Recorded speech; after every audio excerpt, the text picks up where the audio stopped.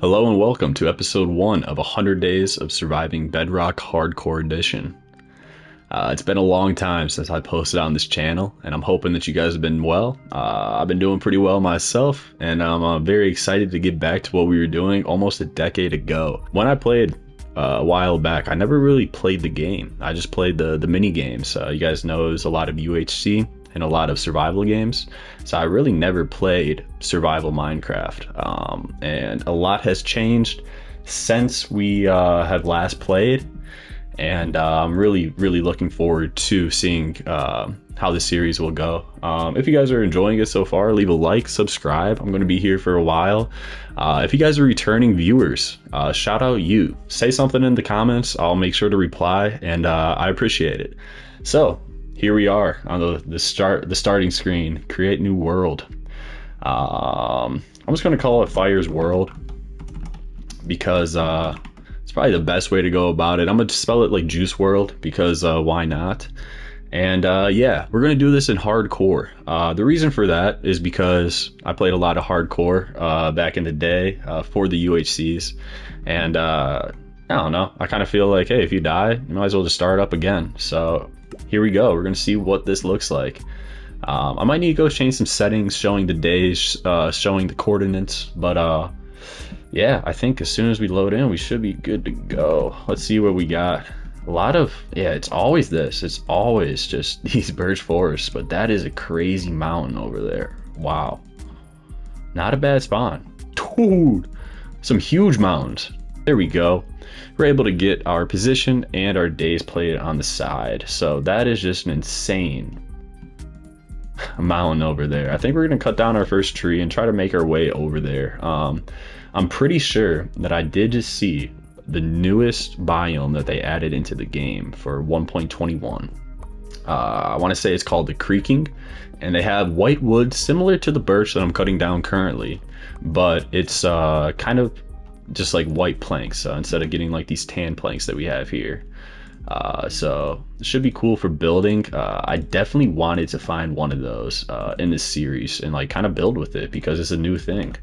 And I kind of think like in a game that's as old as Minecraft, you kind of have to try out the new things to, you know, stay up to date and have fun with it. Because, you know, if they didn't add new caves, like, wow, this game would be stuck in the mud. But here we go. I'm going to start getting our first little bit of stone. I'm going to go and get 17 stone as usual. You know, I get 17 cobblestone for the reason to get all the tools and then just get a furnace.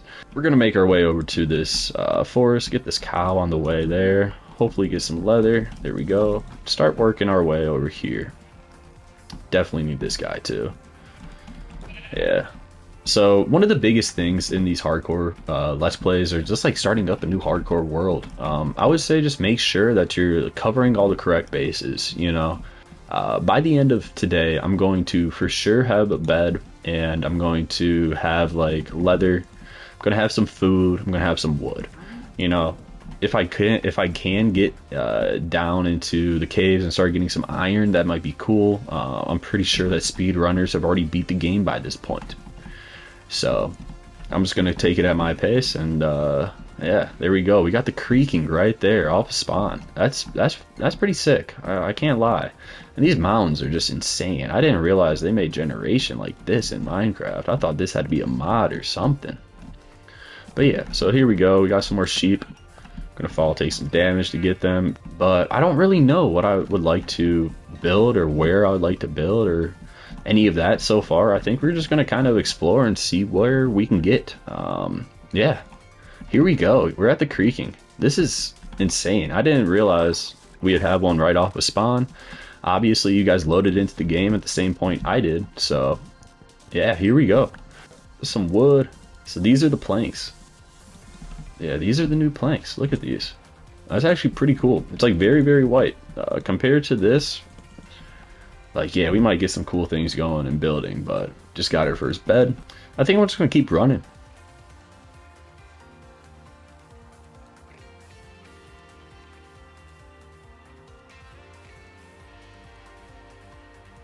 Yeah, so there goes the jungle off to our left. Then over here we just have more plains. There's an acacia biome all the way in the distance over there.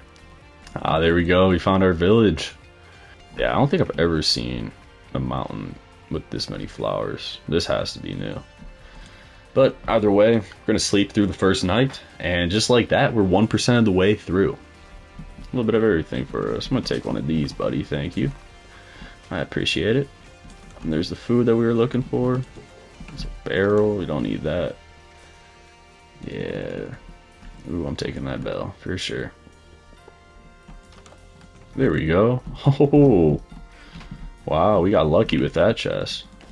Let's go. Nothing like some leather armor. Ooh, some more leather? Let's go. I'm gonna give them that actually. Looking clean and spiffy. So I'm just gonna keep moving. Keep seeing what we can find. And this new FOV is messing with my mind. And this just goes on for a while. This generation of this world is actually nuts. Like that? What is that? That looks like a half crescent moon with a waterfall. So this isn't as cool as I thought it was. I thought that part was connected to that part. But from the right angle, I guess, possibly. We're gonna keep moving. I saw a floating island over here on the left, so yeah. You have to check it out. You know what I mean? Like, I'm really not even worried about getting geared up just yet because I need to check out what this island's looking like. Yeah, that's insane.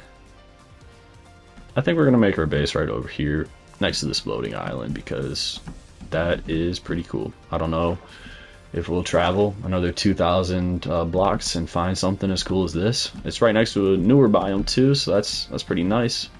And it has the green grass that I love, so. Ooh, and I'm sorry, if you guys hate watching F5, I love playing in F5, so you guys can click off right now. It's all good, I understand. With F5, you can see just a bunch more of the map, what's happening in the game, and I'm about to start drowning here shortly. Alright, we made it up to the island. Oh, almost fell right there. Alright, this is sick.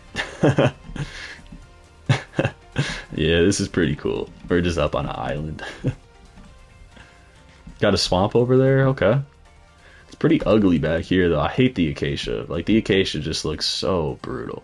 It's just so dead and dry. And, like, I mean, that's what it's supposed to be. But I don't really enjoy that. I'm gonna, you know, place my bed right here.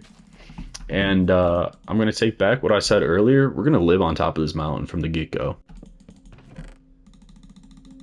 So basically, if I fall, I die.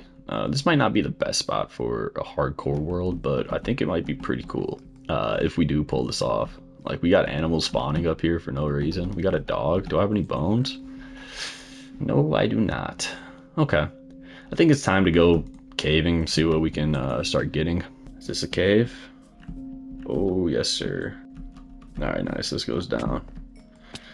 And this is what we were looking for. Ooh, a mine shaft? Oh, that's huge. Okay, cool. I was hoping. And this guy's on my nerves. Oh no. Oh no. Yeah. Oh no.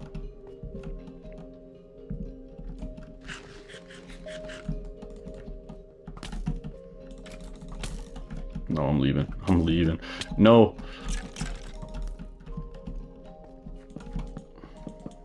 Ooh, wow, that was just brutal.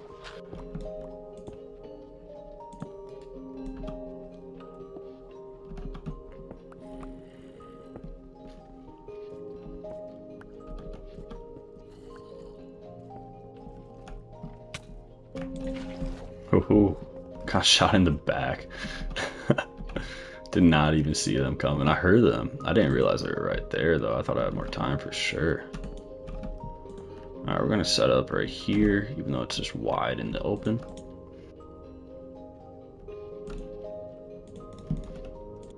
Trying to get down to the deeper parts of this cave. I'm gonna try to pick up some iron on the way, but I'm not gonna die for the iron. Actually, I can't die for anything. We're playing hardcore. Finally made it down to lava level here. So I'm gonna run over here, and I see some diamonds on the wall, so we're gonna be able to get our first diamonds of the series. If I hadn't slept, it could probably be like day 2, maybe even day one still, but we decided to kind of get our area, and there we go. We got our first diamond. There we go. We do have more diamonds. Let's go. There's zombies coming for us right now. Okay. So none of these like diamond veins are really big. This is 3. That's the most that we've gotten from a vein so far. That is wild. So that's obsidian under the lava. Like the lava was the water. So the water must have came first and then the obsidian or the lava came after. It's the only way I can explain that. Why is this world so weirdly generated?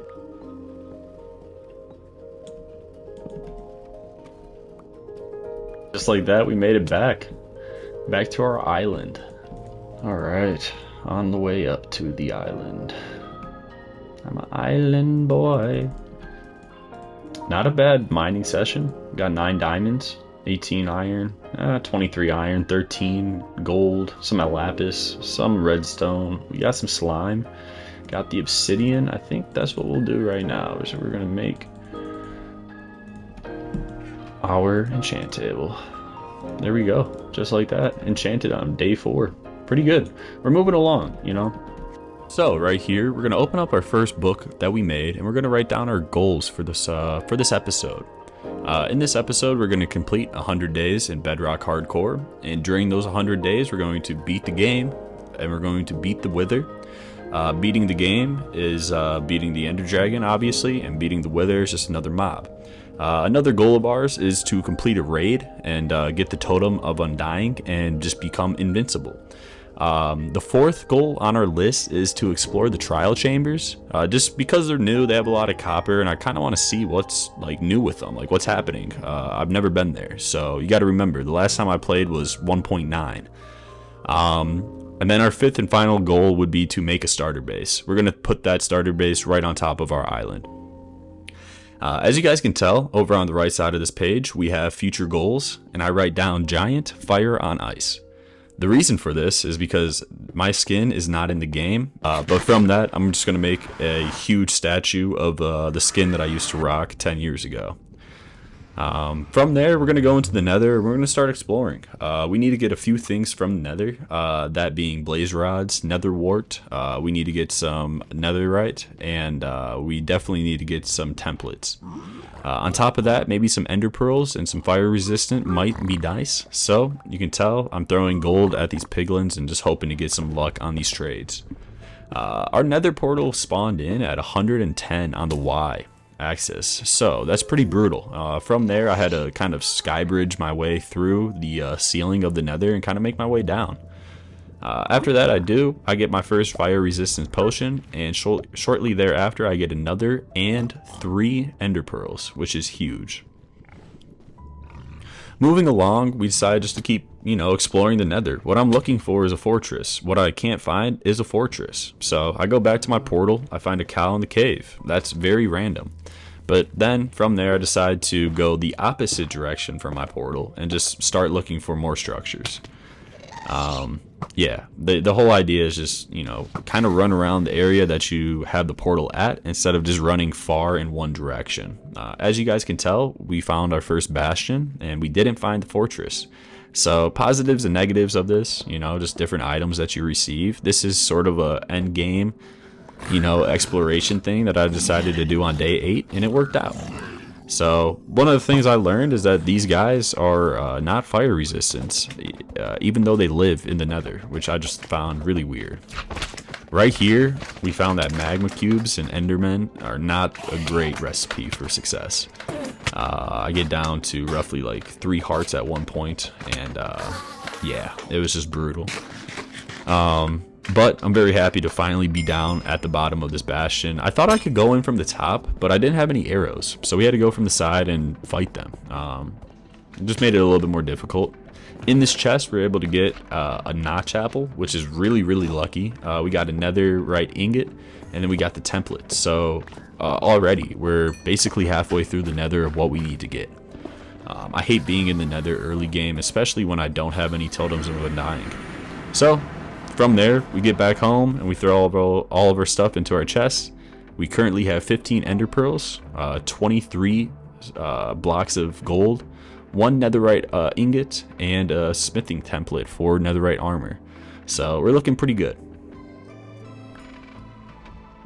Hey, we got diamonds behind redstone. Shout out Etho for teaching us that one, eh?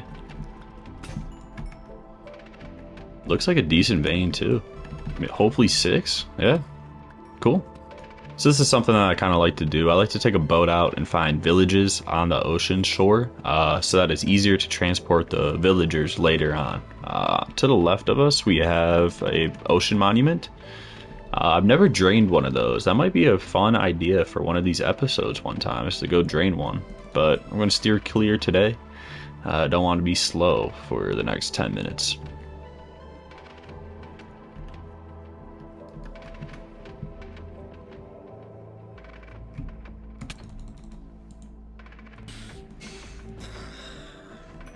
And just like that, we're able to get the membrane. Caught him in a boat. That's the way to do it, I guess.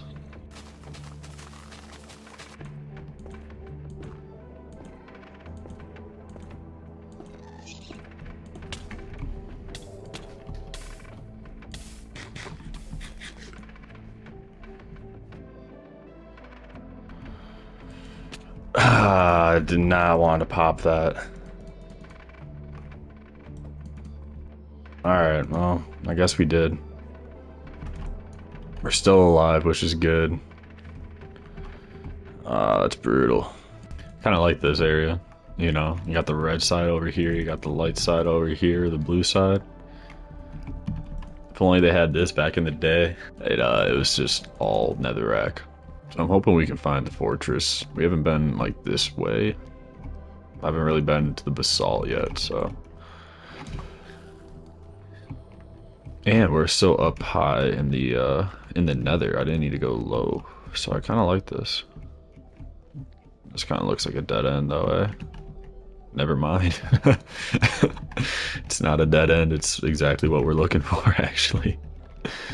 Okay, cool. I hope that none of these magma cubes are on us, or that, because this knocked us down last time. Oh, but then another one spawns.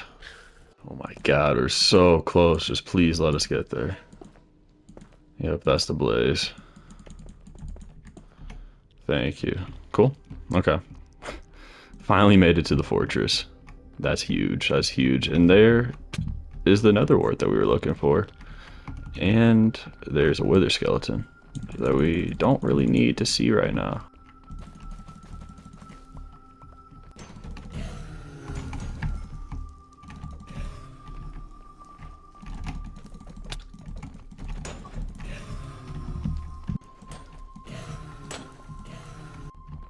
I think we got enough. We have 14 blaze rods, which should work out for us. As long as I make it across this bridge, we should be looking pretty good. Ooh, there they are. All right, let's keep moving. Let's keep moving. So as you guys can tell, we have 31 levels. We're going to level 30 enchant a bow. I think 15 Aya Enders should be enough. And then hopefully we can do enough with 5, maybe 6. All right, we got a flame enchant. Let's see what this gets us. There's a Fortune 3 book though. Just infinity. All right, we got an infinity flame bow. Now we just need the power 4, and I'm not using this. It is day 27, and we are currently on our way to the end. We have the ender pearls, so we might as well. So it's looking like it's a little bit more this way. It really doesn't matter to have a totem if you're going across the void to try to get the elytra. So I think we'll be fine if I have enough golden apples and regeneration potions. On top of that, maybe some fire resistance, the slow falling, and really just play it smart. I'm thinking of making a couple strength potions too. You know, just for the simple fact of killing the dragon a little bit faster. So we're still going this way. Nice, we found a village. So I think the fortress could be under this one or could be under that one. I guess we'll have to see. I'll throw another one. Still moving that way. Yeah. Hey, we passed it. Let's go. Okay.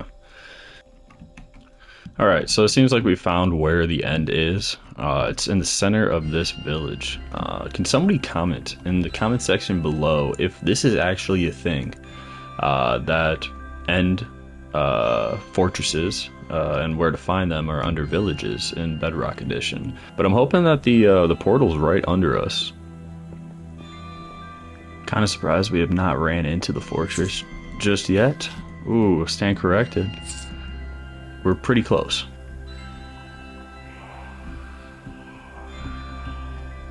Alright, so that's a little bit of a new sound. Nope. I am out of here. Nope. Nope. Nope. Nope. No. Oh no. Oh no. We're about to die, actually. Oh, we're screwed. Hey, yo, we gotta leave, bro. No, no, no, no, no, no. We're not doing this today, Mr. Warden. So that's the end city over there. I don't think these Eye of Enders are working, man. They brought me to the wrong place. Finally, we found it. After so much digging around, just tucked away. Cool. Please, let's go. Alright, cool. We got pretty lucky with that, I'm happy. This is a weird spawn for this, completely. But, at least, we have all the Eyes of Ender that we need. Never mind, we need one more. Alright, that's pretty cool.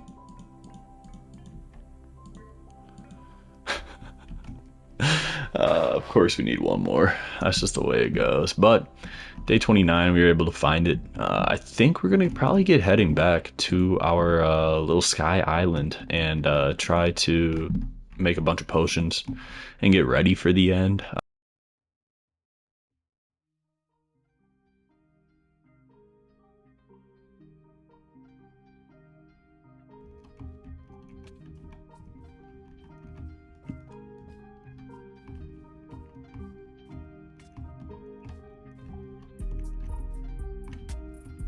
Alright, and with that, we're looking pretty good to go. It's day 32. We got all of our potions brewed. We have our armor enchanted decently. I just have prot 2, some feather falling on the boots.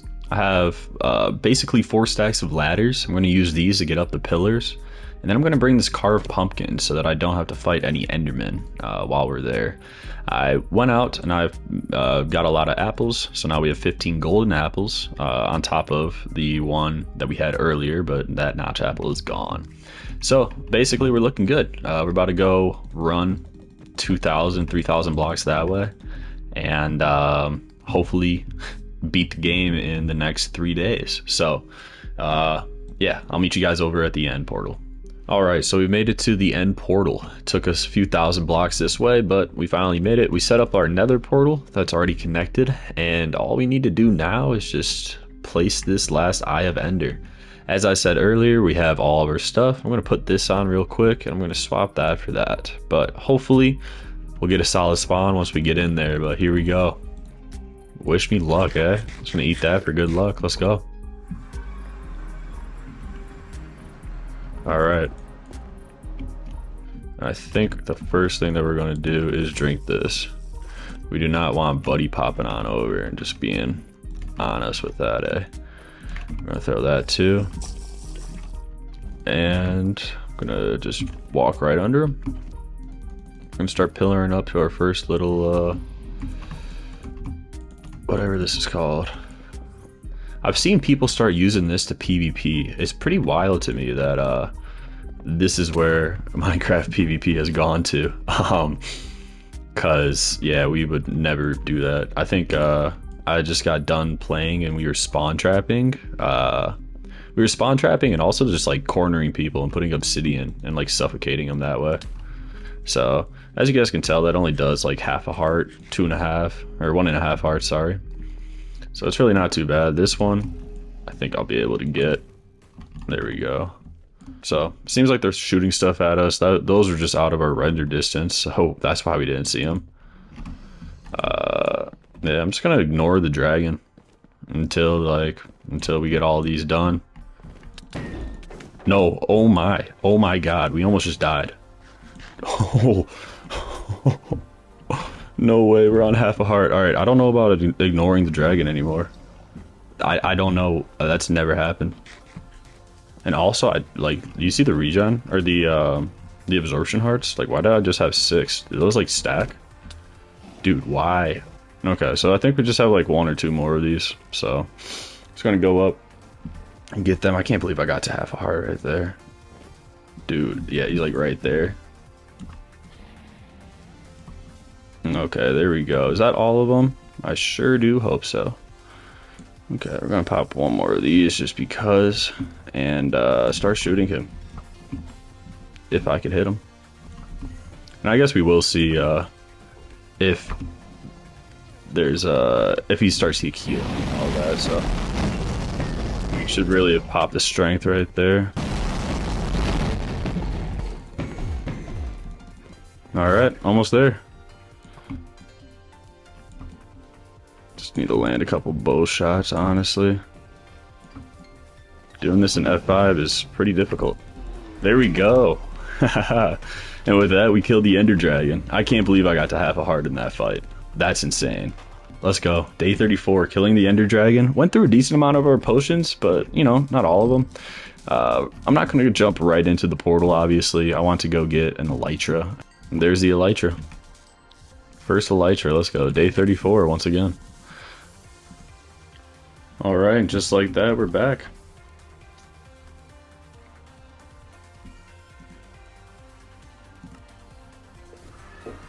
Wow. Day 34, we beat the game. Got the Elytra. Let's open up our book and see where we're at. Beat the game. We did it. I'm going to put a cross through those if we can. That should be good enough. So now we got to beat the Wither, complete a raid, and explore the trial chambers. We're kind of in the process of making our starter base right now. Let me know what you guys think in the comments. I don't think it's terrible. I'm going to put those open. And, yeah, you know, we're chipping away at it, really. I'm just trying to make it here and there. I don't really have all the materials at the time, but I'm just going to build it up. I need to get more of this wood, too. So since we have the Elytra now, we can definitely do that. Gonna get a crack on our book. I think the next thing we're gonna do is try to complete a raid. So that entails getting a villager outpost and then going to a village and starting the raid. So on day 35, I decided to go strip mining for some more materials. We got 6 diamonds so far. I just blocked into this ravine right here, dug into it, and I look up, and guess what's right there? That is the outside of the trial chambers. And if you guys don't remember, if I would need to refresh the memory, goal number 4 is the trial chambers to complete one of these. So I'm happy that we were able to find it. Perfect.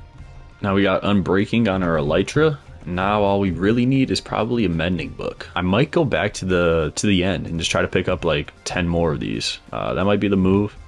But first off, I'm just gonna fly around our little island. Because now we finally have the Elytra to get back up there without going up the waterfall. So, it's pretty cool. Alright, so we made it to the end. Found a second end city right over there behind us. Just fading away is the first one that we did raid. And I think, you know, we're just going to come here, try to pick up these shulkers if we can. But, you know, mostly we're just here for the Elytra. It's good. We got our second. Here we go, we got our third one. And there we go, we got our first one, it looks like. And our 4th Elytra. Alright, just like that, we got our chest of Elytra. I'm going to throw all this other stuff in it for now. We're going to definitely sort through this later. And on my way back, I found a village and a pillager outpost right next to the village. So this is perfect. This is exactly what we were needing. Basically, we need a village to be able to have the raid, and then the pillager outpost to even start the raid. So I'm gonna try to find a bed real quick. I'm gonna just sleep here real quick, buddy. Thank you. I'm actually helping them all out if you think about it. I feel like up here there's gonna be like 5 or 10 of them. So yep, there we go. Okay, buddy, come on, come on. Wow.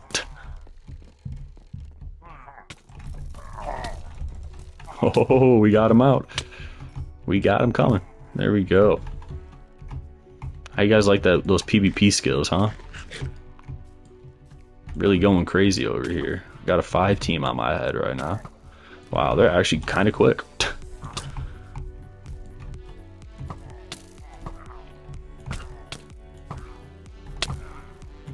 Nice. And just like that, we were able to obtain 2. Oh, wow. Look at that. We got 2 of them. Bad Omen 3, Bad Omen. All I really want right now is just to get a Totem of Undying. And there we go. Okay. I was wondering what was happening, why the raid hadn't started yet. So I kind of ran over here. I'm assuming maybe it's just because I'm next to Buddy. It could be... Well, I was thinking the bell, but I don't even see a bell. Okay, so they're gonna spawn in somewhere around here, and it's my job to find them and bow them down. There we go. Okay, finally. I don't know why it's taking so long. Part of me's thinking it's not working whatsoever, and then it's just like pops up. So yeah, this should be fun. This should be good. Day 39, we're gonna get the Totem of Undying and be 2. They're right over there. Wow, that was really, really loud for no reason. So this is what we call archery class, you know. You put them all in the water, then you kind of just jump around and bow them down. You know, hit them with a couple strafes, you know, why not? You don't want them hitting you, so. Of course, we messed it up on the last bow. So I think this guy's helping us out. So shout out the Iron Golem. Yeah, just need to get all these guys. I'm really not trying to get close to the witch. The witch throws poison. And that's just, you know, that's no bueno. Yeah, there you go. Look at him. Threw poison on himself. Come on, buddy. What are you doing? Oh, he threw health on himself, though. Oh, he's smart. So 1 left to book. And then 1 left the Totem of Undying. Let's go. We're going to throw that right in our hand. And there we go. We got the Totem of Undying on day 39. Not too bad. Like, no, they're actually right here.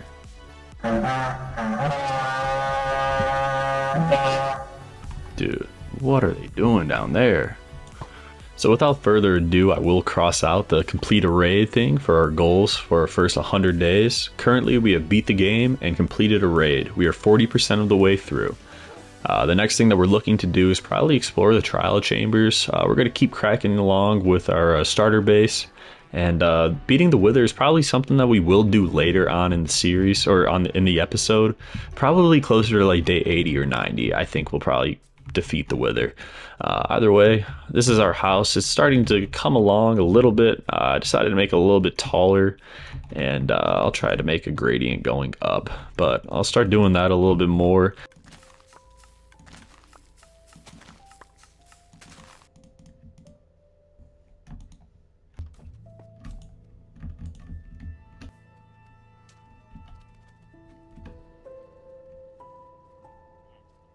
I don't think this guy understands what we're looking for. Huh?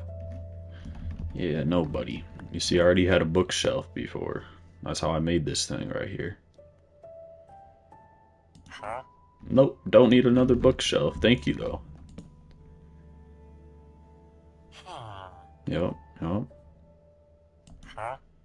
Channeling. Yeah, no.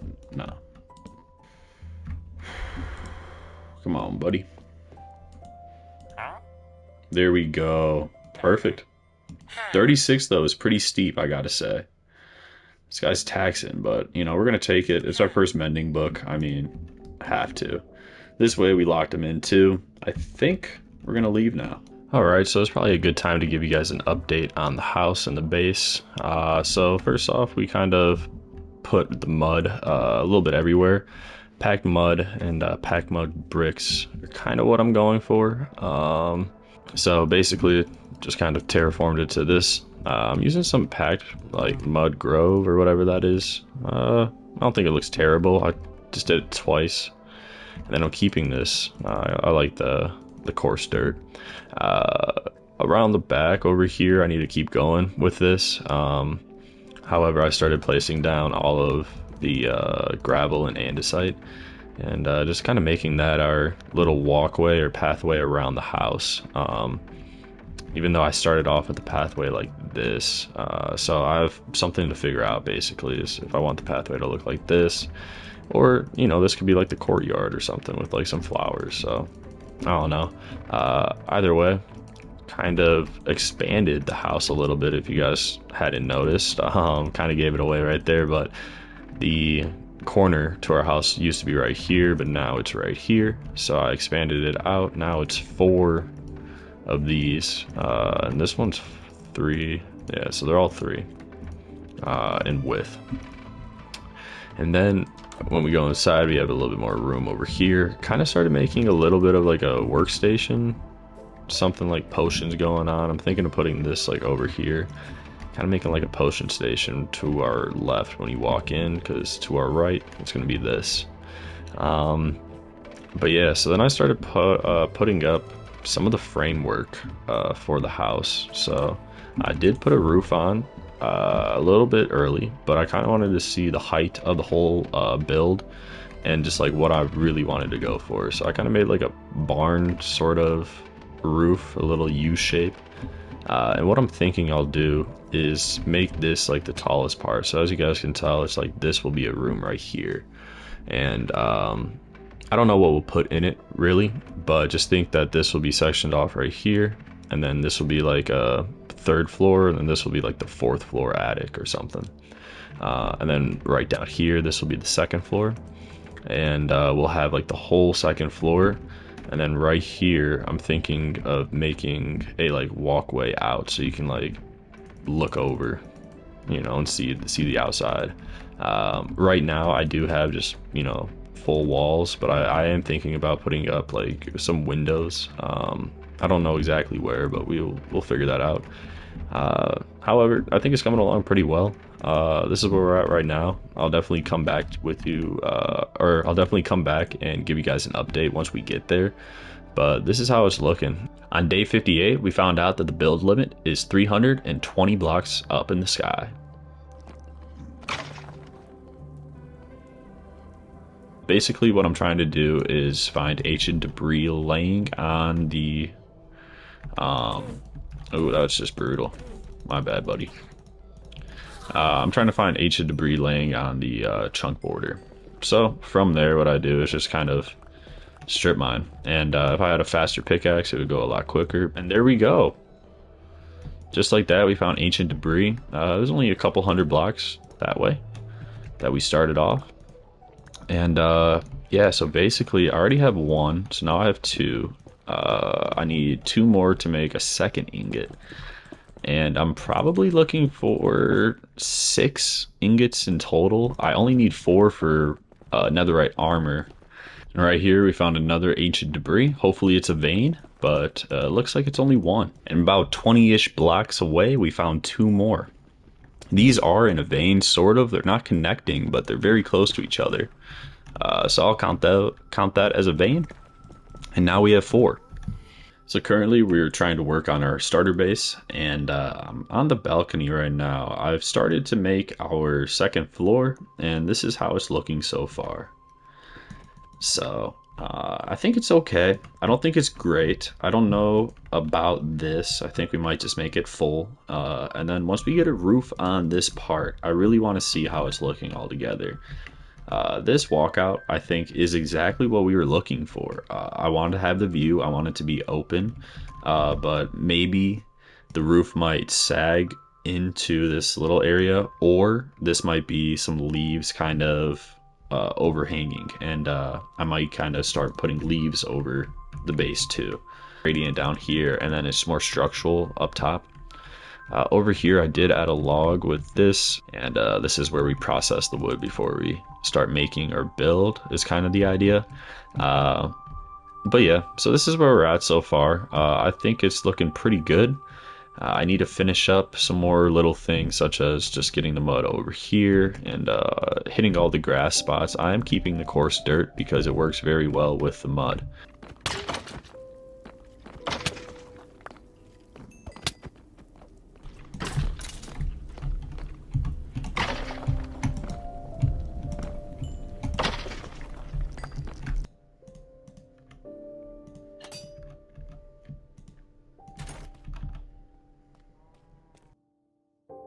accomplishment to beat the Wither is the second goal on our list. We've already completed a raid and we've already completed the game. Now we're looking to complete our starter base, which I'm already kind of moving along, as you guys can tell. It's, 3 stories now. Another goal of ours is to explore the trial chambers. So I'm thinking to complete our base, I really want to have a beacon. So we're going to go get the Wither. I already know where the trial chambers are, and we have 20 days to complete all 3 of these goals. It's actually just right down here. I'm going to use our strip mine that we've been utilizing for the past few episodes. Oh, sorry, for the past few days. And yeah, we're just going to go down. Make a nice little area for our Wither. I do have a smite sword. I think this tunnel goes the furthest. So these are always interesting fights. The mechanics of the Wither have changed in Bedrock compared to how it moves and acts in Java.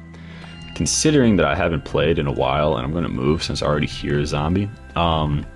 Considering I haven't played in a while, I don't really know what to expect, so I'm just gonna be as armored up as I can. I have 2 totems, so we have 3 lives basically. I have all the netherite armor, so that's solid, and then we're gonna have fire resistance, strength, regen, slow fall, and night vision. The slow fall is for when the Wither makes holes going down. Last time I fought it, it made this huge hole going all the way down, and it was just brutal to fight.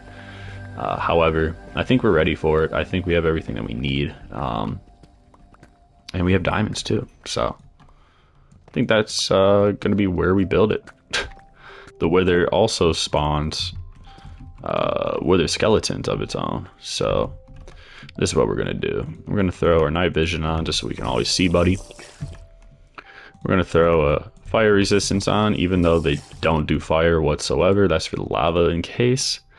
And then I'm going to throw these here. And that should be solid enough. We're going to wait for it to use the strength. But yeah, hopefully this is far enough away from Buddy. I'm right next to him. I'm not going to lie. He is 10 blocks away. Come on. Oh, he definitely got me with that one. All right. Not a terrible start. I think we've already gotten a few shots on him. And some of the mobs are helping me out. And that's exactly what we need to be doing. We just need to be shooting them. So I got the skeletons to help me out right now. Just watching my health. And I see some diamonds that this guy's found for us. So, wow. So basically at some point they will start taking damage and we can start using our sword against them. But they will also start kind of doing these dodges on us. You can tell it's moving around, wow, a lot right now. There it is. All right.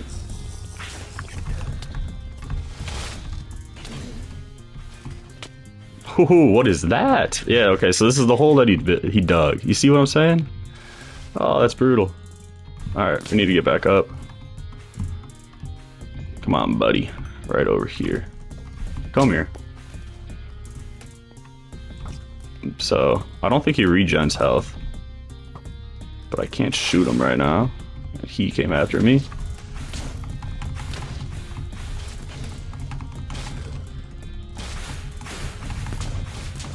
Alright, my health's doing just fine.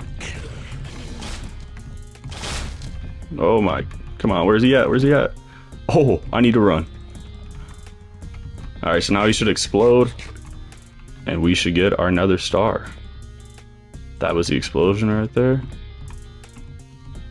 And where is the nether star? There it is. And he left us some diamonds too, man. Look at this guy. Such a nice guy. You know, they always ask me about the Wither. And they say, you know, how is he? You know, I say he's a nice guy. He always leaves us diamonds. Right here, got the nether star, day 80. Wasn't too bad, honestly. I mean, hey, look at me. I'm using a smite sword. I think that helped us out today. So, here we go. We get to cross out beating the Wither. We did this on day 80 out of 100 days. And now we're 60% of the way through all the things that we need to get done. I'm still going to keep going with our starter base and just keep, you know, adding to it as I live in it. I think that's the best way to build, in my opinion. especially the starter base. It needs to be utilized correctly. It can't just be all for show. I need to walk in and know where things are. So I'm kind of trying to get that done while we speak. But I'm thinking in a few days we're going to go and explore the trial chambers and see what that entails. I heard that we can get a lot of notch apples from them, so hopefully we will get one or two. But yeah, day 80, got the wither down. And there it is, our first beacon. Not too bad. All right, buddy, you're gonna have to move. So after a little bit of hard work, determination, and consistency, we're able to get 9 gold blocks to put under our beacon. And now all we need to do is just power the beacon, and I think we're gonna use some speed. Don't really need haste. We're on an island. We only have so many blocks to stand on. I don't want to dig them all away. But hopefully, haha, I need to break the roof. All right. Ooh, and then it went through that. All right, so that makes no sense. I think because this is on the half block and the other one was the full. Either way, we got speed in our house now and a beacon going through it. I want to see how this looks from the outside. Actually, let's see how it looks from right here first. Oh, that's pretty cool. I like how the staircase is going up around it for sure. Now, obviously, it's hollow for the staircase, but we just got to make sure to not fall through.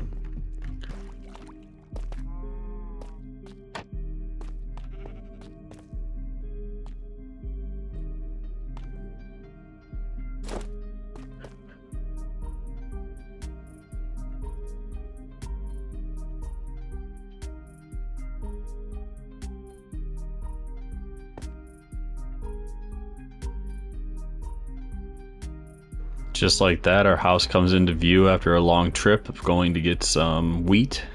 We also got some TNT and a few other things. But it's pretty cool looking at our house from this view, seeing it complete. I'm gonna fly right into the second floor.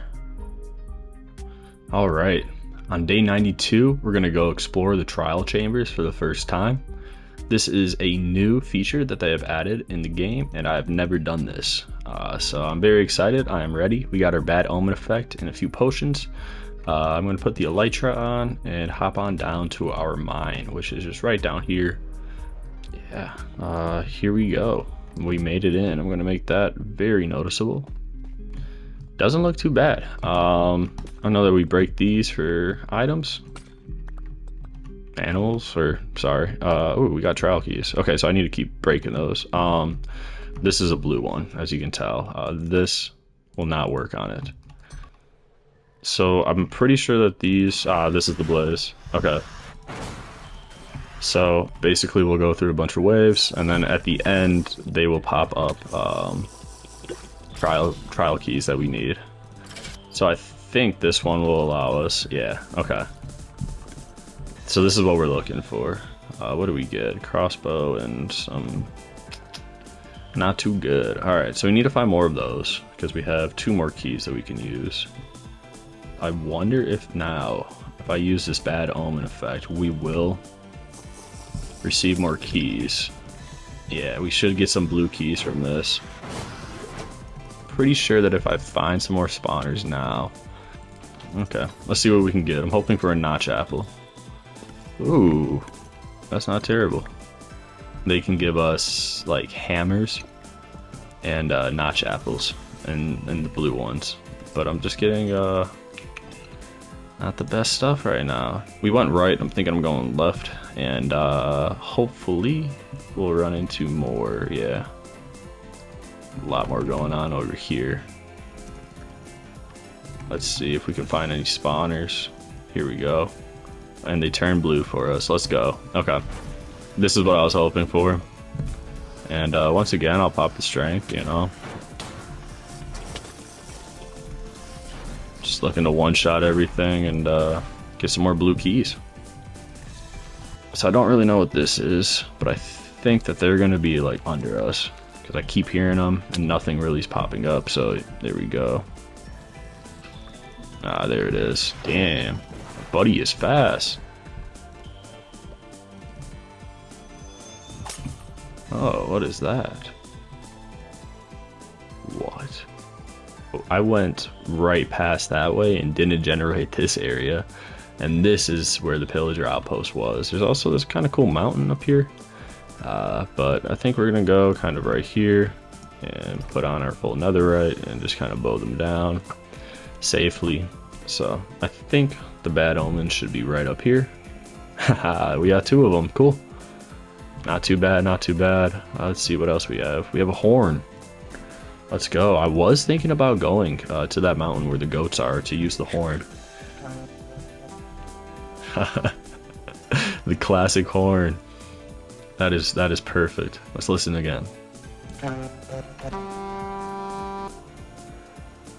Since we have the bad omen effect now, we're going to go back to the trial chambers and try to get a hammer and or a god apple from one of the blue trial chambers chests. But our base is just a little bit this way, so gotta fly a little bit more and then we will be there. So I'll meet you guys back at the trial chambers. If we go up right here, we should be able to dig right into another one of these that we haven't used too. Nice. Okay.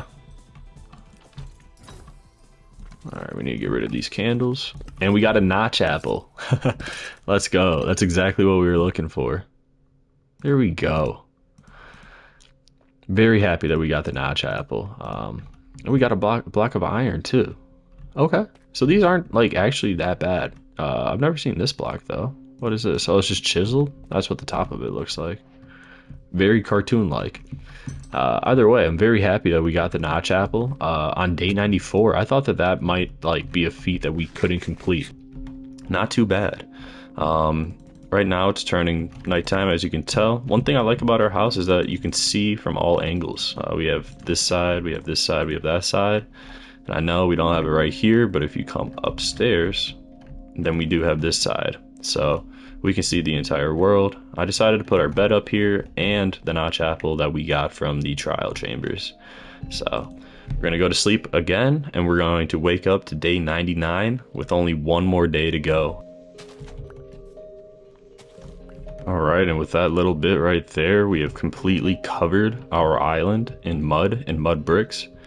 I think it looks pretty cool. I like the dead look that we're kind of going for. It really completes our base when you look at the island as a whole.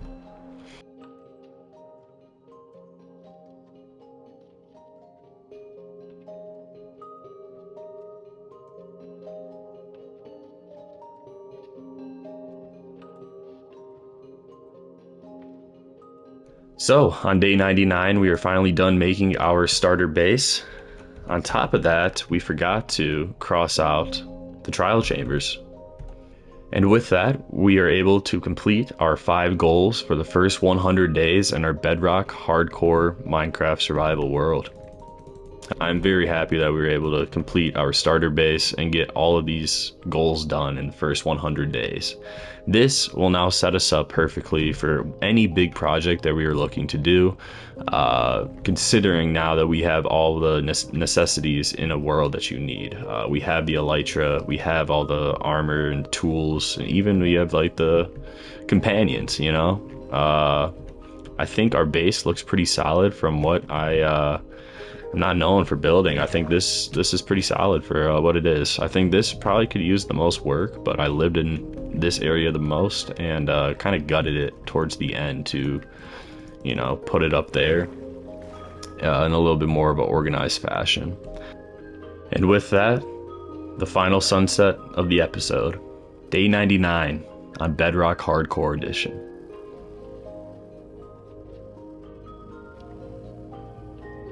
I really like watching the environment while up on our island. I think it looks really cool just looking over everything. Instead of having our base in the midst of everything, we're just looking over the entire world. It's pretty sick. Alright, and with that, gonna hop into bed, see our notch apple and beacon shine bright. And with that, day 100. Minecraft Bedrock Edition. However, on day 100, I'm going to give us a tour of our house. And what better way to start off the tour than playing some music? So this music's sort of loud, but I'm going to just talk over it. And we're going to start from right over here. And this is where we jumped up onto the island for the first time. Right here is the waterfall that brought us up. And from there, we dug our way up and walked onto this island. From there, we placed our bed right here and decided to build around it. Understanding that we're on top of the world and literally on Y like 164, we wanted our nether portal real close. So we put it right on top of the island with us. On top of that, animals started spawning, so we captured them and put them there. When you walk into our house, you're going to notice the beacon, you're going to notice the enchant table to our right, and then our sheep strung up on this fence post. I am having some ideas of what to do later. I'm thinking of just like a typical wool farm, but we never really got around to it, but this is our guy. Right next to him, where he's standing right now, is our first redstone appliance that we made. This right here is a sugarcane farm, and if you turn it on, there's bone meal, and you just kind of hit away at it. You get a lot of sugarcane really quickly. So we utilize that to the best of our capability early on. This is sort of a newer feature, but it goes through the center of our house, all the way up. So on the right side over here, we have our elevator that goes up, and on our left, we have our painting. This is one of the most iconic paintings in Minecraft, and I'm very happy that we have it in our base. And also, it takes up a good amount of the wall. Over here, we have our dog that we never named, but we did give him some armor, so that's a new little feature. Obviously, the song's playing. This is our first little wall of storage. I'm thinking of adding 2 more right here. On this wall, we have a lot of things going on. We have just some benches that we could use. We have the brewing stand, and then we have some chests to accompany the brewing stand. Over here, this is where we make our netherite upgrades, and obviously, we have more storage over here. This is one of my favorite parts of the base. It fits perfectly with our enchanting place right under, but then we have a nice little view from our island overlooking the acacia. Now, I wish that it wasn't the acacia, but hopefully in the future we can terraform this entire piece of land and make it look like something we want to see. Then we made this staircase going all the way up onto the attic, or where we placed our bed and all of our really important items. So right here we have our golden apple that we had to eat in the nether, but then we got another one from the trial chambers recently. Then we have our bed and ender chest. Currently, it's day 101. It's raining. I don't really know if these are all the goals that we would like to get done for this episode, or if we have more. This is our first mock-up. Basically, what I think I'll get started on is probably this wither farm and or the iron farm, because both of these are pretty cemented in here. Now that I'm flying around the world a lot more, I do think that a creeper farm is probably going to be completed within the next 10 days. I definitely need a lot of rockets, and I need a lot of sugarcane, but I have the sugarcane already. All I really need is the gunpowder, so do not be surprised if you see us make a creeper farm very shortly. And now we are finally here at our Unbreaking 3 villager, but currently his trade is sitting at 39 emeralds and 1 book for the Unbreaking 3. I'm going to try to get this to be under 10 emeralds to get the Unbreaking 3. With that, we're going to try to do the splash potion of weakness on him and then hit him with the golden apple. I hope, maybe right there. There he goes with the weakness. You know what I'm messing up right now? I need to get a zombie in here to hit him, and then I'll hit him with the weakness. Alright, this is our guy right here. I don't really know, but I think we'll just trap him. I guess we'll just let him in. Let him do his thing. Alright? There we go, there we go. Okay. So hopefully he'll go for the villager, turn buddy over. And then we can kill the villager that's in, or the zombie. Yeah, there we go. Okay. There we go. Almost died. And I'm probably gonna die if I don't get out. But now we're out, I guess. No, I'm actually gonna die. Ooh, that was so close. Okay, so where's our villager at? Don't tell me the skeleton got him. I think the skeleton just killed him. No, he didn't. Okay. Yeah, I almost just died. Like, that's brutal. Okay, so I'm happy that I placed that right there. This way we'll just hit Buddy. He should be good. Alright. There we go. So now we just need to wait. I don't know if it's 5 to 10 minutes. I hope it's not 20. Right here. Boom. 14. We're gonna do it. Okay. With that, we got the unbreaking. Not too bad.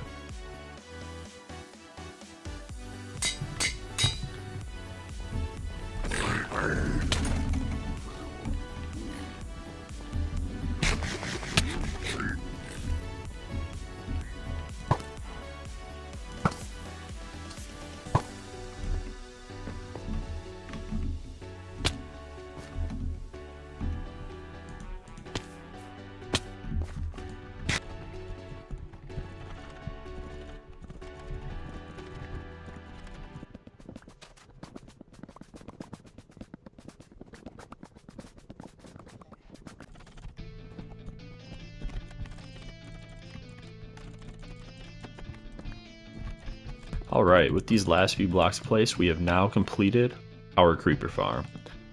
Day 112, I was right in my prediction. I did say that this farm would be done within 10 days. That a creeper farm is probably going to be completed within the next 10 days. And I just hope that it works now. All this is just a waiting game now for them to fall down. And there we go, we got our first creeper. Oh, and they can see me 100%. And with that, almost 10 minutes later, I made our little killing chamber. I would like to maybe make this automatic at some point, but currently we have the looting 3 sword. We are just about at a stack. And we do have some of the other mobs still coming in, and that's just because the top layer is not fully trapdoored out, but that's only like 1 or 2 spawn spots, so I'm really not too worried about it. Just like that, we should be at a stack of gunpowder. Ooh, 63, so close. There we go. Okay, over a stack in like 5 minutes. The sun barely moved, so made our creeper farm in less than 10 days. Very happy about that. Let's get back to what we were trying to do, which is the wither farm. So I'll catch you guys in the nether. Before we start making our wither skeleton farm, I decided to come to the end and raid some of these end cities in hopes to get a shulker box. I would like to organize our items in an ender chest, but until we have shulker boxes, we can't really do that. So here I am trying to get them, and it seems like a few of them are dropping. So am I. Currently we have 12. We have 6 more that I would like to get before we leave. And I think that we should be able to, hopefully. There's a couple down here, and yeah, I'm just gonna explore this entire place.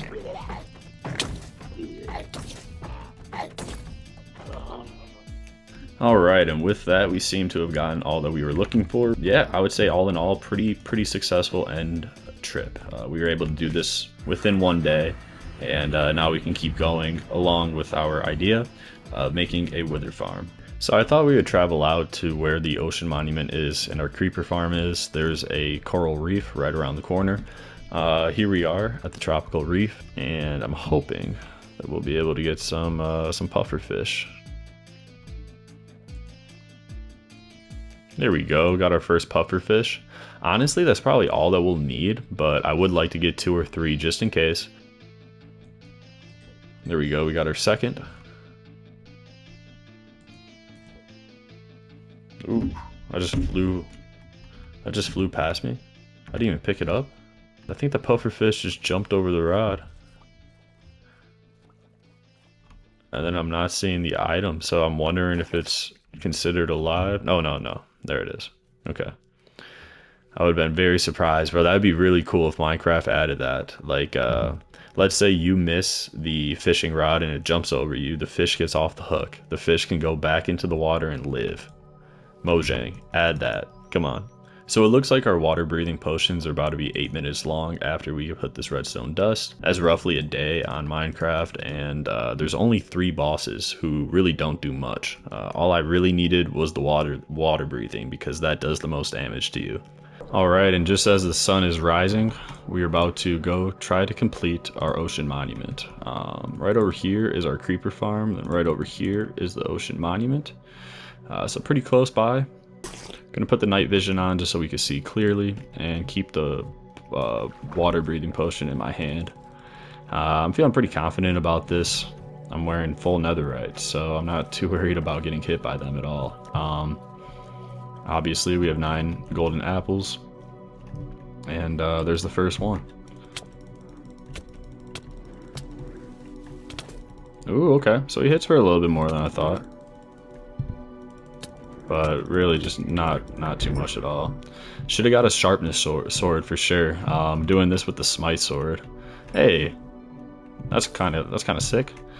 Got the dolphin to swim with us. So to my understanding, there's one at the top, so that was him, and then there is 2 on each wing of the monument. So we kind of need to find those wings. Right here should be some gold.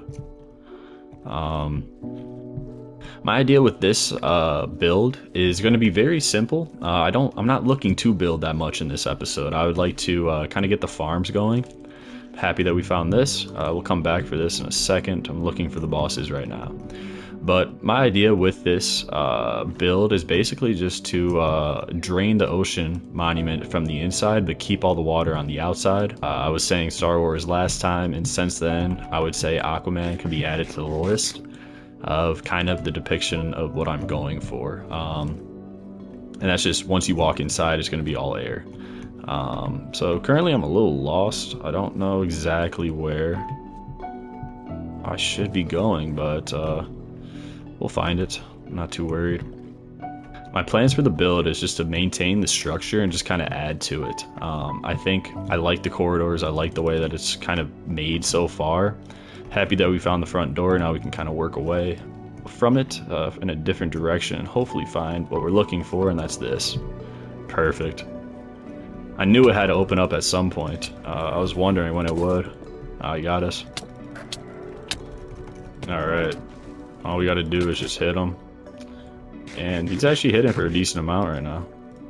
A little surprised by that, but at the same time I'm using a smite sword to kill him, so there he is. It's our buddy right here, man. There we go. And just like that, the ocean monument is cleared. Right now I'm just gonna go around and try to clear out where the sponge is at, where the gold was. Stuff like that, just to try to clean up before we leave. Either way, we're just gonna collect all of them. Alright, and with that, we have collected all the sponge, and it's time to get out before we drown. And then the front door. Cool. And there we go, and one day we were able to conquer the monument. Gotta watch out for these guys, man. They're getting me.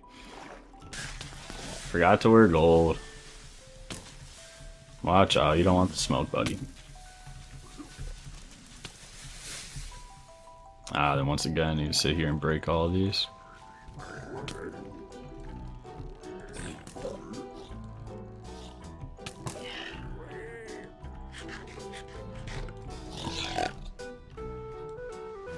Thought he might be mad, but he's not. There we go. So now we have a bunch of dry sponge. And I might head back to the monument real quick and show you guys what I was thinking about taking out each room. But I've definitely seen people take out all the ocean monuments and dig out all the sand, and I think that's already been done. So I'm trying to do something just a little bit different, but what's the existing structure? Oh, I guess that's our last one. But we've taken out a decent amount of the water monument so far. Right here should be our entrance. And that's perfect. Should probably go around and break all these, but I'll do that off camera.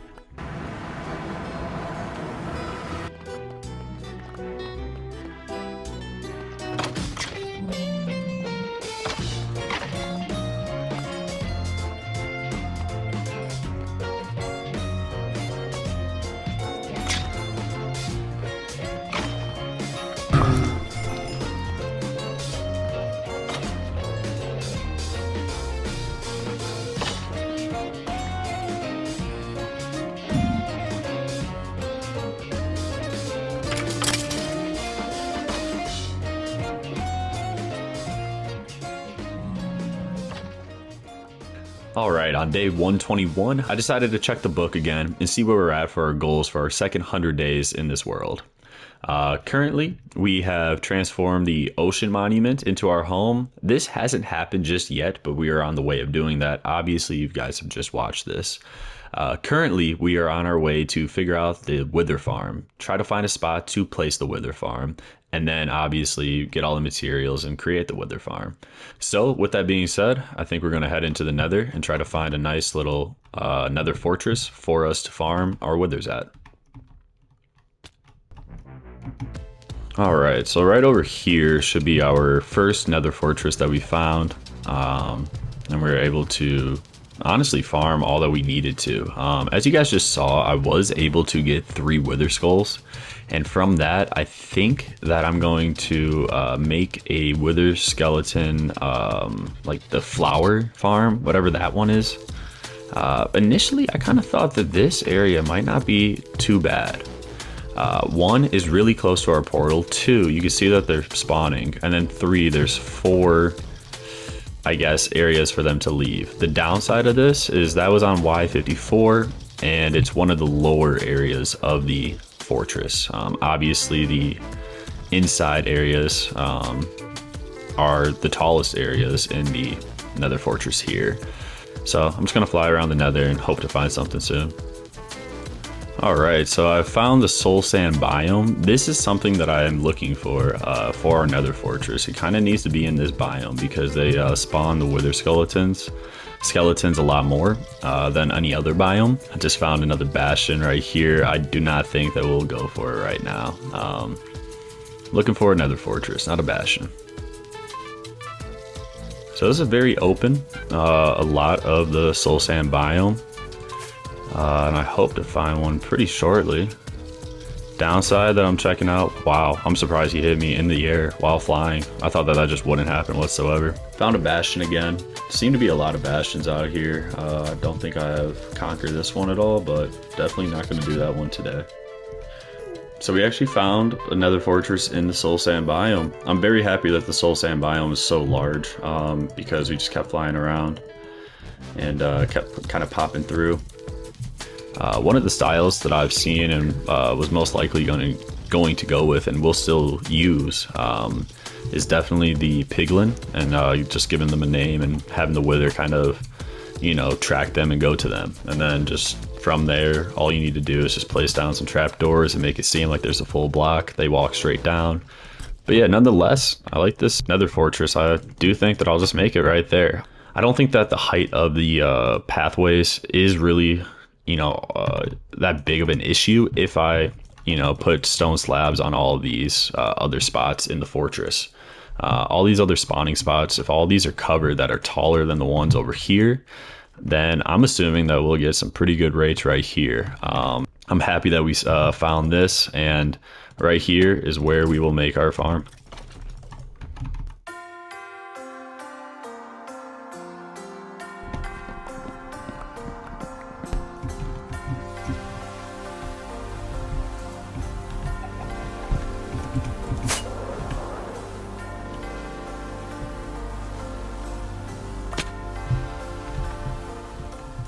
On day 128, we decided to go to a nearby village and pick up a couple villagers to start making a villager breeder. I would like to make a wither skeleton farm, but we keep running into a couple bottlenecks, this one now being not enough iron.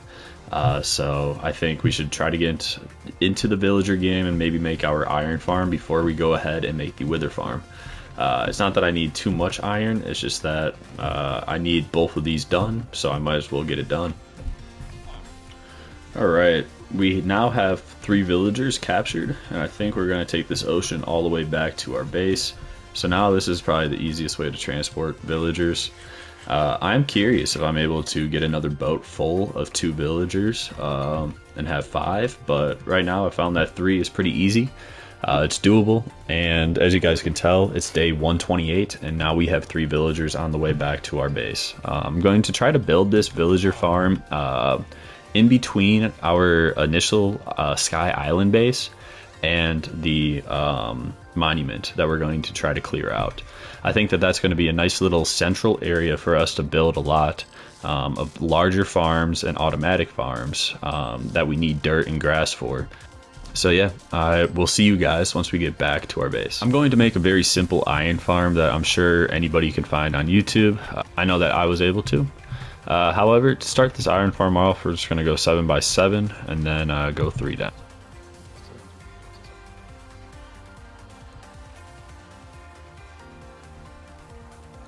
So right now we're going to go 5 by 5, and now we're going to go 6 down.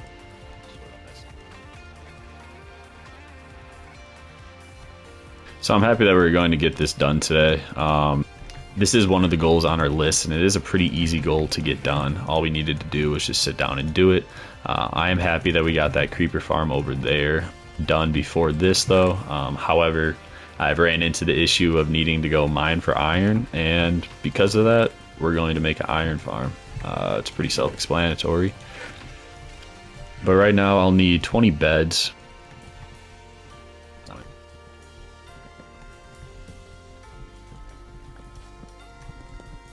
Then after filling in all of these, we should have 2 fletching tables left over. Perfect. Nice. Okay, so now we put our villagers right here, and I believe we just cover them up. So I'll go get those villagers right now. Which, they're right out here actually. We've already got them. So our goal now is to see them all turn into Fletchers, which, seeing as they are all wearing the same hats now, I'm assuming they're Fletchers. Okay. Perfect. Now I'm going to throw them all my food and go hungry, and they should start trading and breeding. What I need to do is throw a torch down here. Luckily we had some torches in our chest, so we're able just to light this up. The idea being, perfect, they already got one popping out. The idea being is so the zombies don't spawn in here. So I'm just going to place 2 temporary blocks, break those, put this back, and then boom. So now they're underground and they should be safe. However, no success so far getting an iron golem to spawn. So what that makes me believe is they just need more food and we need more villagers down there.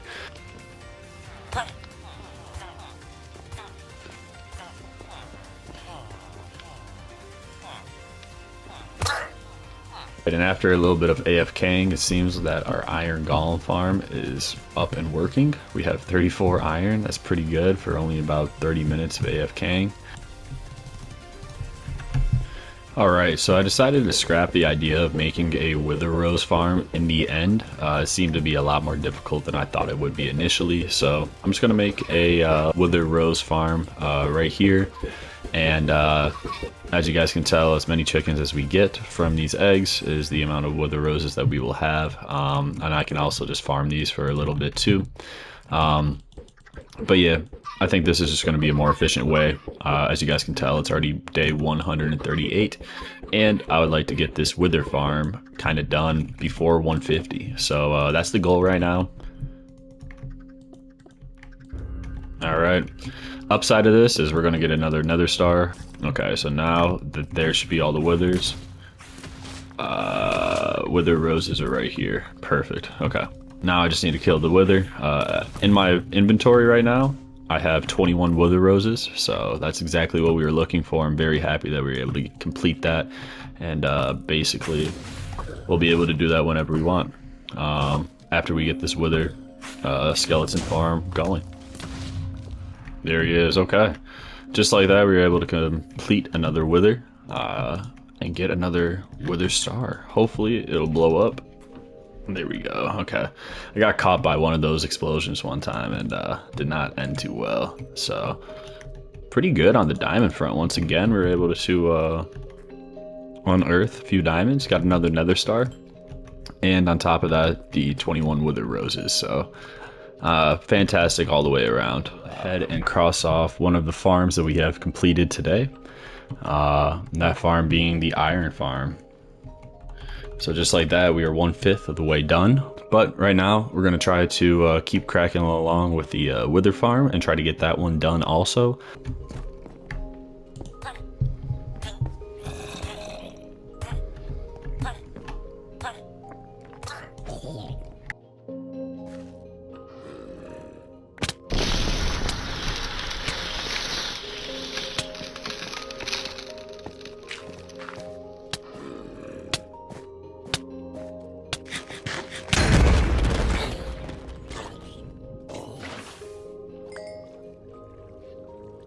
That didn't go at all how I wanted to do that. Wow. I just killed our mending villager.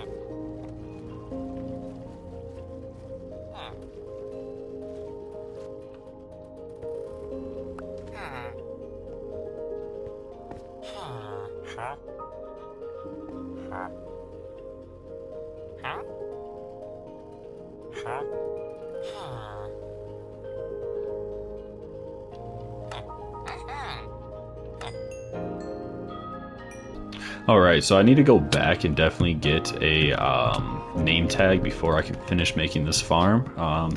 But what we're dealing with right now is this. This is what we're looking at.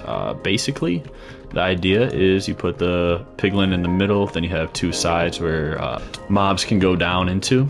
And down here, we'll have a nice little killing chamber. Basically, the rest of the farm is just placing half slabs everywhere and half blocks. And just spawn proofing the rest of the fortress and any surrounding areas like that area right there. One thing that I haven't acquired yet is a name tag. So we're gonna put a timer on the screen right now. Try to see how long it takes us to find a name tag in this world.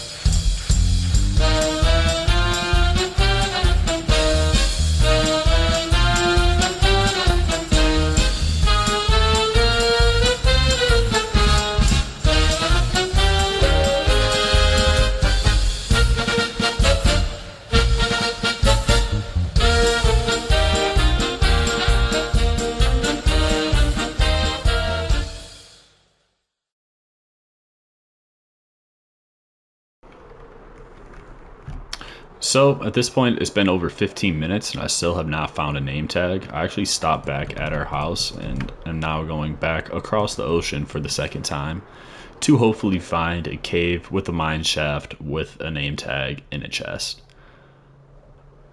I hope we're able to get this done within the next 2 days because wow. I've opened roughly 20 chests so far with nothing, no luck. So I'm really hoping that this cave right over here, wow, that was right in front of me, will lead to something. Because I have not mined over here at all. This is looking quite interesting. Is this? Hey, this is the mine shaft. Cool. So I blew right past it the first time, but I'm happy I was able to find it the second time. This is exactly what we're looking for.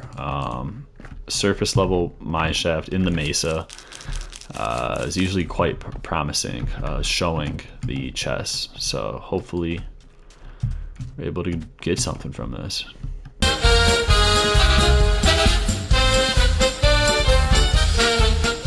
All right, right here. Hopefully, let's go. We got a name tag. Okay, what was the time? roughly 17 minutes and 30 seconds was the time for us to get a name tag. I'm going to get moving before that spawns anything that we don't want to deal with. But yeah, 17 minutes. Wow. So this is working out pretty well. The way that I've done this with villagers, I'm really just trying to treat this as villagers, right? The way that I've done it before is having water with the lead, but this is actually working quite well, just having a lead in a boat. We're entering the Nether Fortress. Already have seen some blaze, and I'm curious to see what mobs will go for the piglin. Because obviously I'm getting the piglin for the withers, but what about skeleton? What about blaze? You know, curious about those. So I hope that they won't. I don't think that they will. Really wouldn't make sense for them to. Maybe the skeleton might. I can see the skeleton going for them because like what's a skeleton to a wither skeleton, you know? But basically, I just need to protect them and get them up on that glass block that I placed earlier. I do not want to go out and get another 2 of them, so I need to get going with this. They're definitely about to get smacked by one of these blazes.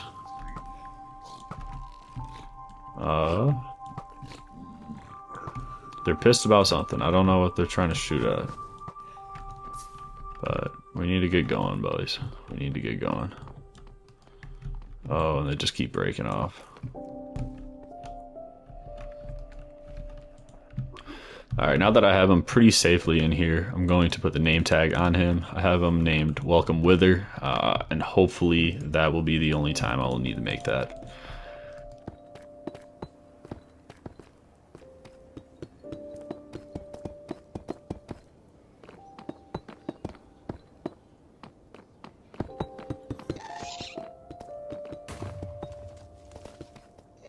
So this is all that we have finished so far with placing the slabs around the Nether Fortress. Got a decent amount done. I'm trying to keep a nice little radius going around our piglin. As you guys can tell, there's no slabs right there, but then over here we start to have a lot. I finished all the way going back here, and I would like to place some more on these little bits down here. Probably break those islands and just try to continue. I saw that you could place fire down, and that works also, but completed all the way over to here. We have a blaze spawner right there that I wanted to keep, and then I destroyed the one over here. But basically, we've gone through 1 shulker box of deep slate and converted all of that into slabs, and now this is where we're at.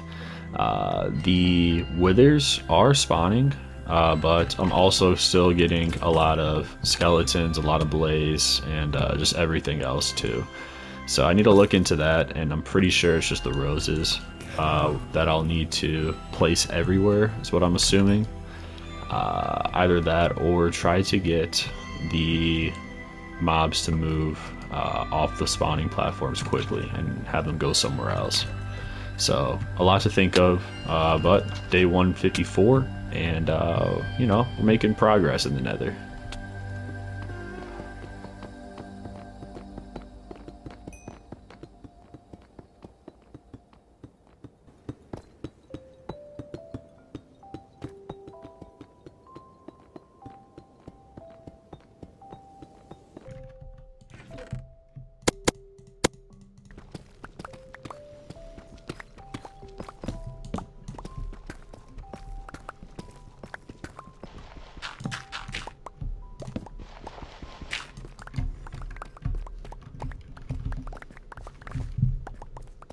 They seem to be spawning at a higher rate since I have spawn-proofed a decent amount of the Nether Fortress. Actually, the entire Nether Fortress is spawn-proofed, so they are spawning right here for the most part. What I need to do now is probably get some buttons and place them everywhere is what I'm thinking, so that these other skeletons won't spawn.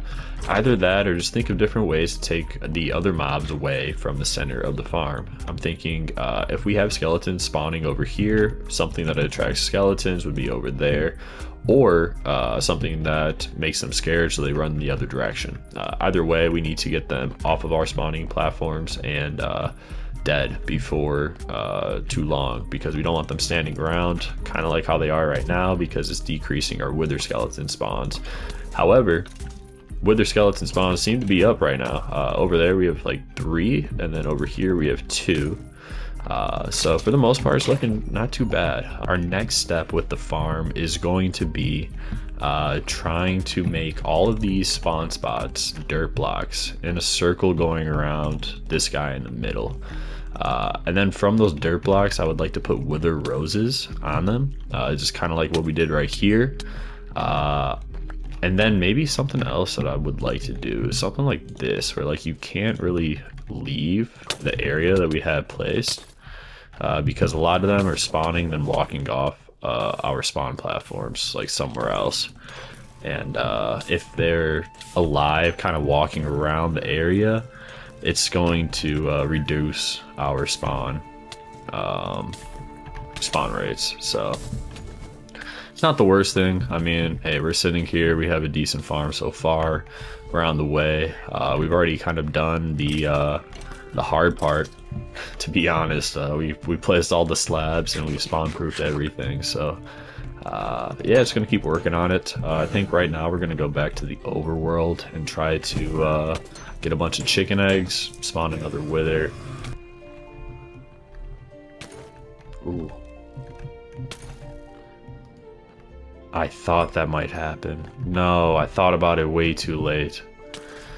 Okay, so you guys just saw what happened. That's brutal. Okay, so we got a lot more to do with our farm than I thought. So while we wait for chicken eggs to spawn, we're going to go through our goals one more time and kind of see where we're at and try to get a move on with some of them.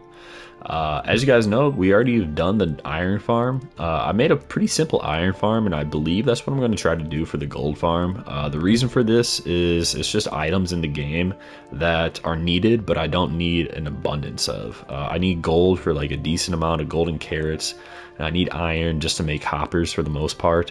But after that, I don't need 2,400 iron an hour, so I'm very happy with the iron farm that we have. The wither farm, on the other hand, I am looking to have a bunch of wither spawn and make it quite efficient because of all the drops that come with it. I think the fact that you get fuel, not only in coal but in bone meal too, is very essential for any Minecraft world. So I'm going to try to make the wither farm very efficient. At the top right here, I know it said complete Shepherd's Mill, and a lot of you guys are probably wondering, you know, hey, what is this? What does this mean? What's this goal? What are you trying to accomplish with these 3 words? And, you know, to put it short, I'm trying to put clouds around the island that we lived on for the first 100 days and are currently living on still. The idea of the clouds is pretty straightforward. I mean, it's an island in the sky. I think it would make sense if it sat on some clouds. Either way, we're making good moves with the wither farm. We've already completed the iron farm, the shepherd's mill. The idea is there. We just have to execute. I think that might take 3 days, maybe 5 if it takes a while to get a sheep up there, because currently I only have 1. And then obviously transforming the ocean monument will get done. During our little spiel, we made 13 eggs, so that's great. Right here, I have a little egg farm with just a bunch of chicken down there. And yeah, they produce, what is that, 16 egg in 10 minutes roughly. That's our island right over there. So yeah, I guess we can kind of look at our island from this point of view. If you look at our island from this side, you can tell that we have a bunch of vines kind of falling down, and it's connecting our island with the ground, and I really don't like that. The island is very tall to this ground over here. But then you kind of move over here, and we've entered a little bit more of a mountain range, a little higher ground. As you guys can tell, I'm standing on 136, and our island, I think, sits at 164. I might be wrong on that, but either way, it's very close to these two islands. And if I wanted to, I could take a vine up to our island from the ground, and I don't even need the waterfall or wings to get up here. And I don't like that. I like the island being floating. I don't like the island connected to the ground. So I think for our shepherd's mill, our goal is to come around here and take off all the vines, and get them at the root so they don't keep growing, because this will keep growing down. Obviously, I mean, that's how vines work. But yeah, in the meantime, right now, I'm just going to continue farming these eggs, and hopefully we'll be able to kill the wither quite shortly. So we are on our way to go and fight another wither and hopefully collect 163 wither roses. As you guys can tell, our inventory is filled with eggs, and the chances of getting 163 chickens is quite slim.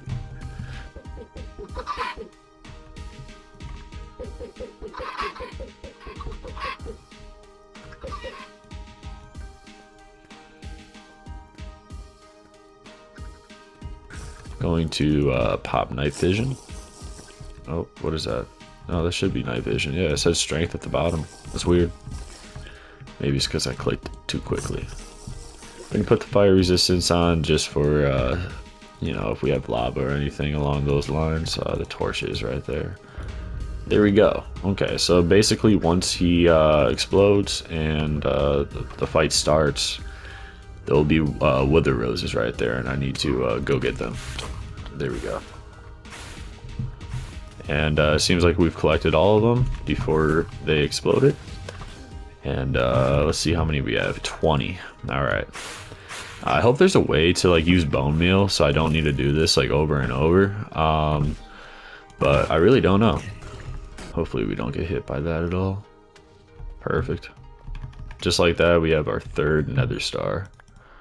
Alright, so I decided to jump into a creative world and do a little bit of testing on spawn spots for our wither skeletons. I've been making this farm for a little bit, and I don't really know exactly where I'm going with it, so I decided this would probably be the best course of action, just to make sure that the farm is efficient once I am done with it, because currently it's looking not efficient and not done whatsoever. Really, it's just not even a farm. I just spawn proofed the entire fortress.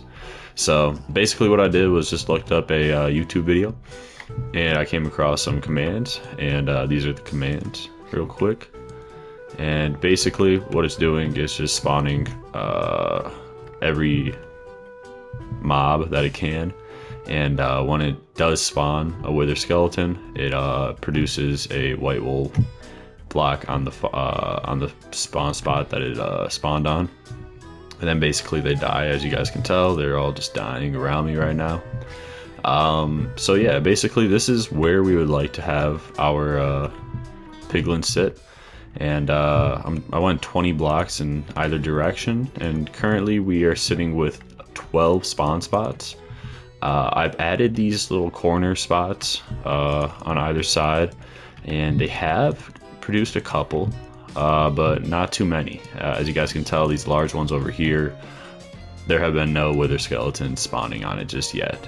So I am thinking about doing it a little bit longer, maybe just waiting another 10-15 minutes to see.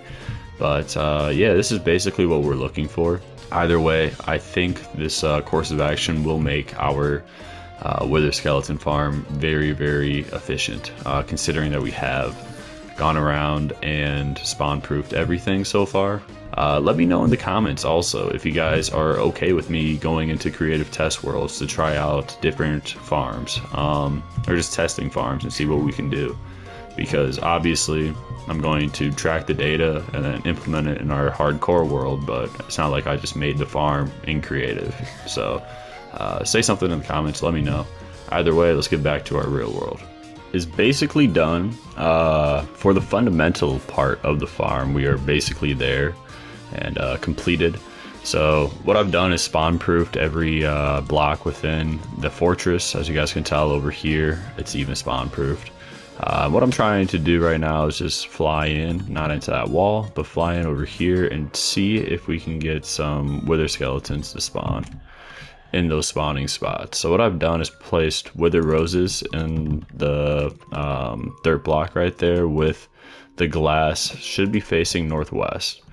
I might have it facing the wrong way right now because currently I'm not seeing any spawn. There we go. Okay, finally we have some spawning. So I've done a little bit of changes, as you guys can tell. This one spawned and the wither rose is actually sitting on top of the block, where the majority of them I have them sitting under. So right here we have the buttons on top of the glass, so it also spawned with the buttons on top of the glass, so it's not that. So that will be that side. Over here, try to do something a little bit different and place these facing the other direction. But as you can tell, that didn't matter. They spawned right there perfectly. Now, it also looked like he fell off right here, so I need to expand this. So what I'm going to do right now is place those and see if they start spawning a little bit more on this side. So I'm expecting to see a few more over there since we raised the wither roses. And then probably the same result over here from the last test. There we go. Okay. So they spawn on those and they spawn rather quickly. Basically, oh, they spawn too. Do they get knocked off or do they get killed? That might be the reasoning to have it in the one block so that they die. Either way, he just died right there. And we might need to move our little base down here. I like the idea of the two so that they can fall a little bit more rapidly, so that they have like two spaces to fall into instead of just the one. But I guess we'll have to see how that works. Either way, gonna fly away. Overall though, pretty happy with how this project's gone. Never done anything like this in Minecraft, so I think it's pretty cool. And I hear a piglin spawning. Okay, then he walks off, and so that might be the issue. So maybe some turtle eggs with some drops. Yep, okay. So with me standing right down below, they don't spawn on top, so I need to get probably, I don't know, a decent amount of blocks away for them to start spawning. Don't know the exact number, but as you guys can tell, it's me running over there. So it's not too bad, probably like 20 something. But there you go. This is the farm. I'm gonna go back to the overworld right now and just try to get the things that we need to complete the farm.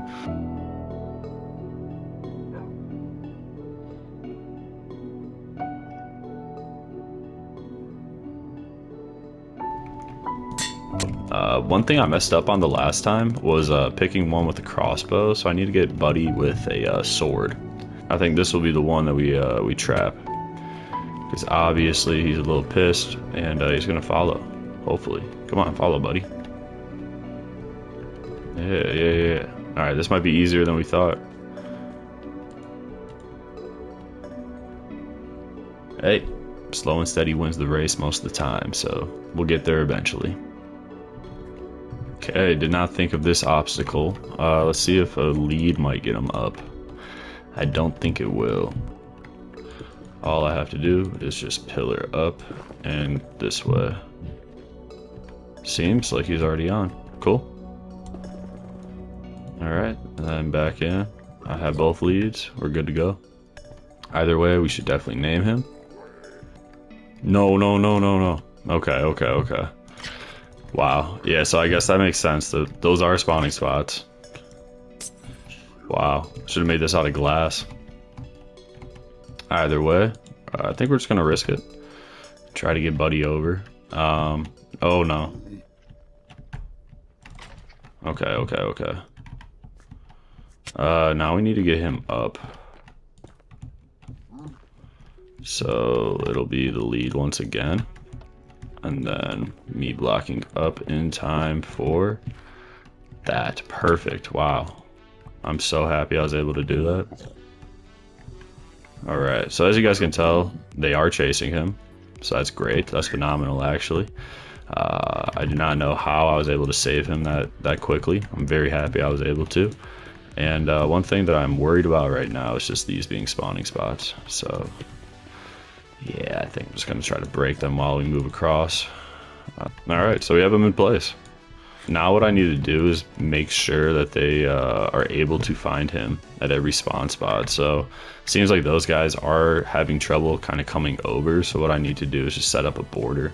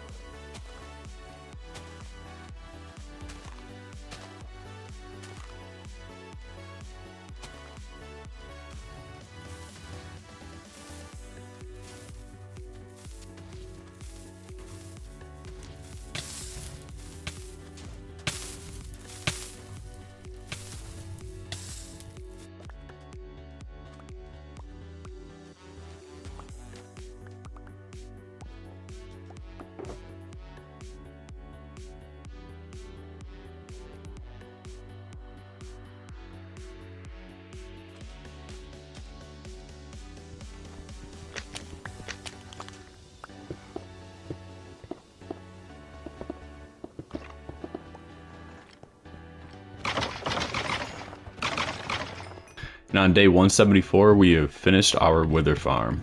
We need to put some chests down at the bottom here, but besides that, we have it all set up pretty well. They're falling down at a consistent rate, and currently we have 8 wither skulls in our inventory. I'm also going to try to make this double as a gold farm, considering that we are still getting some piglins spawning up there at the top.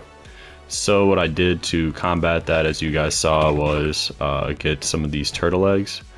And yeah, it doesn't look like they're working all that well, so I might need to put the turtle eggs somewhere around here. Might work a little bit better, a little bit closer to the center of where they will be spawning, because currently I kind of have them further away. So yeah, we might start working on that, but either way, as we always do, once we complete a goal of ours, we open up our book, we go to the goal that we completed, and then cross it out. So with that, we are 2/5 of the way done with all of our goals for today's episode. We are currently working on transforming the ocean monument into our home, and then I'm about to start work on completing our shepherd's mill.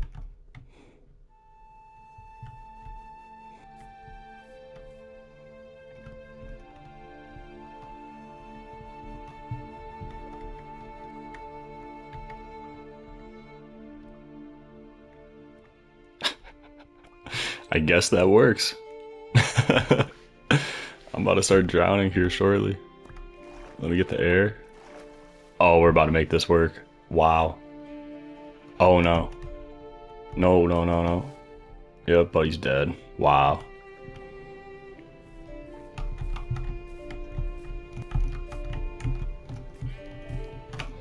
Basically, all I need to do is just make a little staircase over to our island. We're on the island. Perfect.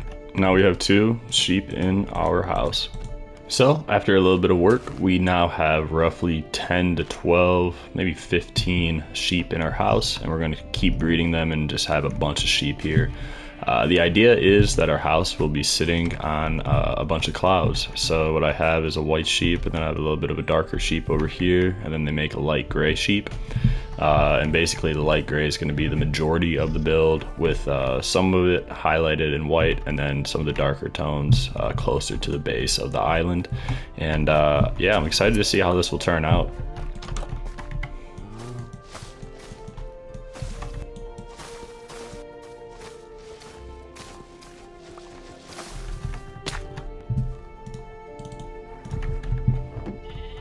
Alright, so day 180, I think it's a good time to give you guys a little bit of an update on what my goal is to complete this episode. So basically we have 3 challenges, 3 goals that we need to complete within the next 20 days. 1 being a gold farm, and then 2 being more building oriented. 1 being the shepherd's mill, and then the 2nd, transforming this ocean monument into a home.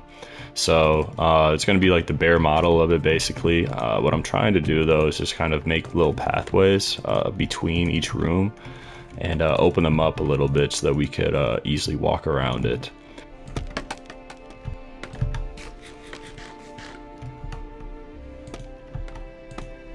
After a quick crash course in scaffolding, we are now ready to start placing our blocks for our cloud. So I'm trying to think of good ways to do it, right? But once again, I've never done this, so just bear with me.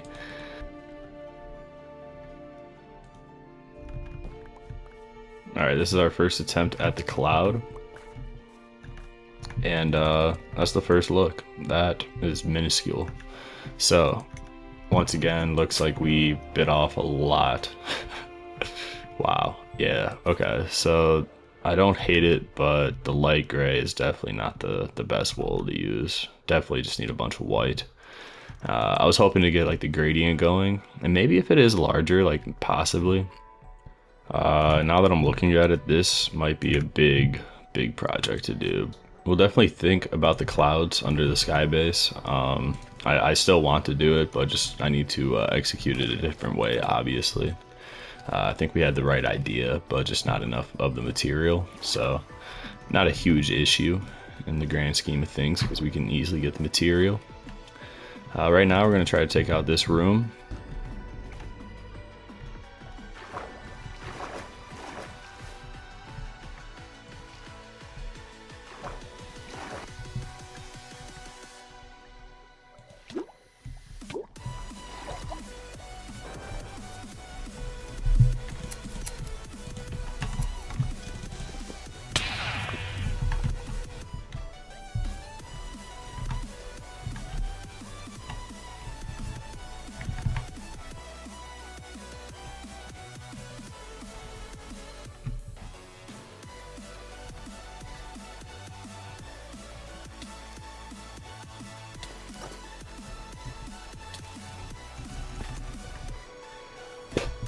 If I died there, that would have been so embarrassing.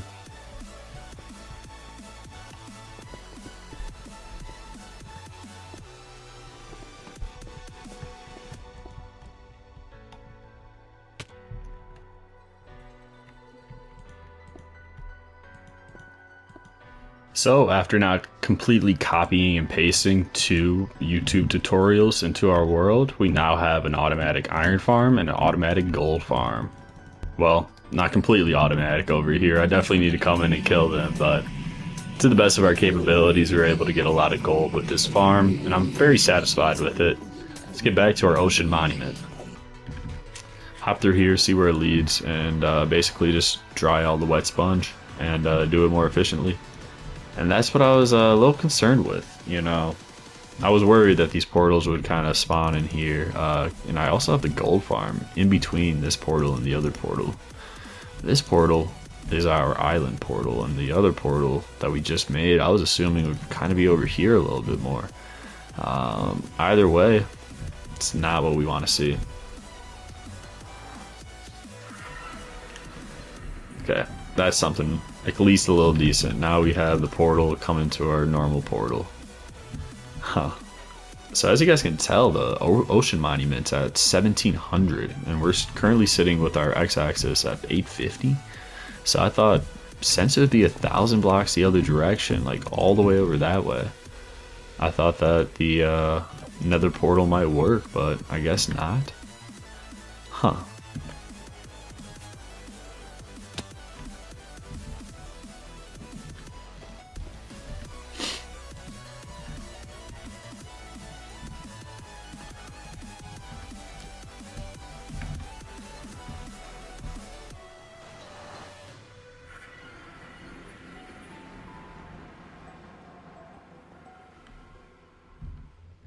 Perfect.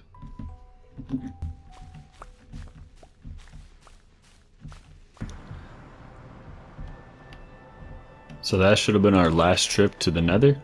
I do want to decorate the inside, but as you guys can tell in the top left corner, we are running out of days rather quickly.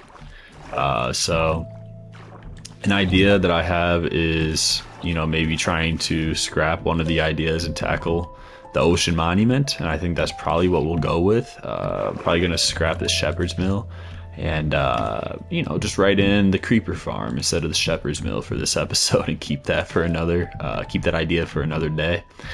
And then with the ocean monument, you know, maybe just try to Yeah, I don't even know. I'm thinking like storage. You know, I could do something with storage, but at the end of the day, I really don't have too much to store. So this has been the hardest part right here, is trying to get these like layers down, because once they're down, it's kind of easy to get, but to get them down is a little difficult. But with that, ooh, we're finished. Cool. It's the first time ever draining a ocean monument. Now, obviously, I didn't drain the ocean around the ocean monument. I just drained the monument itself. So I'm assuming that the guardian fish are spawning a lot more quickly upstairs and outside. But it looks like we have a lot of room for activities. I'm thinking, since there's two large wings, like my initial idea was just storage. Like if we can have this middle area kind of be like water, I guess, just like flowing, and then we can have a bunch of little farms kind of all around dumping into a little like river that's flowing throughout the entire base around. Because I'm pretty sure if I break one of these blocks, I'll pop right into the center area. Yeah, okay, close enough. But this is where I was thinking to have storage would be like right here, and then centerpiece right here, and then storage right over here in these two rooms. So I don't know, it's just like obviously the initial idea of what we're going for. But if this could like transport items back here to our storage from around the base, that'd be pretty cool in my opinion. So obviously that's just like future ideas. I really don't think, and I'm not hopeful that we will be able to make the entire ocean monument our home or transform it really completely. I'm happy that we were able to take all the water blocks out. So now we can walk around it as we are currently.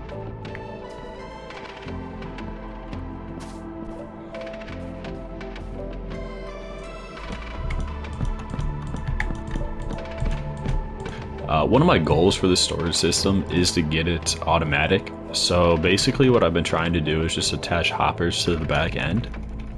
And from that, we ran into the bottleneck of no iron. So I just tried to AFK for a little bit and get some iron, and I got 21. So basically what I'm trying to say is our iron farm is only mediocre, and we would need to sit there for quite a bit longer to get a bunch more iron. But from that, I guess we could just focus on the rest of the ocean monument. As you guys can tell, this looks a little bit different. I think I have come to a conclusion of what I would like to do with this little section. And then I have a few more sections that I have ideas for, but nothing really down just yet. Over here, nothing is down, but the idea is quite concrete. So basically what I want to do is just have villagers farming different plants on different floors, and we have 8 different floors. We have one right here, then one right here, and then we have one right here, one right there. So from that we'll have like potatoes and like carrots, wheat, whatever it may be, all around. Then we could keep the ideas of items just flowing around the entire temple. But basically this is the storage system. I think we might maybe make it one more layer tall, but besides that, it's looking pretty good.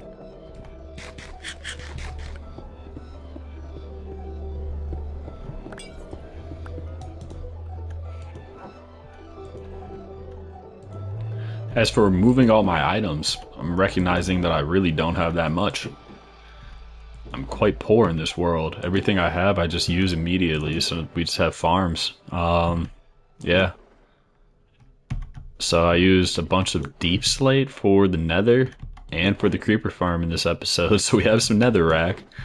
That's what I need. Okay. Oh, we do have a shulker box full of that. Nice. Okay, at least we have some dirt, and then we have the start of some farms in here.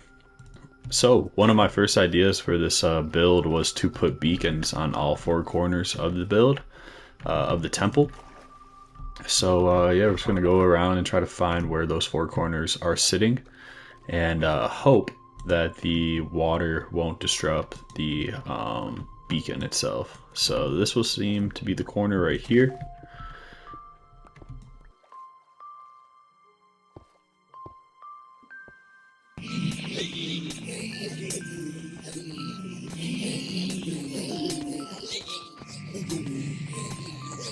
So, as you guys can tell, we do not have that many ore. So I'm over at our gold and iron farm trying to collect more.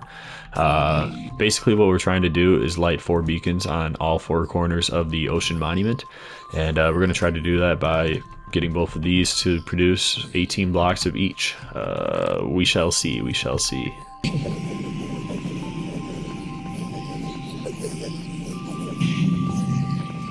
So the gold farm is considerably faster than the iron farm, but I'm not complaining. I'm happy that we now have 39 blocks of gold that we are able to use on all 4 corners of our ocean monument.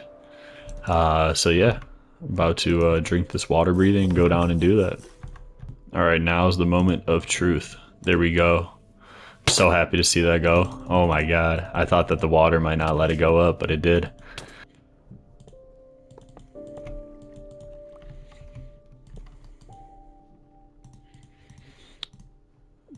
So there we go, we're going to put speed on this one also.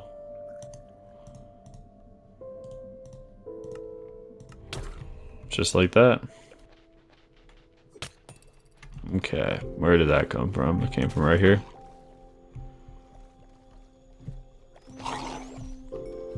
Hey, we did get a trident. First trident of the series. Cool.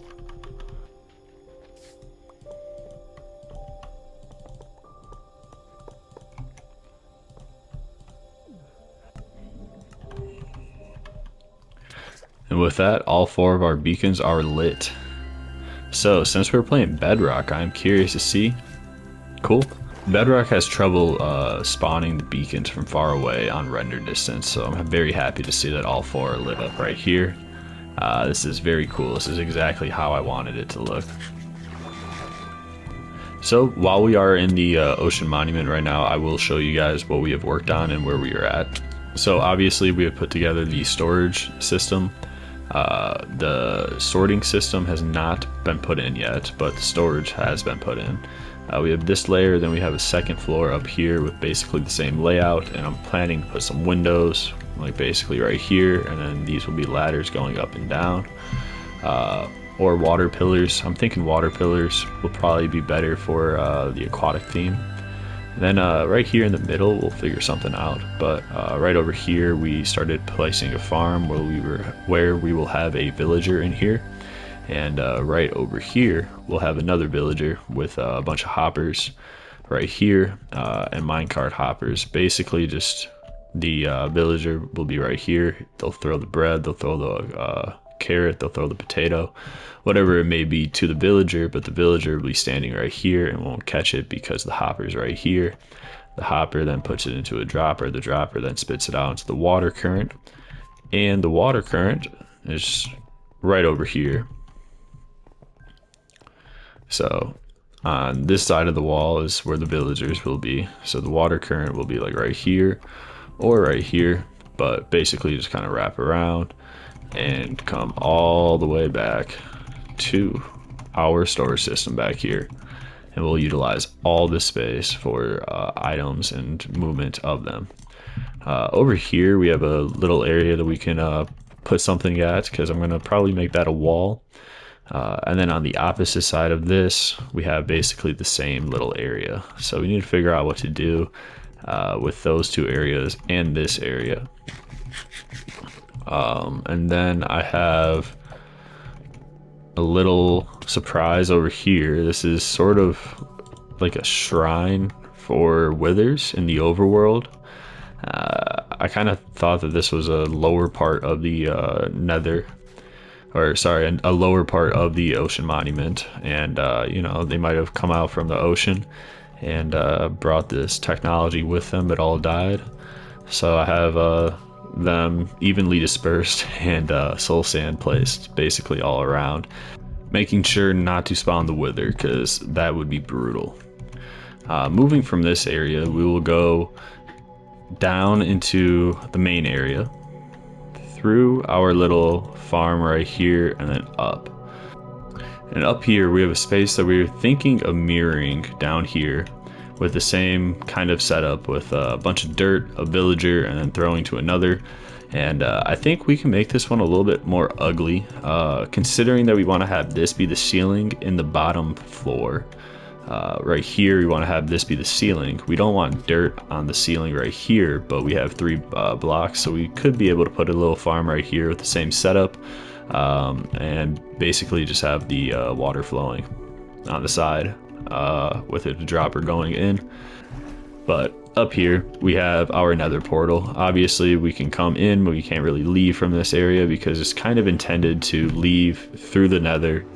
And hopefully next episode we might be able to start making a little nether hub, and it seems like we might be able to make a farm with these guys considering how often they are popping through. But yeah, we have this portal and our island portal right over here connected, and I know that I found the coordinates for the end portal in our first episode, and then obviously we traveled to the wither farm quite often, so making a straight path to that would probably be worthwhile. But this is not completely transformed into the shepherd's mill by any means. I basically just have a bunch of sheep in the basement, and I would let them roam up here, but they ended up dying on this block and drowning in these. And yeah, it was just brutal. I had a bunch up here too, like a lot made it up, and then I had like 4 sheep up here, so this did not really get transformed at all. But you know, along with that, I don't really think that we need to. I think we are probably going to leave this room as it is, considering that we don't have that many items in this room at all. The main switch will be the downstairs, you know, first floor and basement, and then we can add a bunch of clouds on the bottom of this island. One thing that I am happy that I have finished on this island, as you guys can tell, is the vines. The vines are no longer hanging everywhere, and yeah, I'm pretty happy about that. It looks very good in my opinion. And just wait a little bit. In the next episode, we should have some wool hanging out off of the bottom of this island, and making it look like it's sitting on a bunch of clouds. In this episode, we obviously made the wither farm, but then we made 3 other farms. One was by memory of just, you know, how creepers work, and one was a gold farm right over here that we made completely by memory, along with this iron farm that we just made because we know the mechanics of iron golems to a T. Right over here we have the first farm that we made in this episode, all the way back at the beginning of the episode. We made a creeper farm. The creeper farm took a bunch of our materials, but did not take a bunch of our time. I think I was able to make it within like 5 to 10 days, and I'm pretty happy with that, considering it's like 7 layers tall, and it took up a lot of trapdoors. So obviously towards the end we started running out of the deep slate, so we had to use the netherrack, but nobody can really see that, so that's cool with me. I was thinking that we could be able to put a nether portal up here, so we're not having to fly everywhere in our world at all times. I really want to leave the flying to exploring. I feel like we should be able to, you know, explore probably 10,000 blocks next episode, at some point, just to see what's out there, hoping to find a woodland mansion. That's something I've never fought before, so it'd be very cool to go see. I think they have the totems of undying, and that's basically it. Maybe a diamond block, I'm pretty sure. But yeah, that's just complete luck if we're able to find one of those.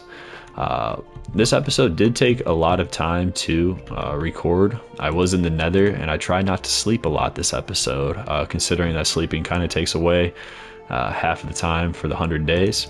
And this is what I mean by the beacons do not show. So there we go. We had 1. Now we have 2, 3, 4.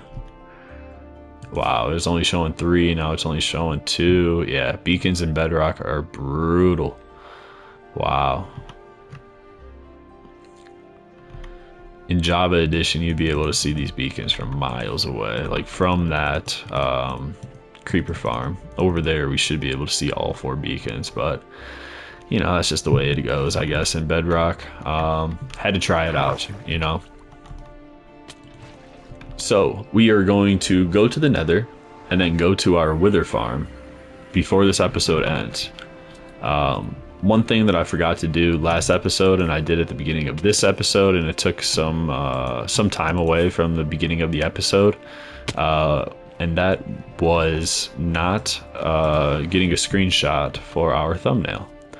So I think right now is probably the best time to do that, considering that is day 199 and it's nighttime of day 199. So that means it's about to be day 200 really quickly. I will say knowing the route definitely helps conserve some rockets. Okay, so now I need to find a nice little spot to take the screenshot for this episode. And immediately this is where I, think of. So we're gonna try to pillar up a little bit.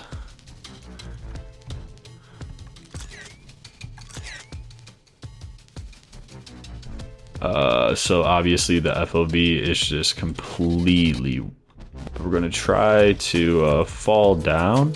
Perfect. Okay, right here. So this is another spot where I think a nice little thumbnail might be at. Hopefully running away and coming back will help.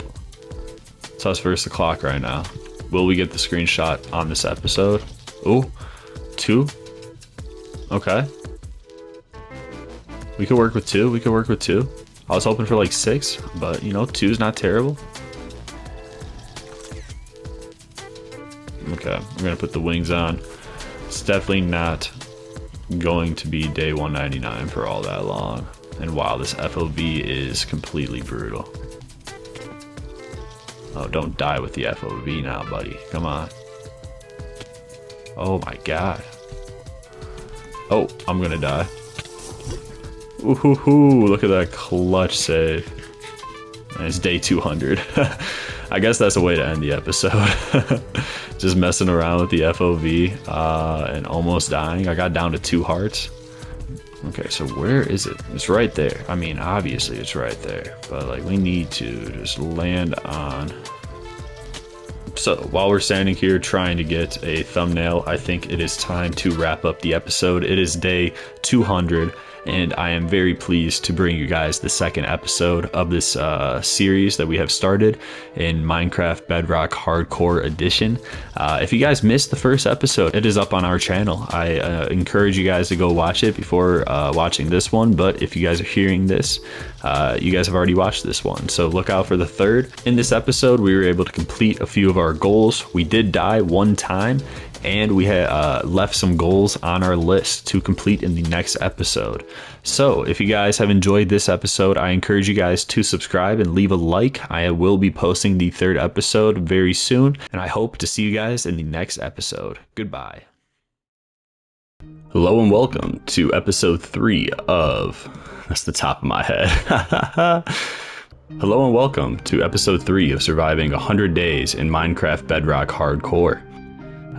Currently, we are just flying back through the Nether. I have 1 more rocket and I really hope that we make it there. Does not seem like we will be able to though. Oh my god, I really don't have anything. So I just need to make it over to that side without getting shot, killed, or anything along those lines. I can't catch on fire either because I don't have any fire resistant potions on me. This is not how I wanted to start this episode at all. I knew I kind of left myself in a predicament at the end of last episode, just without the fireworks or rockets to get back. Yeah, okay, there we go. There's our staircase. Perfect. You gotta watch out. The floor just drops out to nothing, I'm pretty sure, at some of these spots. But yeah, welcome to episode 3 of surviving 100 days in Minecraft Bedrock Hardcore. Last episode, we built ourselves a wither farm. First time ever doing that in Minecraft.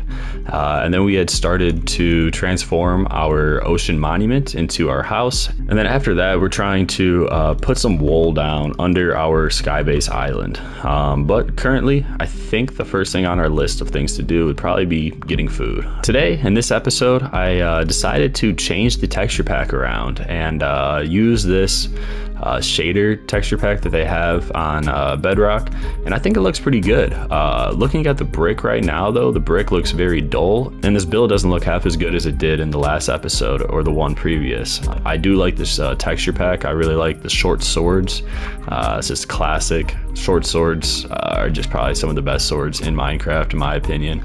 But this is also a shader pack, so it has very cool lighting throughout. So I hope you guys will enjoy it. This is really different. Like, what?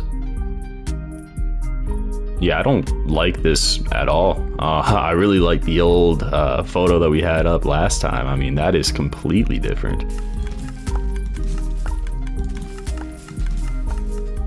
So at the end of last episode, I decided that mining for a day might not be the worst idea. I noticed that we don't have that much material just in general. If I could be able to get more cobble deep slate, that'd be great. Even just some cobblestone. I might need to start mining on different layers because this is all of our cobblestone currently.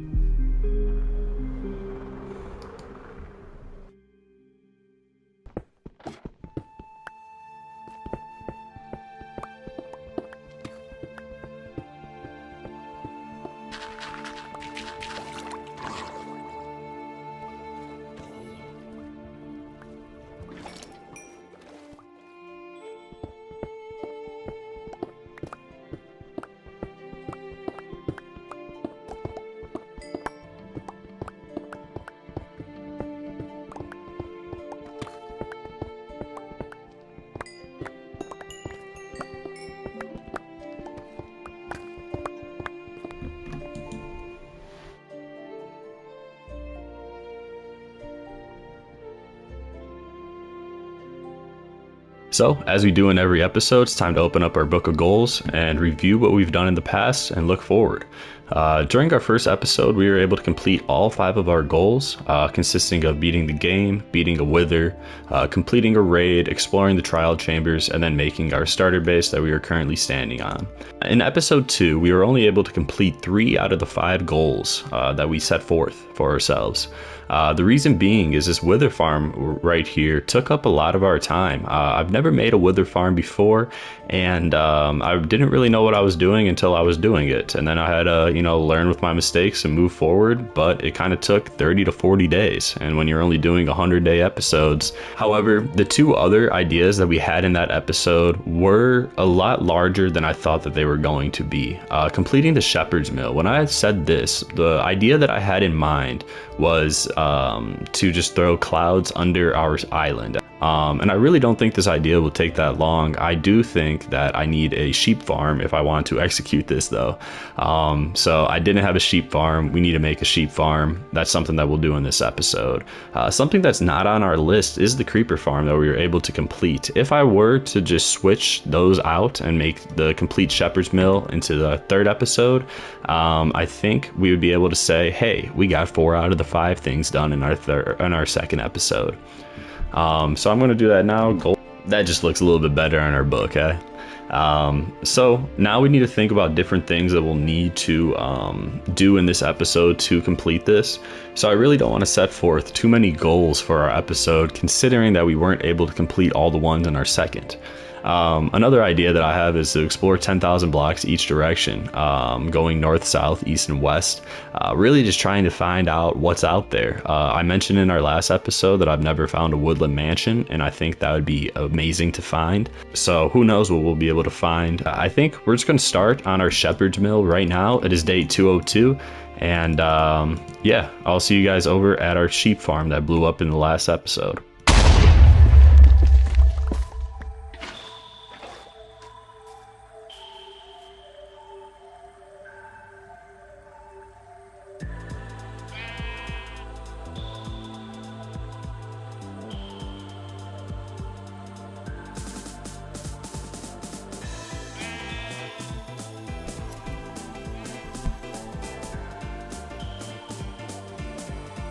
Wow, that's just kind of cruel, man. It's kind of giving me a couple ideas, I'm not gonna lie. I might start throwing some sheep up on that island. Who knows? sheep farm's coming along. We've got 24 wool so far. I'm thinking keep breeding them and shearing. And hopefully we can get our first cloud down within the next 4 days on that. So on day 209, we're going to try to find where this treasure map leads us. I'll put a timer up on the screen right now, and we'll see how long it takes us to find this treasure map.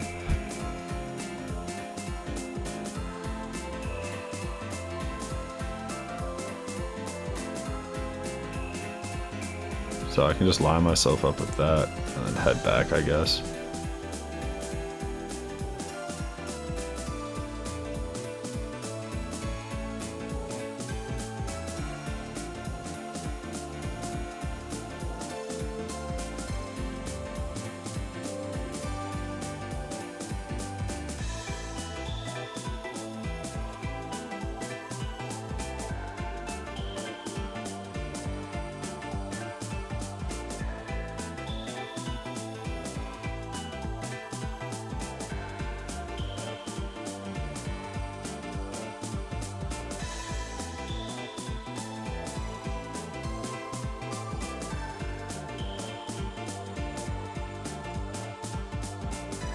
Really wouldn't make sense in my mind that a chest would break stone at the bottom of the ocean. But I guess it did. Wow, okay, there it is. What do we get? Heart of the Sea. Okay. Chainmail, I'll take that. A name tag, boom. Not too bad. I wonder what the time is. I didn't set a timer at all, so I guess we'll see. I think it was definitely above 10 minutes, but maybe not.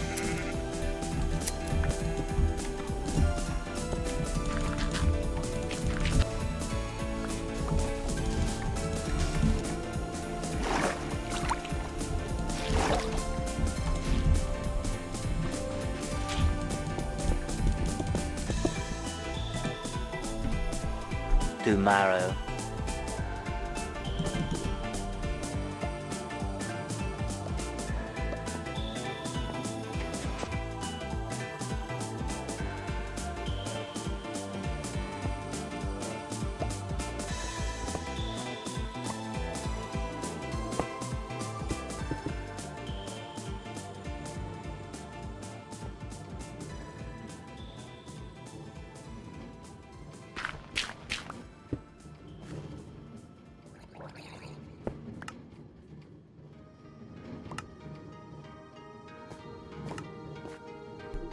Alright, it is day 216. I wanted to give you guys a little update on all the farms and the progress that we have made. I haven't really filmed for like the last 4 days, so I've been doing a lot in our world. Over here I made a sign with the things that we need to get done. We need to bring villagers over here. Haven't done that yet. We need to get rails and the collection system kind of running. Those kind of go hand in hand, and I've been doing a lot of rails, so that's what I'll show you. And down here we have carrots and I want to say watermelon. And then up here we have potatoes and then pumpkins. To put it all together, basically I wanted them to stack. And if you guys can look right there, we have rails with a minecart going around. And basically that minecart feeds into some hoppers that feed into a dropper. This is where all the items go to. So obviously right here we got our first pumpkin.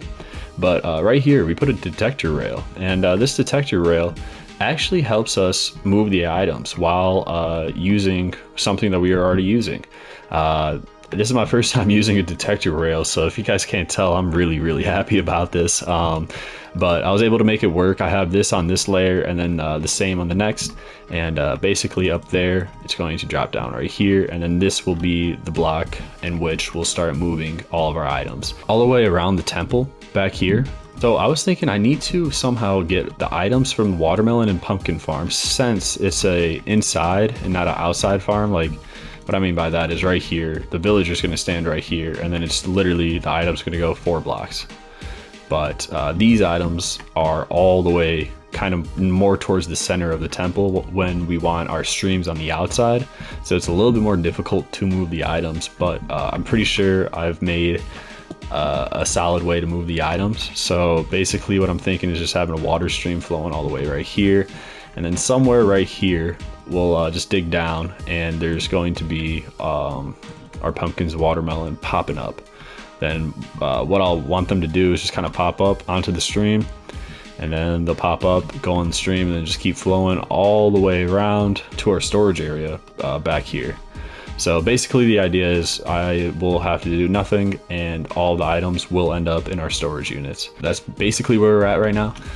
Day 216, I think the next goal of ours will be to get the villagers in here and then set up these 2 farms so that then we can finally look at the collection system and try to link everything together. But currently I'm very happy that I was able to get collection system ready for these 2 farms right here in the center. We're making progress. Day 216. Oops.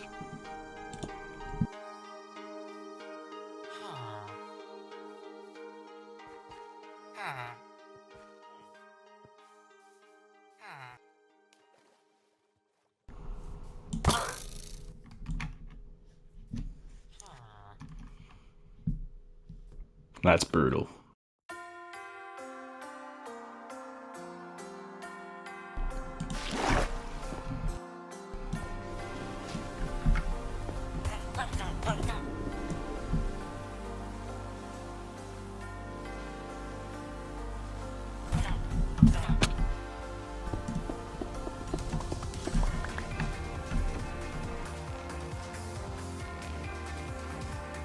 Okay, so the thought just occurred to me.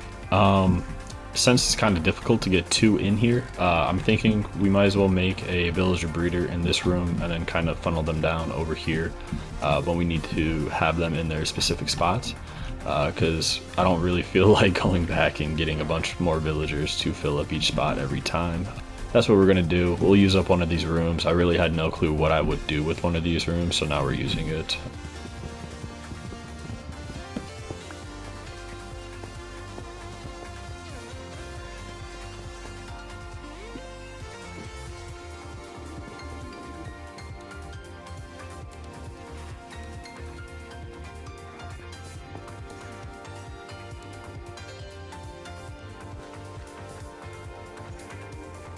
Okay, so I've been running around trying to figure out ways to make our farm a little bit better than the way that we had left it. Basically what I had noticed was that we didn't have pistons over some of the spots where watermelon and pumpkin would spawn, making it just sit there forever and not getting collected, and very inefficient. Either way, I would like to make this just larger.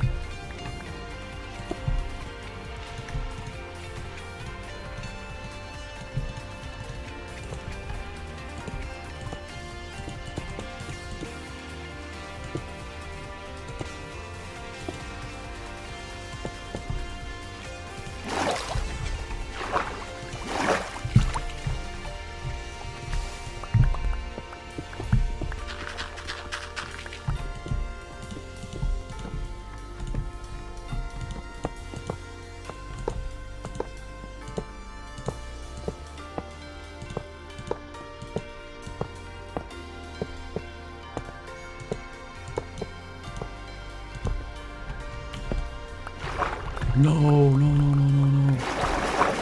Oh my god. That's brutal.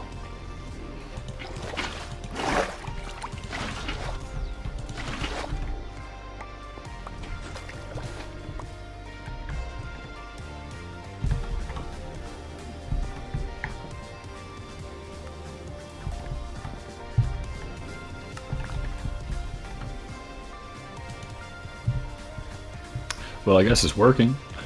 That's a good sign.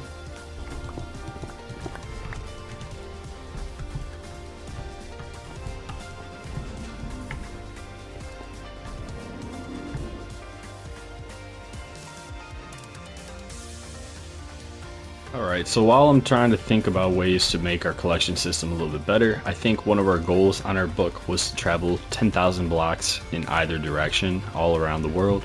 So I'm going to pick the positive direction and go to 10,000, 10,000 on both positive coordinates. So our goal with this is definitely to find just new structures, new areas, cool looking generation in our world. I'm hoping to maybe be able to find maybe a woodland mansion, or another thing that I was hoping to find would be a mushroom island. Either of those would be great to see.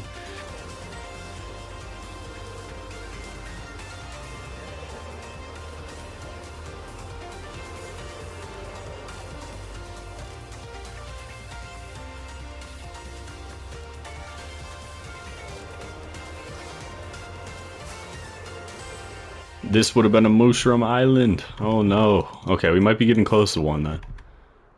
But yeah, we're basically coming towards the end of the 10,000 blocks in the pos direction, and then 10,000 on the X. Alright, where is this block exactly? Right here. Okay, then we need to go over here, and this is the block. Cool. 10,000 blocks in the pos direction. You know, part of me is thinking I might go to neg pos and see what that is looking like.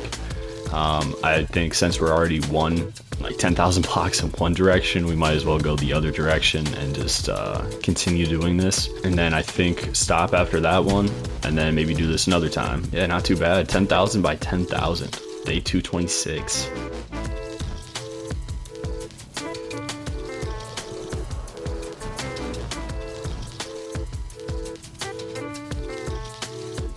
Perfect. Right over here in the distance, we have our first mushroom island.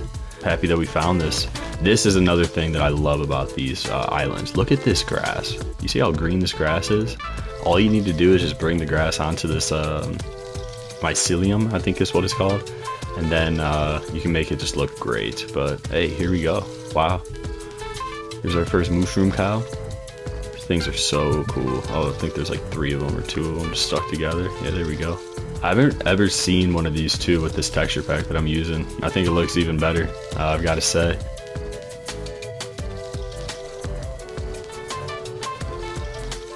And this is what I mean by wild generation. I think this is an Extreme Hills Desert, I want to say. Wow.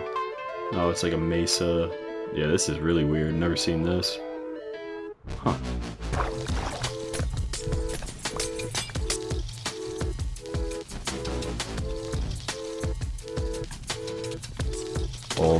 Oh my god, I can't even get this off right. Just like that. So easy, so easy.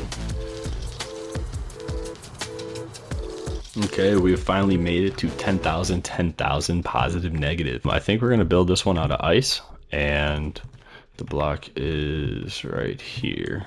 We're on top of this mountain too, so we'll be able to see this every time we fly past it or come over this way, but I can't imagine we'll pull up this way too often. So now I'm going to fly back home. Basically, I have another 20,000 blocks altogether. At the end of this little journey, we would have traveled 60,000 blocks.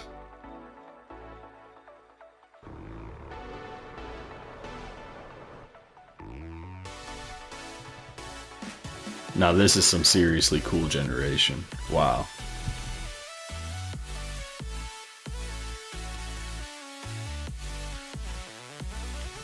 And just like that, 60,000 blocks has been traveled, and we've gone to 2 out of the 4 corners that we were hoping to get to in this episode. So that means that we are halfway done with one of our goals.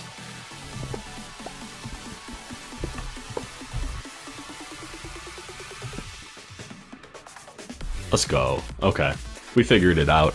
I was putting redstone blocks under the redstone rails, and I guess this overcharges them or something along those lines, where it doesn't have enough energy to pop back, or too much energy to pop back. Either way, we were able to fix this, and now our system's working completely. So this is fantastic. This means our farm is working and is automatic. It's a little janky, but I made it work at the end of the day, so I'm happy.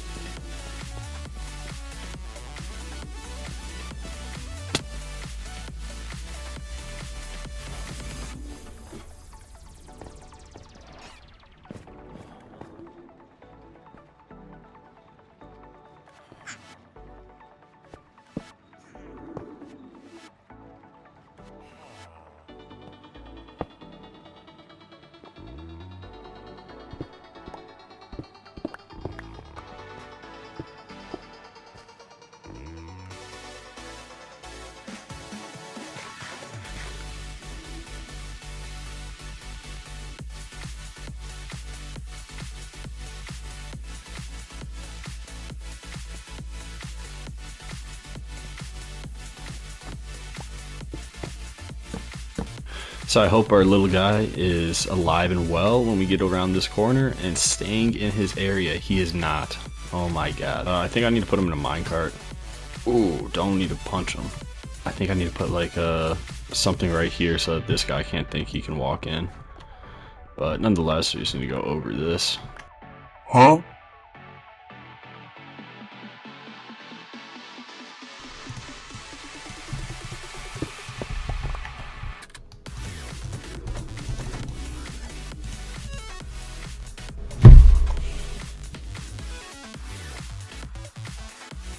Really?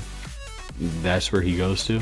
This is the moment of truth to see if he starts farming, but we have a cat in our watermelon farm. Probably won't start throwing this guy anything too, since he's still just a baby.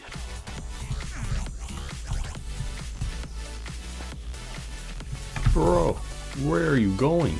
This guy ran a marathon as soon as he was born. Please hop in, please hop in. Oh my god.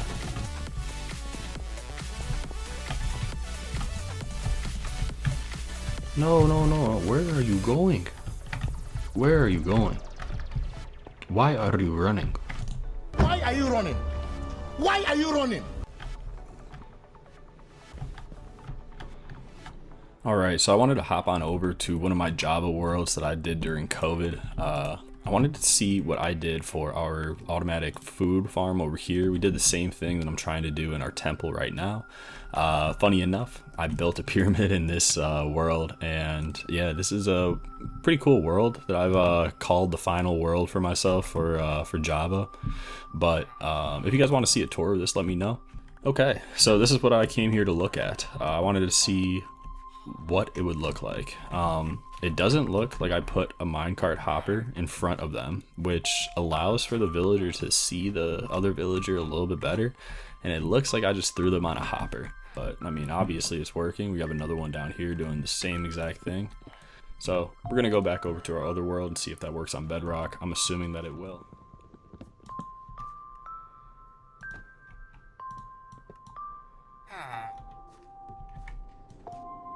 I decided to put down a bunch of beds in this room, and now we have 3 baby villagers that we need to transport. A goal of mine that I thought might be interesting to do is to put these new villagers on the opposite side of the temple and kind of make a little villager trading call. I know it's not one of our goals, but transforming this, you know, monument is, so I think that will be a pretty cool thing to do. All I can do is go this far. It seems like they're moving. Oh no, they're moving too much. Oh no. Oh, this is brutal. Perfect. Okay, now we just need to go around this corner and drop down, and then hopefully they will take whatever job we give them. And there's really nothing else to do with this area besides that idea. So this is kind of what I'm thinking. It utilizes this room. It utilizes these 2 little hallways that we have. And right over there is our storage unit. We'll definitely have a lot of work on our plate, and I hope that I didn't put too much on our plate this time around, because last episode I definitely did. So I decided I might as well go check and see if the collection system got some, and we finally have some carrots in our dropper. This is fantastic. I'm very happy that we have that there. Now I need to go see if we have it in this one, and I would be surprised if we do, but yeah, we don't. Okay, so it looks like I'll need to change the level in which they're standing. I think the level that they're standing kind of helps this guy see them and understand, like, oh, I have a solid throw. I think over here they're still looking at this trap door and they're like, I don't know if I can get it over, you know. Hey, I just realized I put these guys down, and they trade for the rotten flesh, and our gold farm produces as much rotten flesh, if not more rotten flesh than gold. After this, we need to figure out a way to power these. Yeah, okay, that's why this farm isn't working. I should probably take them out of the boat. Alright. Haha. This is redstone at its peak in Bedrock, right here. Automatic, not too fast, not too slow. This is perfect. And with a little bit of water and ice, we are able to put the items on the level that we want them. We put the soul sand at the bottom, put source blocks throughout, and now we are here with the watermelon and pumpkin on this level.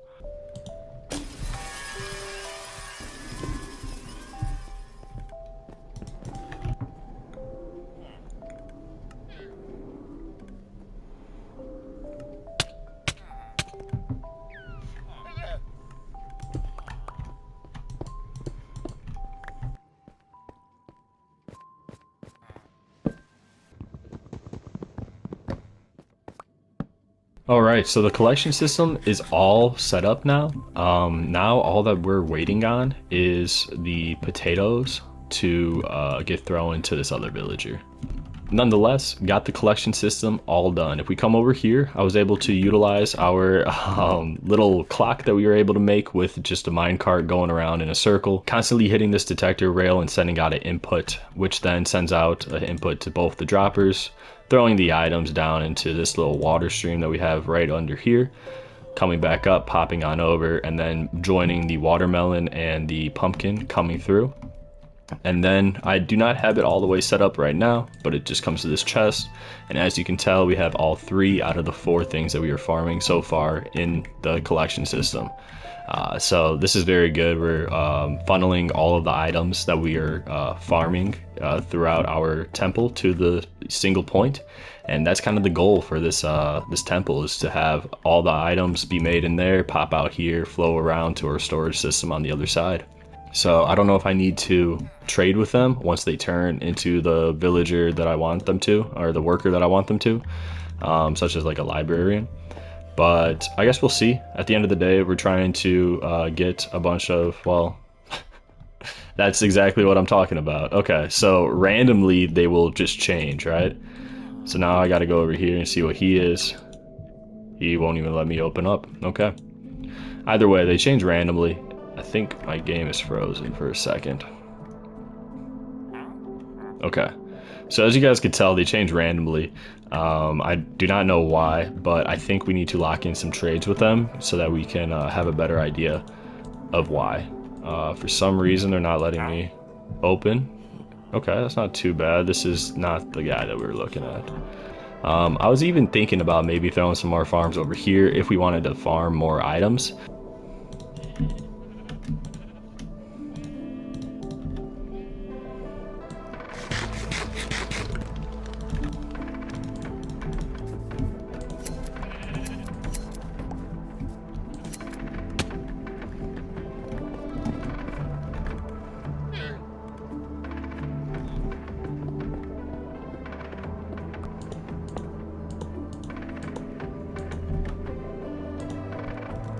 So this is another idea that I had for decorating the inside of the Guardian Temple, is just put a big diamond block in the middle of this. I was thinking about doing this initially with gold, but gold kind of looks a little dirty, and I think the diamonds just look better than gold, so we're going to keep it as diamonds, even though this is going to cost us a lot more.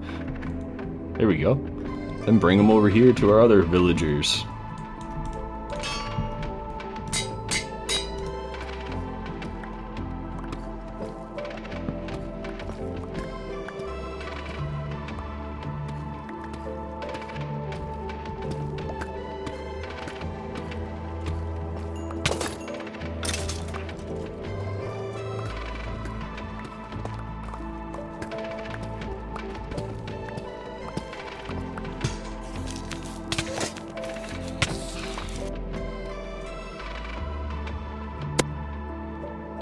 Alright, in just under an hour we were able to pick up 37 diamonds, so we're going to see with Fortune 3 how much we can get.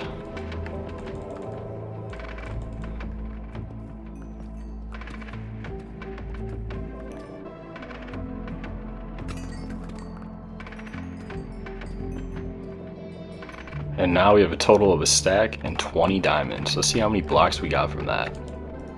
9 blocks, not terrible. Yeah, so this might be doable. Obviously it took us a little bit of time to get these, but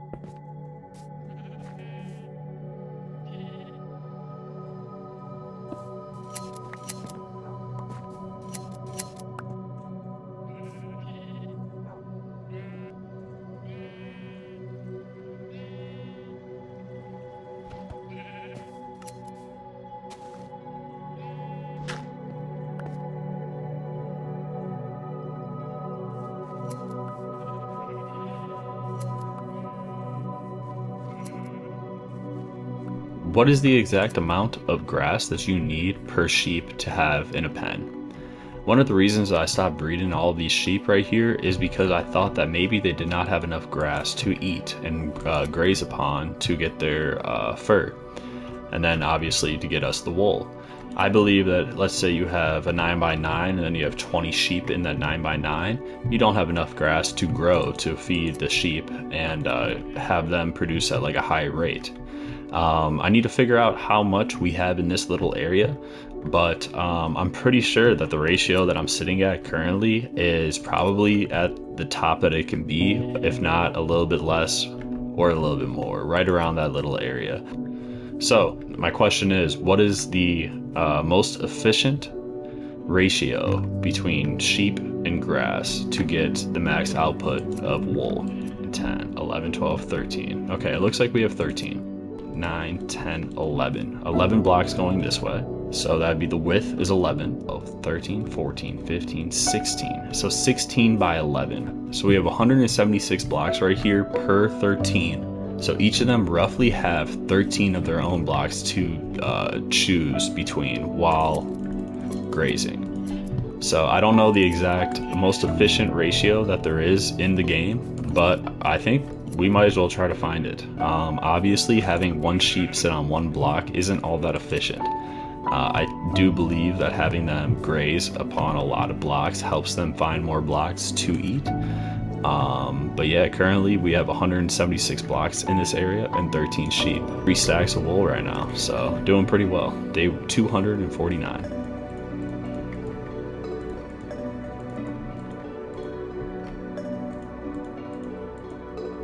Alright, I went a little crazy with all the glass in this area, but the idea is basically for us to be able to see the farms and then also see the villagers running over to the other villagers and trading them for all the items that we were hoping to farm. This isn't really symmetric whatsoever. Obviously the wheat farm extends out a little bit more than this farm, but my idea for that was, obviously we can use this side more than we can use this side, because this side is going to connect us to our sorting system back here.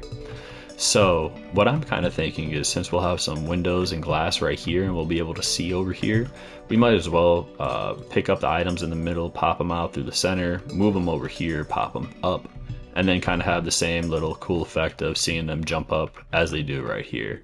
If you really want to see the thought process in play, come join the live stream. I'll have that link up on the screen right now. Another thing on the screen right now is this chest. So obviously we are trying to farm 4 items in the first little area that we made. What we haven't done is connect the wheat in the potato farm into our little sorting system. So the carrots are really what I'm looking to get the most of, considering that usually I would like to have, the golden carrot to be our main food source.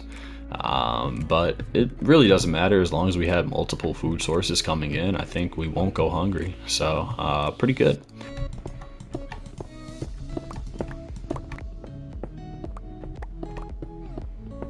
Alright, so one of the problems that we have right now is all of our watermelon just being watermelon slices. We would like to get them and store them as the watermelon block.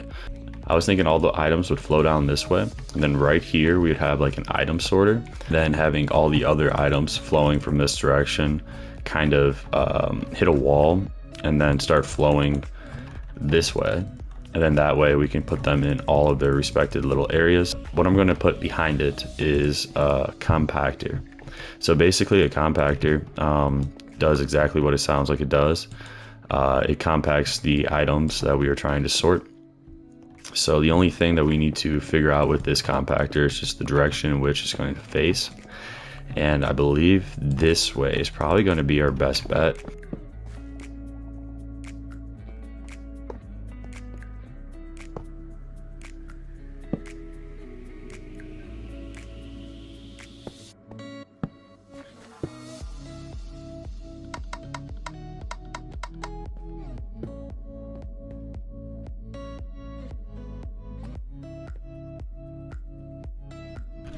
And just like that, we have set up our compactor. So if we come right over here, I'm going to start naming all these sticks a different name. So these will be called filters. And then basically, as we all know, the filters do exactly what the filter name is sounding like it does, and they filter out the items.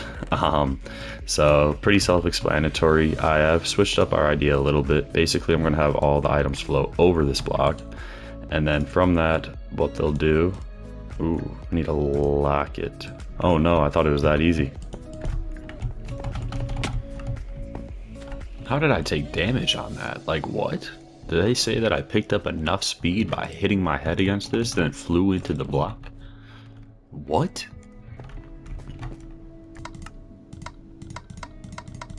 Okay, so we've changed things up a little bit down here. Now we finally have our filter here first. So this will filter out watermelon to all the other items that we are trying to store in this area. And then hopefully it'll send it into this crafter. The crafter will then have an output whenever this clock moves. At the back we have this sitting with 8. So basically that makes it a full block when it pops out. And yeah, now we're gonna see if it actually all works. So first off, we need to throw some filters in here. Okay, they sat. And then now the watermelon are going in. Perfect. But yeah, this is just a little simple item filter. I haven't done one of these in a little bit, so I had to look it up, and I've never done one of these compactors, so I definitely looked this one up. Now the next thing that we'll need to do is set up item filters throughout all of these. So one of our goals that we would like to complete in today's episode is going to all 4 corners of 10,000 by 10,000 on our world. One thing I need is packed ice. I didn't recognize that ice would melt with these lanterns, glowstone, and torches. I wasn't too surprised by the torches because it makes sense that they, you know, let off a little bit of heat. I guess it makes sense that all light sources do, but I really wasn't thinking that these would, considering that we're underwater. But I guess it gives off just enough heat to make it water, and it can't be ice. Either way, what we're going to do is not shut that and go off on our way to negative positive negative negative 10,000 by 10,000. By the time that we finish our journey, we will have enough packed ice to complete our sorter.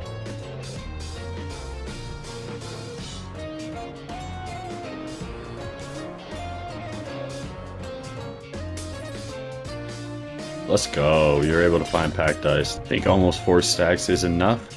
All we really need to do is just wrap it around the temple one time, so I'm not really planning on building any more.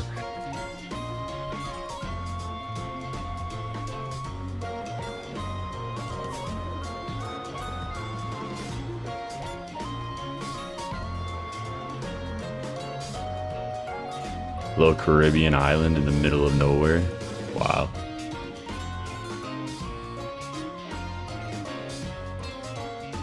$100 days surviving on that island.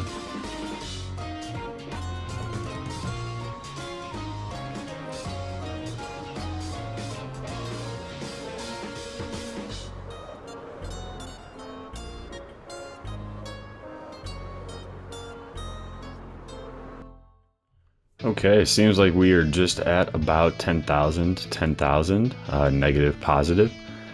We are in the middle of a village, so this is actually pretty interesting. I haven't seen this one just yet, but I think what we're going to throw down here is some ice, and I hope that the ice won't melt. I don't think that it will, but yeah, 3 out of the 4 corners have been explored. Very cool for this one too, just to be in the middle of a village. I really do like that. Yeah, by the end of this, I will have traveled 120,000 blocks in our world in this episode alone, which is just insane. One thing that I'm very grateful for is to have that gunpowder farm. That way we are able to actually fund this entire trip with these rockets. Without that, we would not have been able to get this done. I hope that while it's raining, it's a great time to go get the bees.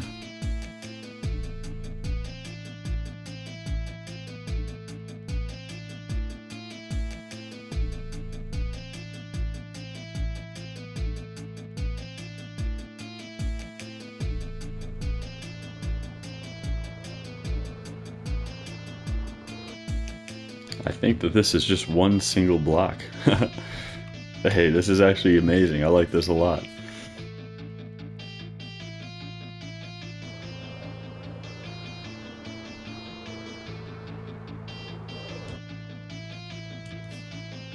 This is a very wealthy village over here. They got some skyscrapers. I'm counting 4 tall buildings. Wow.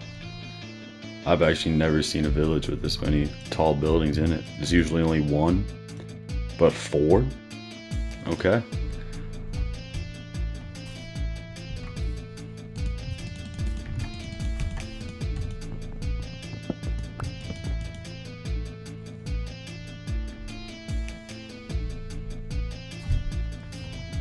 This is what I was hoping to find initially for the packed ice, but obviously we do have a decent amount already. But it's good to know that this is here. I don't know exactly what type of biome this is called, but I'm pretty sure that we do now have polar bears in it. And it looks like negative 10,000 and negative 10,000 ends up in the middle of the ocean. Okay, so this is the block right here. But with that, we have now traveled to all 4 corners of our world. Obviously, it keeps going on forever, but I just wanted to go and try to see what was around and see what biomes we have, what other generation is in our world.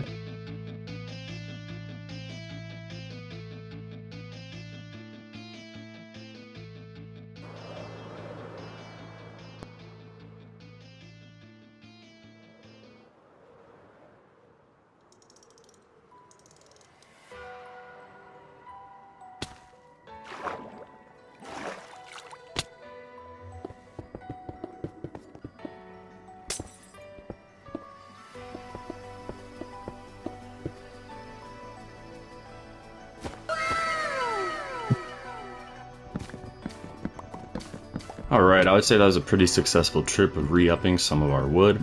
So yeah, obviously the items are just stopping right there now. So what we'll need to do is go get our signs out. I'm going to put a sign right here.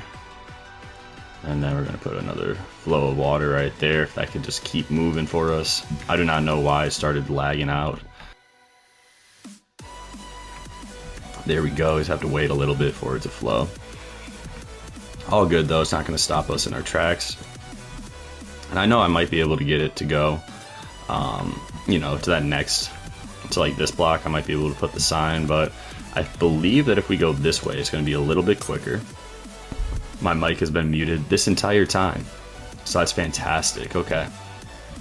So basically what I was just saying was we need to make sure that all the items are flowing correctly. In this block over here, we should start to see pumpkins and watermelons, along with carrots and possibly potatoes. We haven't been able to see a single potato flow into this just yet, so it's all good if we don't have one just yet. I did make that second farm to get them up here, so yeah, now we're just kind of waiting for all the items to flow in. So it did pick up a decent amount of that. Okay, so we should start to see them start flowing out on this end. Alright, so it took all the watermelon, but then it didn't really do anything with it. Ah, that makes a ton of sense, actually. Okay. There we go. Okay, so now it's gonna all pop out. Yep, just classic, this one item in there. There we go, we got a full watermelon block, and we got a second one. Yeah, perfect. Okay, it looks like it's working now, so no worries on that end. Now, what I would like to do is connect up the wheat and the other potato farm. So what I want to do for this one is both of these villagers that are farmers, I want them to throw to these two in the middle, like how we did the farms over there. Basically the exact same like game mechanic. And then from there, I'm going to have the droppers kind of spit them out into a water stream. That's just going to go down the middle, and then it's going to take a left right here. And then it's going to pop over here, and it's going to pop up. All of that I want underground so we can keep running around over there. But over here, I want it to pop up and then follow along this water stream right here. So we're going to connect these two up at this point, and then everything should be connected and keep moving all the way around to where we need it to go in the end, right over here.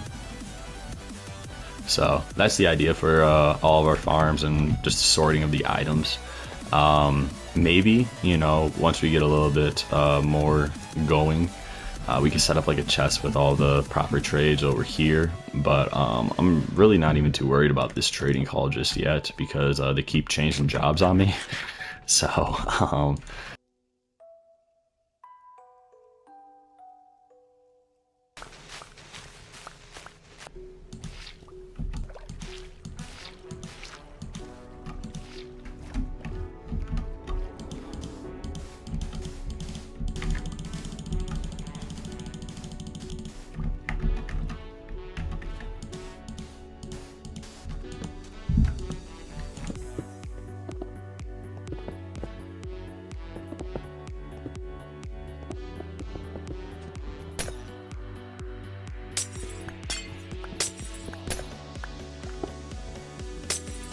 Okay, so currently I'm under our wheat and potato farms, and just set up our little collection system down here. So basically our villagers are going to be standing on these wooden blocks. Right in front of it there's a minecart with a hopper in it, with a hopper under it leading into these droppers, and these droppers are getting powered by the same little clock that I made in the other areas of our base. I know that we could have probably done something a little bit different, maybe a little bit smaller, with some hoppers and counting the items in them. But honestly, this is very simple, and I'm able to do this without looking anything up. So to keep it more authentic and unique to my style of playing, I think that this is very cool.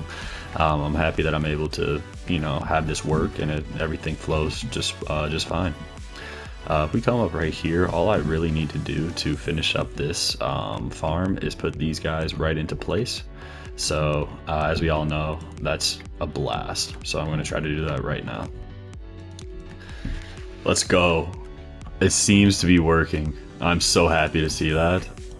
Oh my god, we are finally farming potatoes on day 263. That is fantastic. And it looks like everything is flowing in, and we are getting bread. I was worried that we were not, but this is perfect. We needed the bread. That means that everything on that side is working perfectly. So I'm very happy to see this. Now our next thing to do is just to sort all of them into these chests.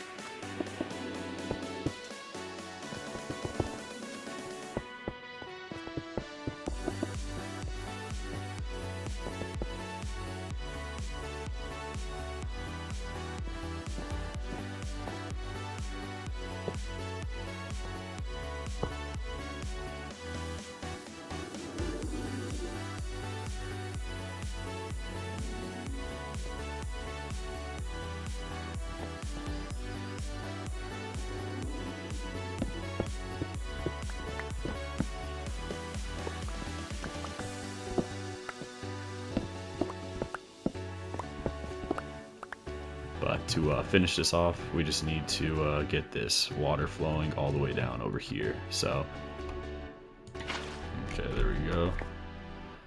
I'm very happy to have this done and complete on day 265. It has taken us a little bit longer to transform the monument than I would have liked, but at the end of the day, I'm just happy to have it done.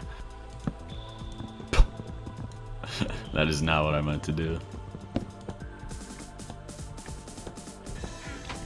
So, I'm gonna see how far we can get with this guy. I know that they'll probably not be too happy that I'm only gonna be trading on this and not really buying anything, but it's all good.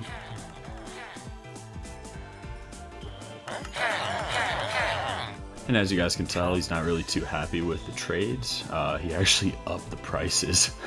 That's actually insane. I've never seen the upped prices. It's like I hit them. I'm surprised by that because I actually went out and bought what they were selling.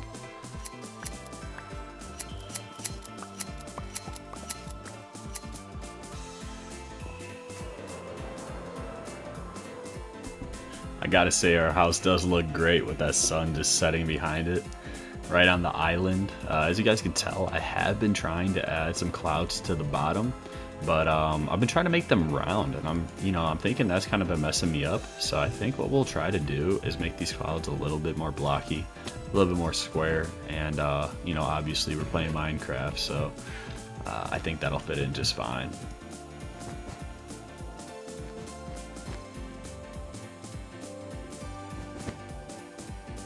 So we're gonna work on a second cloud because that cloud doesn't look too bad. It does look like it could use a little bit of help right here, but I think what I was trying to get at was multiple clouds, not just one solid cloud, but like multiple clouds kind of spotted around and then under, obviously, just to kind of make it look like it's being held up by the clouds. So that's the whole idea with this build. I think it's funny that it's taking me even 68 days to get this build going, because my idea with the water temple was a little ambitious, and same with this one too. I think it's hilarious that I thought that I initially thought that I could get that done in just 100 days along with the wither farm. Like, wow. I think making them look a little bit more blocky does look better in my opinion. So we're gonna go for it.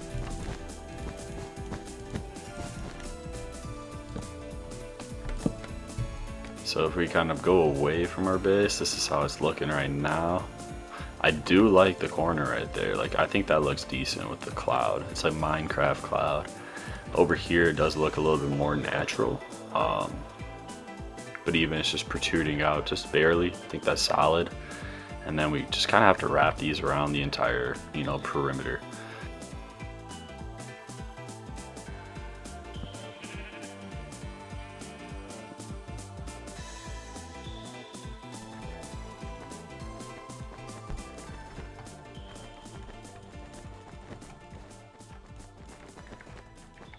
No. 1, 2, 3, 4, 5, 6, 7. That looks pretty good.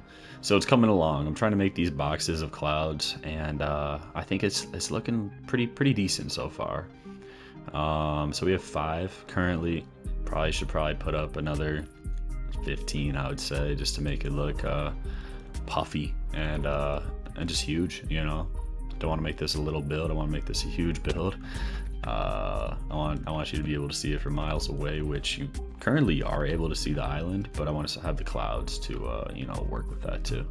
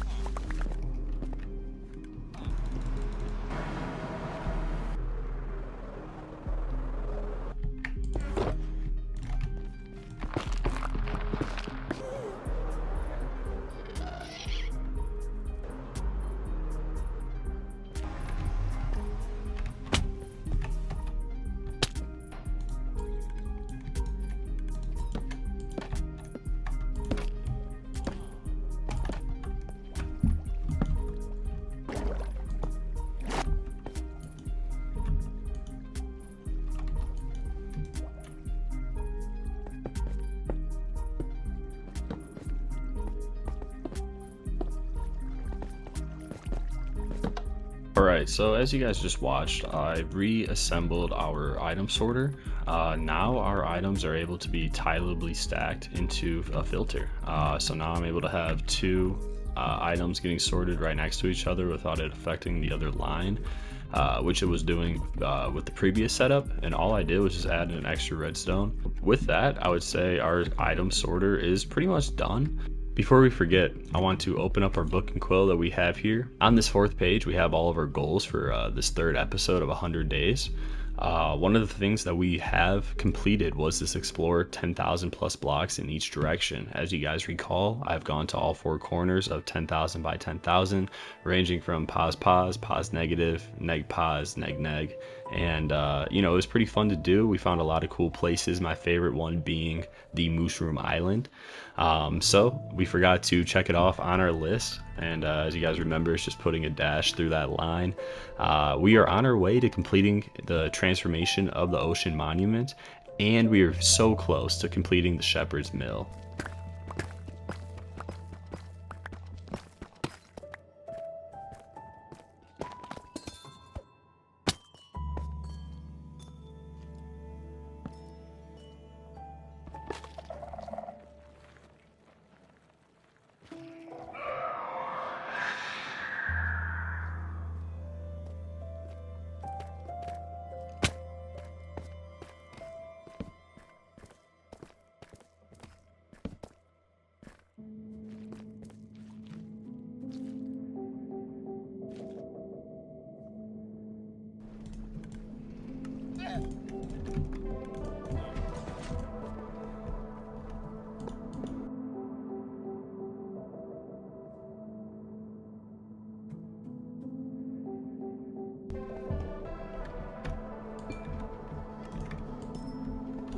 you want 3 sheep in a 5x4 pen. 1, 2, 3, 4, 5. 1, 2, 3, 4. Alright, so this is 20 blocks of grass. Now all we need is 2 sheep to walk on over here. And one of the parameters that I had set for ChatGPT was that I was going to shear the sheep every 2 seconds. Now obviously that is contingent on the fact that they have wool and I'm able to shear them. If they don't have wool, I'm not able to shear them. But okay, it looks like we have 3, don't be 4. Okay, one's leaving, one's pulling up. Cool. And there we go.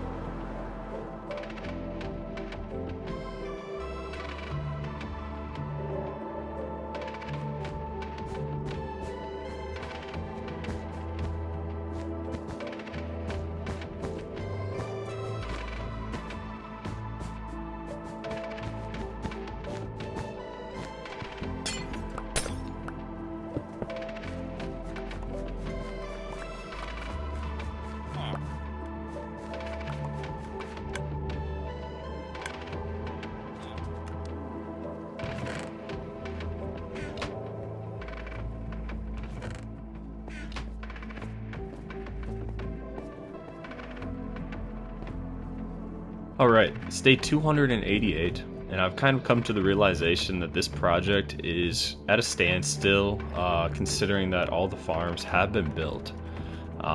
So one last tour, we have our pumpkin and watermelon farm right here, we have our carrots over here, potato, and our wheat farm over here.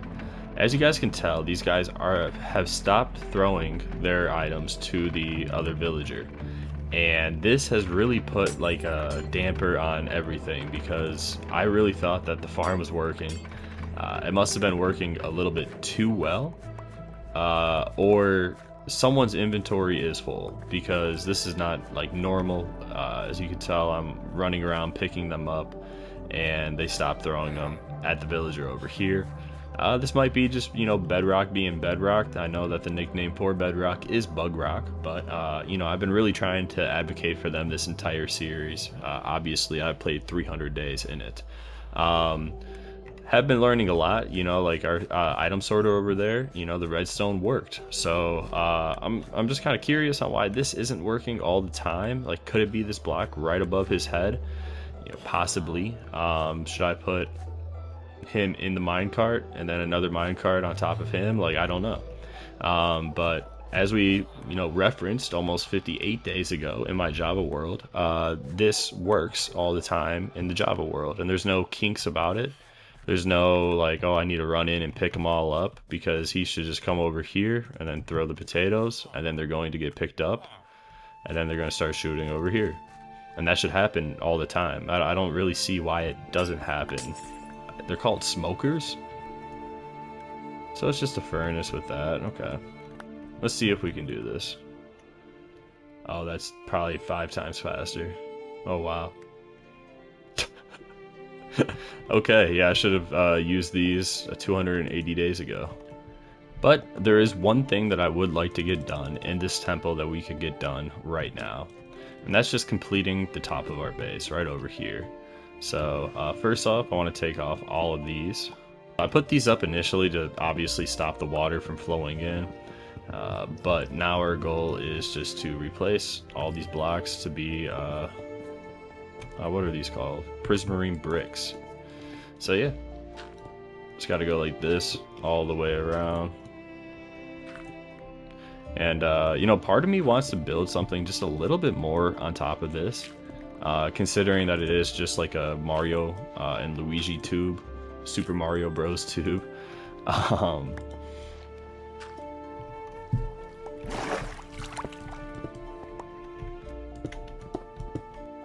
So I really don't know where I'm going with this now. I think I'm just kind of making like a net or like a crown or something along those lines that's probably just gonna funnel down.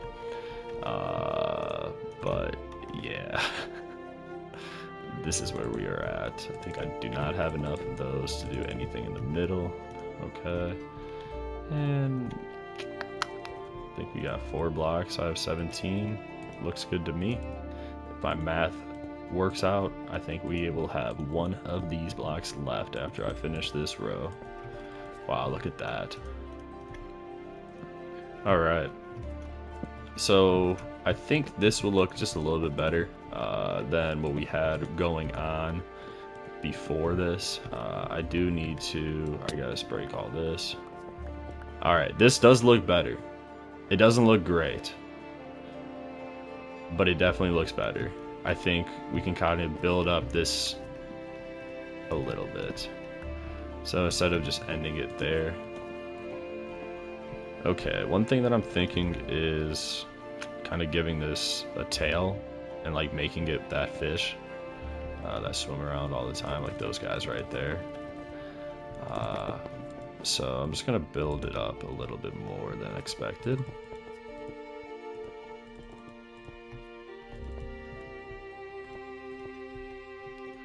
Alright. It could look decent. I mean, that kind of looks like that fish. A little bit. I think, you know, maybe putting on the tail and then even some, does it have?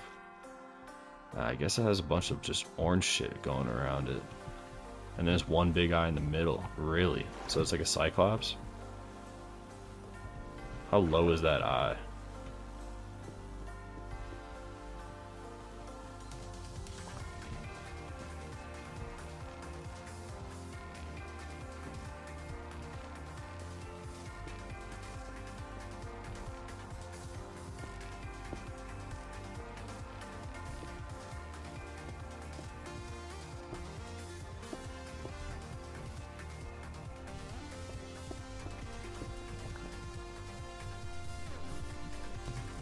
Okay, let's see how this looks now. Doesn't look too great, but it definitely symbolizes the fish around. You would definitely know what type of fish this would be. I think I just need to kind of finish up this tail. The tail does look pretty great, I gotta say. Looking at it from the side, if you look at it from this side, it's not too good. But let's see if I'm over here, possibly.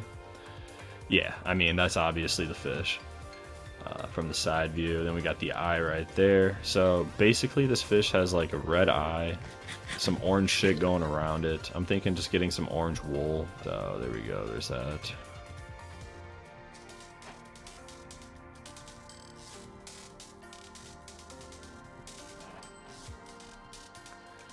And just like that, we have 12 orange.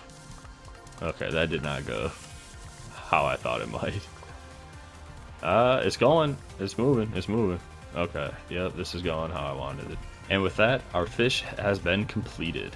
So that's the eye on front, and then on the back side we have its tail with a few, you know, flippers on the side. I'm pretty sure they don't have them, but you know, I decided to put them there. But how does that tail look?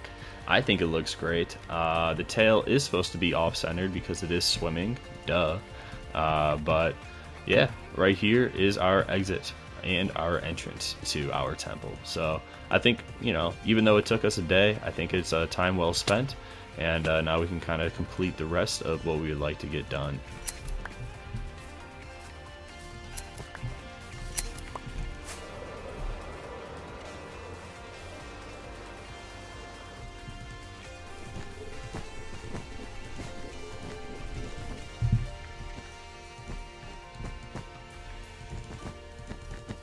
So, you know, this is not terrible. I think right here, that looks sort of natural, honestly, to have just a little bit of a gap.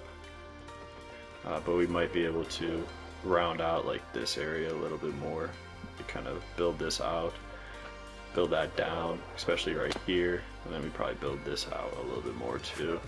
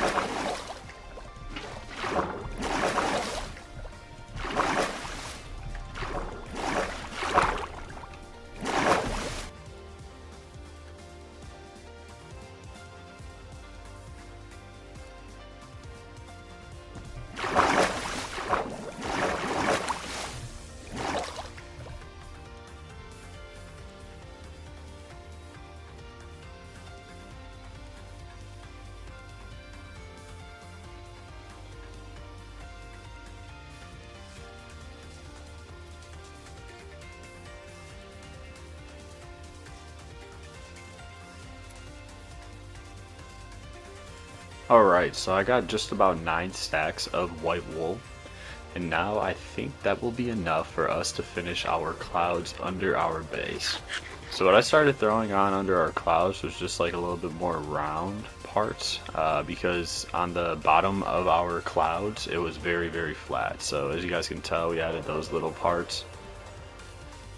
I was doing that a little earlier over here, as you guys can tell. You see like this U shape, this L shape, couple L's right here, then like this hat.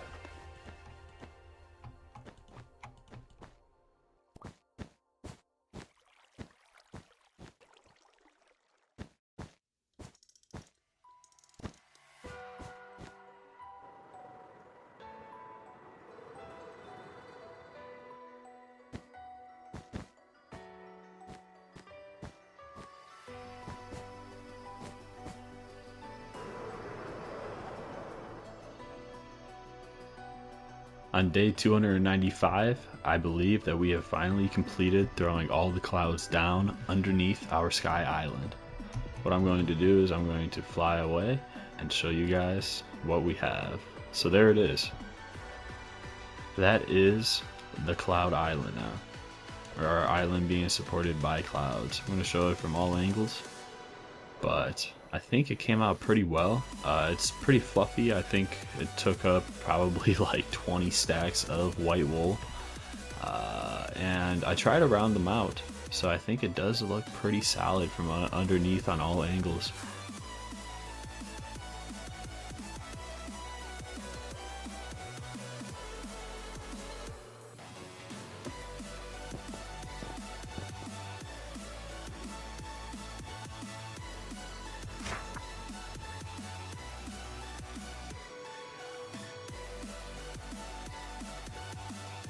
My mic was muted that entire time, but we completed the shepherd's mill, so now all we need to do is just complete our ocean monument.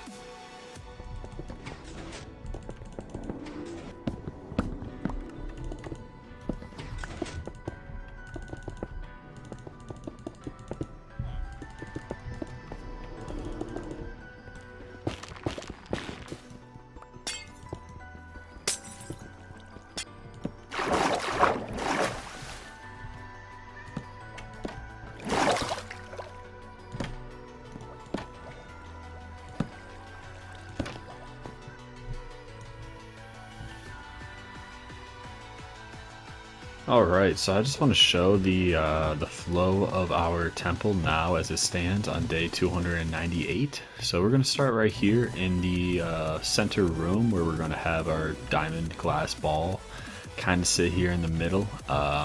You know, we do have a lot of diamonds, and I am thinking of making it kind of this 2x2x2x2, because this kind of seems like a little bit too much and a little bit too rich for us right now.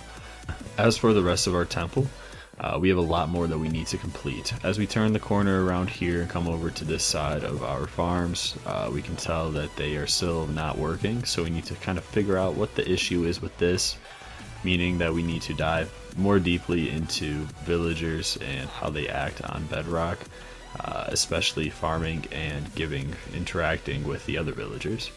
As for our redstone down here at the bottom, I think this is all working just fine. It's still clicking away, so that's pretty cool. I really am happy with this little design that I've made today. As you can tell later on, well, as you can tell already, we've used that design quite a few times. So wrapping around this corner, we're going to come to our front entrance, which has changed a little bit. Instead of a ladder, we now have this water elevator, and if we ride this water elevator all the way to the top, we'll get to our nether portal. So one of the cool features of this water elevator is that this left side comes all the way to the top, and then the right side stops right in the middle.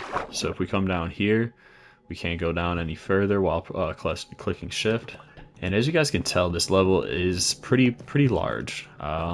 You know, we really just took out 2, maybe 3 rooms and destroyed everything, making this level clear. And you know, the reason for doing that is because we had a lot of empty rooms kind of just sitting here, and you know, I kind of thought to myself like, hey, let's not put that there, but I thought, you know, we might as well open this up. So now we have a lot of room, and we have a lot of room to do a lot more than what I thought we could have done initially. Initially I was thinking this is only going to be a villager place, villager breeder, all of that, blah, blah, blah. But the villagers aren't really working out too well, as you can tell from these guys down here. So I'm tentative to put another villager up here, trying to do the same thing that all the 3 other villagers couldn't do. But over here, we can, utilize the space to do something. And I was thinking like, either we could set up some sugarcane farms, some bamboo farms, something along those lines right here. But if we come all the way up here, now we're on the level where the villagers breed. And we can kind of come over here to this side where we have our little bench. So we'll just take this elevator all the way right back up. And now we're kind of stuck at the top where we can either fly out of our, fish that we made, or come to this corner and drop all the way back down, which leads us into the center room, into our storage room, and all of that. If we want to get over to our villager trading hall, which is not set up by any means, once again, the villagers don't keep their jobs, we just have to come over this way. Down in the comments section, what you guys think we should do with this area. I really like our elevator right over here, how there's different levels and you don't need to take it all the way straight up. You can take it to the different floors. I like kind of our bedroom over here. I think this is kind of a nice little area. I can definitely fill this out with a few things. But this entire space, what do you guys think we should do?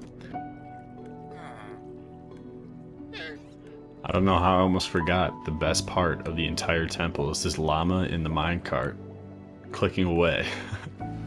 This is what we use to get the potatoes that we don't have and the carrots that come through periodically into our water stream. I think one thing that we'll do at the beginning of next episode is probably add on to that creeper farm to double it in size, and we might quadruple it in size, honestly. I think another thing that we'll need to do in our next episode is definitely kind of upgrade our tools, all of our items. We need to get like rich in items. We don't really have a lot. So yeah, I think what I'll do is, since I'm sitting here waiting for these creepers to spawn and jump down, is we'll go into our goals. Let's see, Nether Hub, complete temple. I think the storage system is, rather good. We don't really need to do too much with that, but the second floor is definitely just wide open. There's really nothing happening. Just like our creeper farm, where I was able to write down 4 goals for next episode and not a single creeper fell. So as we sit here on the night of 299, I think it is time to wrap up the episode. If you guys have enjoyed this 3rd episode of surviving 300 days in Minecraft Bedrock Hardcore, please leave a like and subscribe. I'm looking forward to recording our next episode, and what I have been doing in this episode, if you guys haven't checked it out yet, is live streaming. So sometimes while I'm recording, I will live stream my recordings, and I will have the live stream posted on my YouTube channel. Either way, we have a lot of goals to get to. We completed 2 out of the 3 goals that we have set out to complete in this episode. We were so close to completing that final one, but we still just have to do a few little things to make it just perfect. I want to not half-ass everything, so we need to make this water temple look pretty cool, and we will complete that within the next 100 days. On top of that, I'm looking forward to doing possibly a Nether hub, or even starting work on that one place. If you guys know, you know. We found it on our episode today. So without further ado, I appreciate everybody who has watched this episode, and I will see you guys in the next episode. I think I'm about to make it to day 300 before I get to a stack of gunpowder. Yeah, it's looking like it.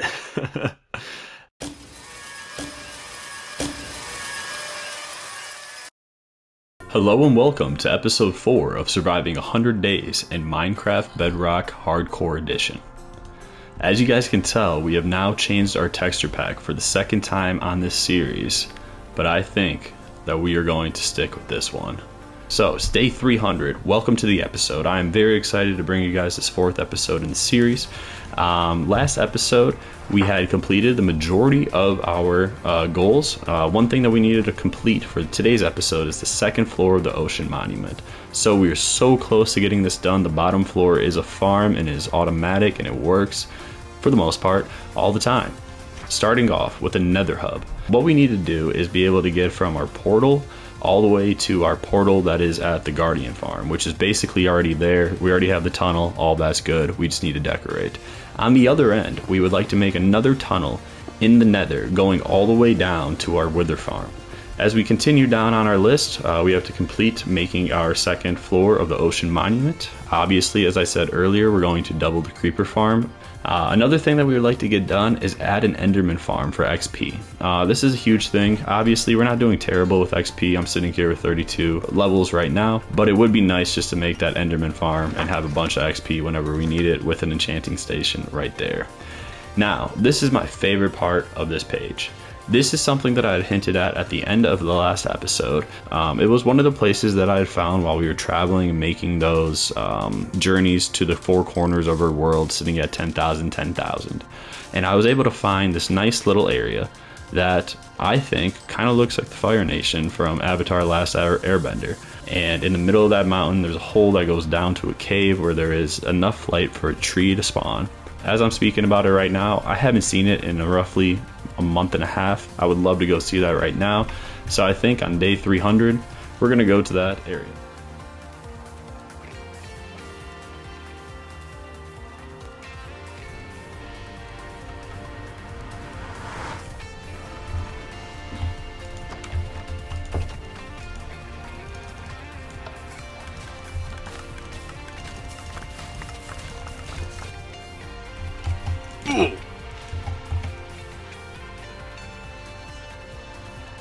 I really just can't get over how good this looks. I mean, look at the sun reflecting off the water. Look at the different shades of blue.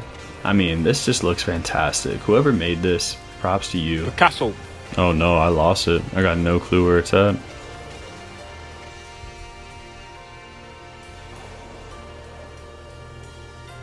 Think this is it right here.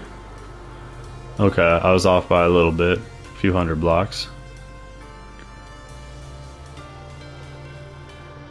Yep, okay, this is it. Let's go.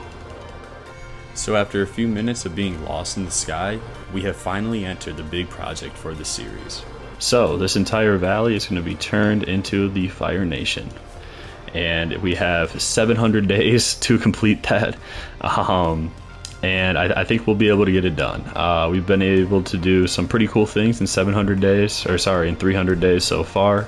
And I think if we look at one project and kind of crack along at it here and there throughout the next 700 days, we'll be able to get it all done. There is a cave that runs under it, and I think that's just sick. It really works with the idea of it being a volcano. I mean, just look at this cave. Holy wow. At the bottom of this cave, as I did promise, there is a tree, which I think is probably one of the coolest things in Minecraft, is having a tree sit on Y level 3. I mean, just look at this. Oh my god. But yeah, I think that this is one of the coolest structures, natural generated structures that I've ever seen. And to build over here would be pretty sick. And then just a city where all these trees are. And looking at it, I don't think that there is too much green space. I mean, there's obviously a decent amount, but I think if we're able to turn all these into tops of buildings and have like the main building, I want to say sit over here. It might sit over here. Does seem to be a little bit more like a ramp compared to this side, but who knows? I need to look at a photo of it. But yeah, this is my big idea for the 1,000 days. I swear it just looks even better under the stars. Look at our base. Doesn't that just look amazing? Wow. Hey, you know one thing that I noticed? I think they changed the render distance for these beacons. We were kind of dogging them last time, but look. Okay, we see 2. Now we see 4. Very happy to see that. Huh? Well, I guess we've already done this before. No, that's actually hilarious. I had no clue that I did this. I must never use that portal, ever, because I've just always flown.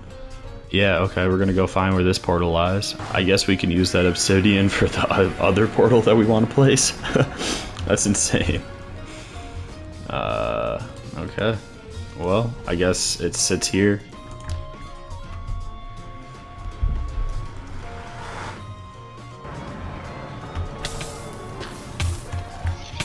It's very nice when you know where your nether portal spawns. I can't seem to get away from the lava or the fire. Maybe we'll fly just a little bit, but right over here, that is the staircase we take to get up, and then right over here will be our portal to the Fire Nation. So that's very easy. I like that a lot. I would say all 4 of our portals are good to go. Alright, up on the screen right now should be a little map of all of our portals that we have in our world right now. So currently we have 4 portals, this one being the Skybase portal, then we have one right over there being the Guardian Temple one that we already have the path going to. And then we're going to extend this path going this way just a little bit, and then we're going to run into the Fire Nation portal. So the majority of our portals will go this route, but we'll have one going over here, and also in this direction we'll have our Wither farm. So we have finally made it to the Fire Nation portal. We have made the path going all the way back to the Guardian farm.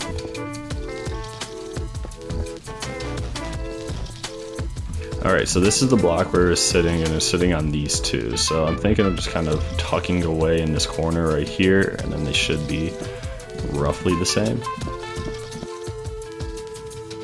And I really hope that this portal lines up completely with the other portal. There we are. Perfect. Here we are. I can't wait to get this on, or even going. This is about to be a fun project for sure.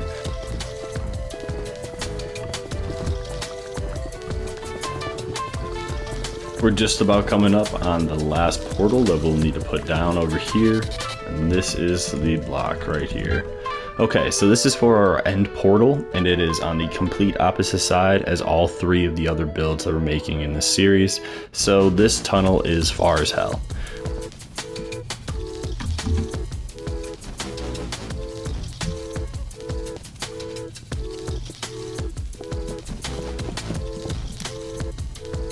There we go, perfect. Right into the end. Alright, so this concludes our little segment of making all of the nether portals connected. Now that I'm able to, fly through all these tunnels very quickly, it's going to be very easy for me to get from point A to point B.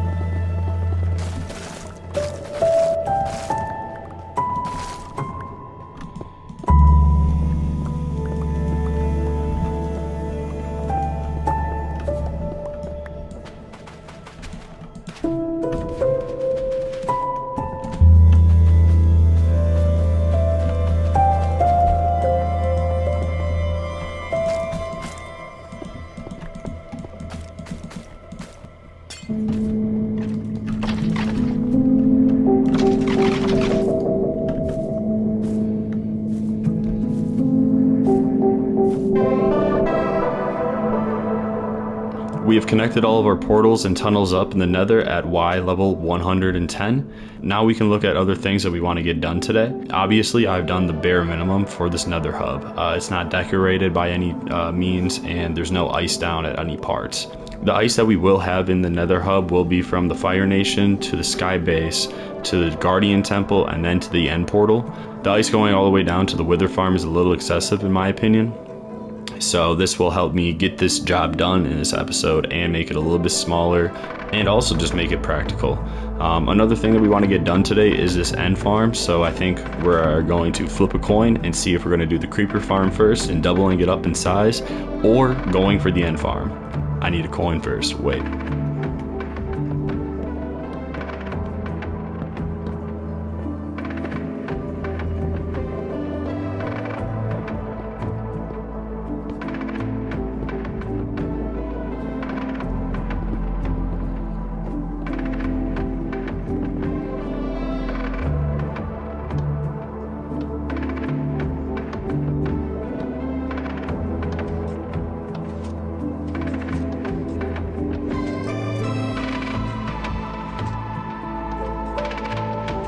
I was able to do two things in one go. I was able to add something to our second floor, which is very cool and I guess unique now to our world.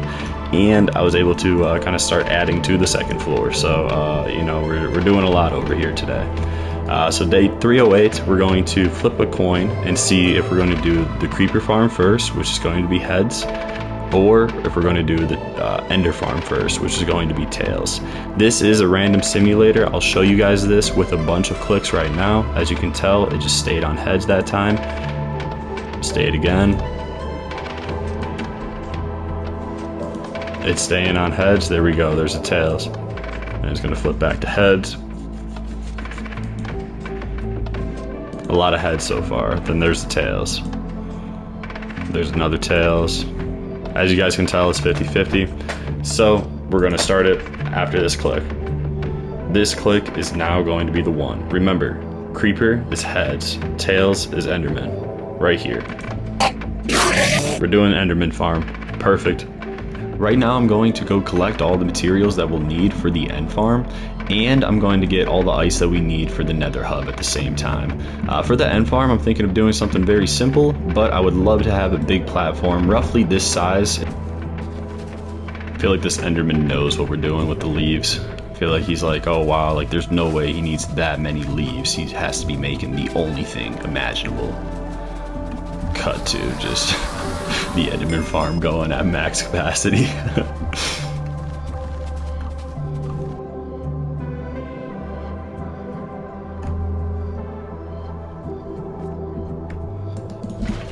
Pretty quickly we were able to find all the materials that we needed for the enderman farm. So we have that all sitting right here in the shulker box, excluding just the ender pearls and a lava bucket. What I'm going to do right now is now go find a lot of ice and mine up as much as I can, roughly 1700.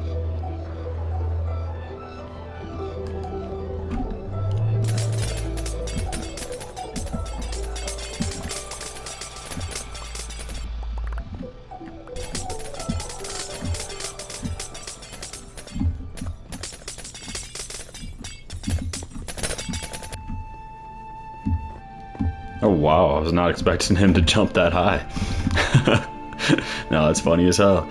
Yeah, so after mining up all of this ice on top of the mountain, our pickaxe was about to break, and we are so close to being done with this. We only need 3 more stacks of ice to complete the entire road that I have mapped out. So I call that pretty successful for right now. I think we're going to go ahead and start on our enderman farm.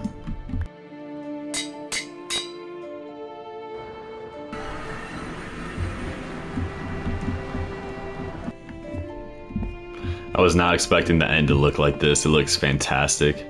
Right now what we're going to do is try to farm up as many ender pearls as we can so that we can for sure get an endermite and not have to come back to this island and just make this build in one go.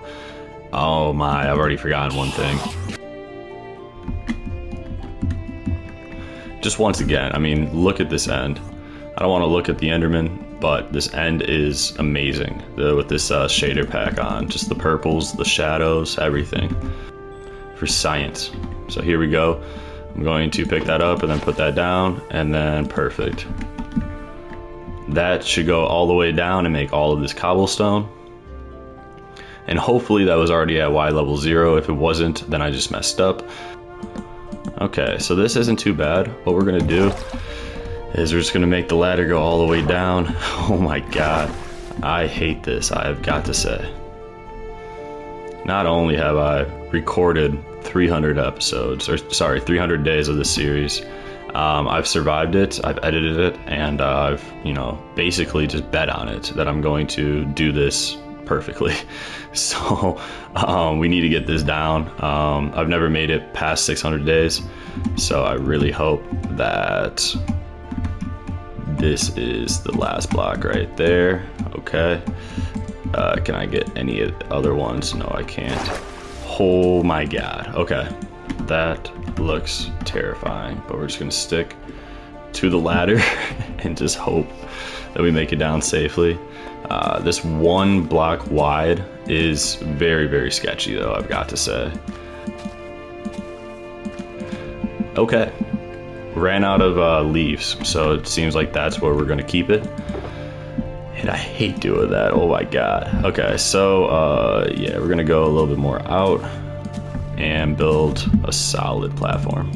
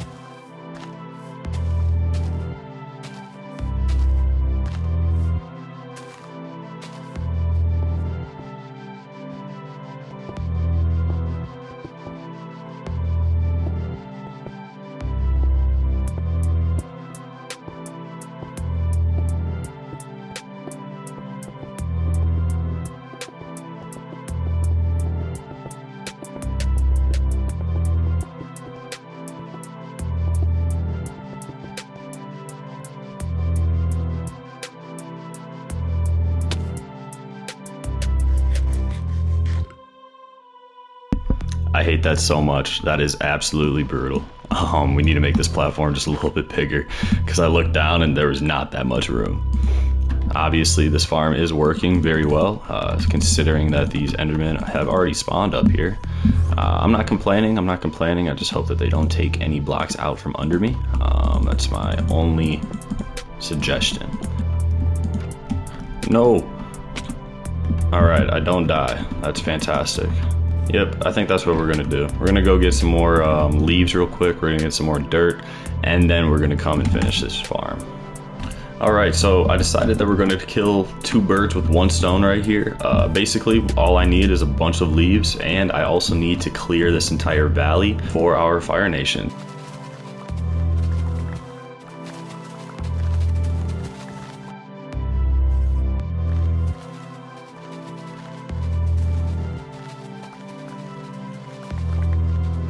My mic was muted throughout this clip, but what I was pointing out was just how much more we have to get done while clearing out this entire valley. I think I have a great idea on how to do it though.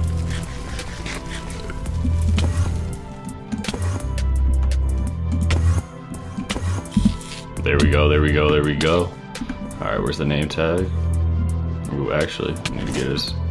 Yeah, need to get him in there, come on. There we go, there we go, there we go. He died. Alright, fantastic. That's not ideal. That is not ideal. I really thought that we had him right there.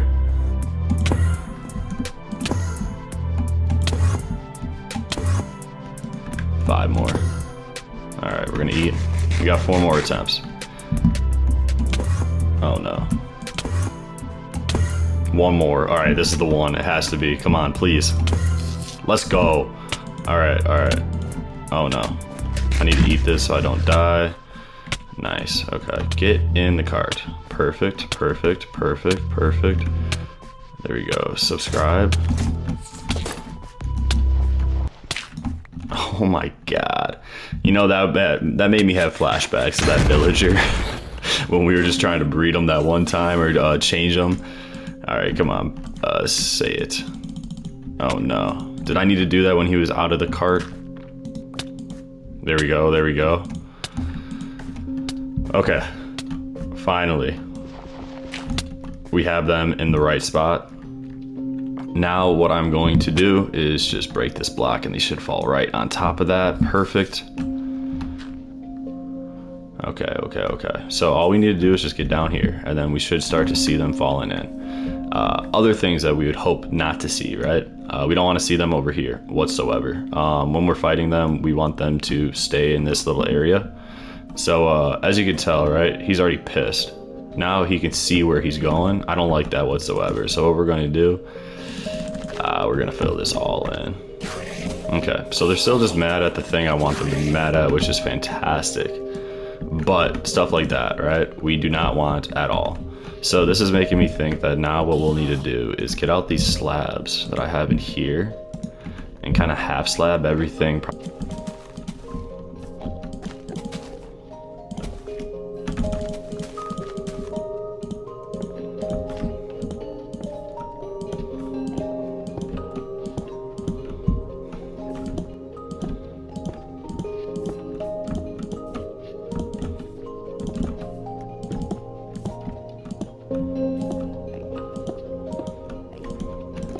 But with that, this is the rough outline for our Enderman farm. Obviously, it's not the circle that I was talking about, but I think is practical enough for us to say, hey, we got it done. It's working, it's functional. What I need to do now is just bring over a few chests to put in this corner over here.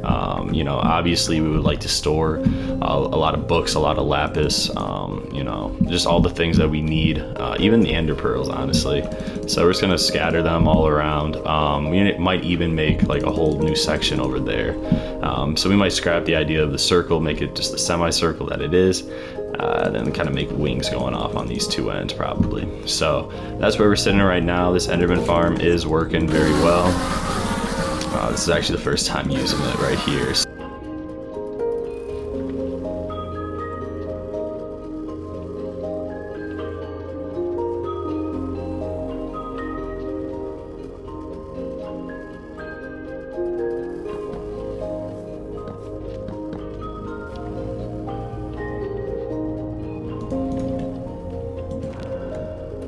Now that we're done with our end farm, I'm going to go cross that off of our goals list. And we have finally completed our first goal of this episode.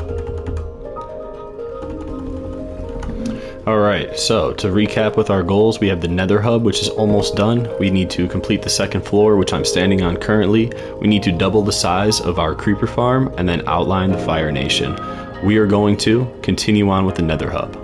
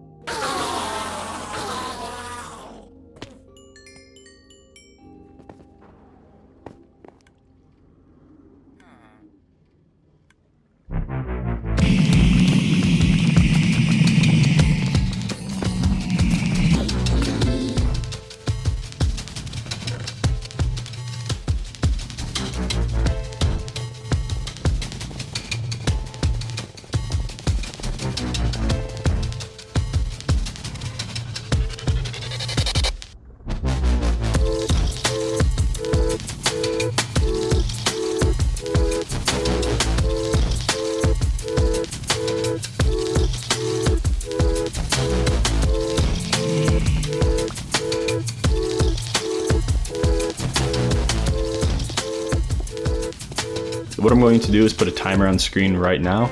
We're going to start over at our end portal, and then we're going to take the ice path all the way down to our Fire Nation portal that we're hoping to build. So let's see how long this takes. On the count of 1, 2, 3. Oh, wait, we can't use that one. All right, count of 1, 2, 3, and we're off.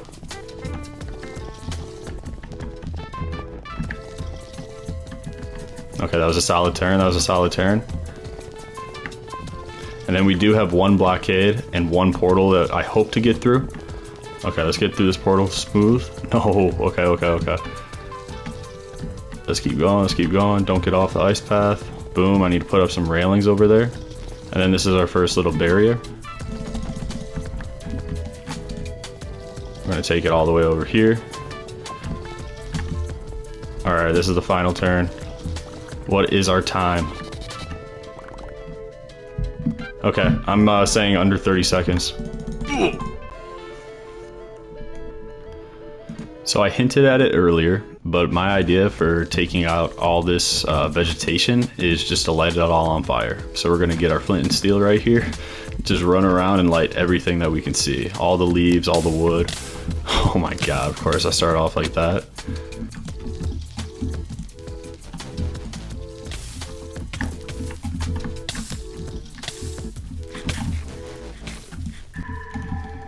Okay, let's see how this fire is looking so far.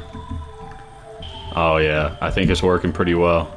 I hope it's taking out the wood. I know it's for sure taking out these leaves. There. Oh, there's a cow on fire. I think this is very appropriate considering that we're going to make this entire area the Fire Nation. This is the birth of it. This is how it all happened. The beginning.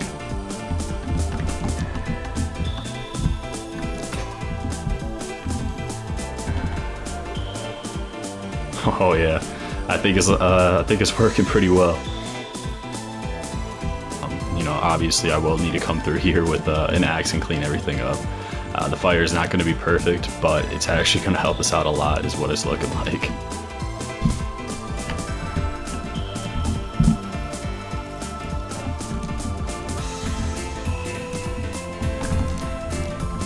Yeah, this worked very well. Wow. Look at all that. This is the birth of the Fire Nation. That is a sight to see though. Look at that.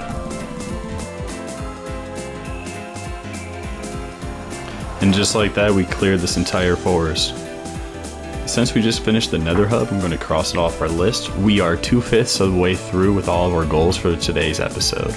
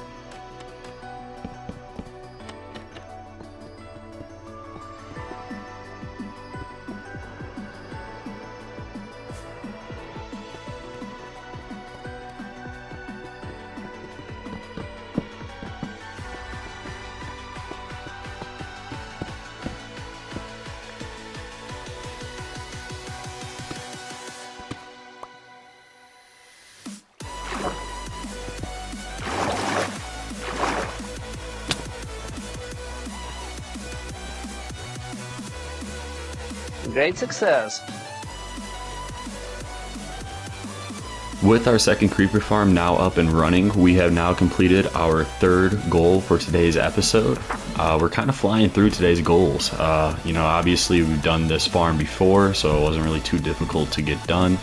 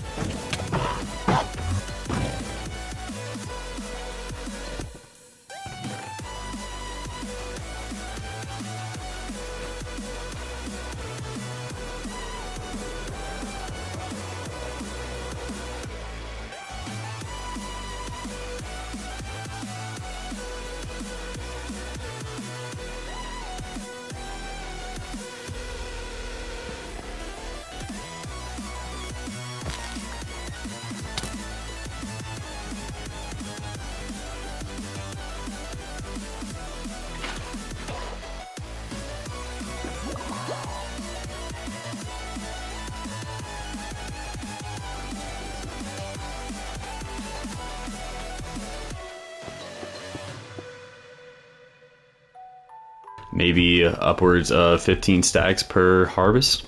From my research though, I believe that this thing shall grow up within the next 10 to 15 minutes, and then we shall be able to throw one of these on it after another 15 minutes. I'm eagerly awaiting this guy to grow up and for us to have a ghast in our world for the first time ever. Oh, this is gonna be sick. I'm very excited to see this ghast come alive.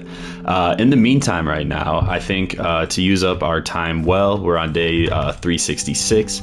I'll start outlining what my ideas are for this caldera. I sent ChatGPT like a description of what the Fire Nation looks like, and it sent me some really cool photos. I have those on the screen right now, but basically it was just like buildings going up the side of the mountain, dug into the mountain and like kind of stacked on top of each other, and it looked really, really cool.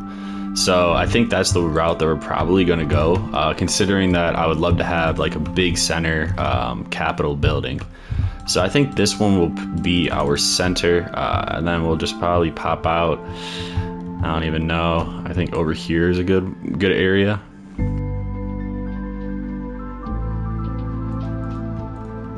I came up to the top of our mountain to get a better vantage point of our circle that we were trying to make. It is currently an oval, but look at our ghast. It is smiling, so this means that Buddy is about to hatch. Currently, I'm trying to make just a little circle down in the center that will put our Capitol building in. This circle kind of starts the rest of the build. And there it is. Oh my god, this thing just hatched. Look at it. Come on, start flying. He looks so happy. Either way, we're gonna wait for him to grow up, and in the meantime, we're gonna keep working on our semicircle downstairs, or down at the bottom of the valley.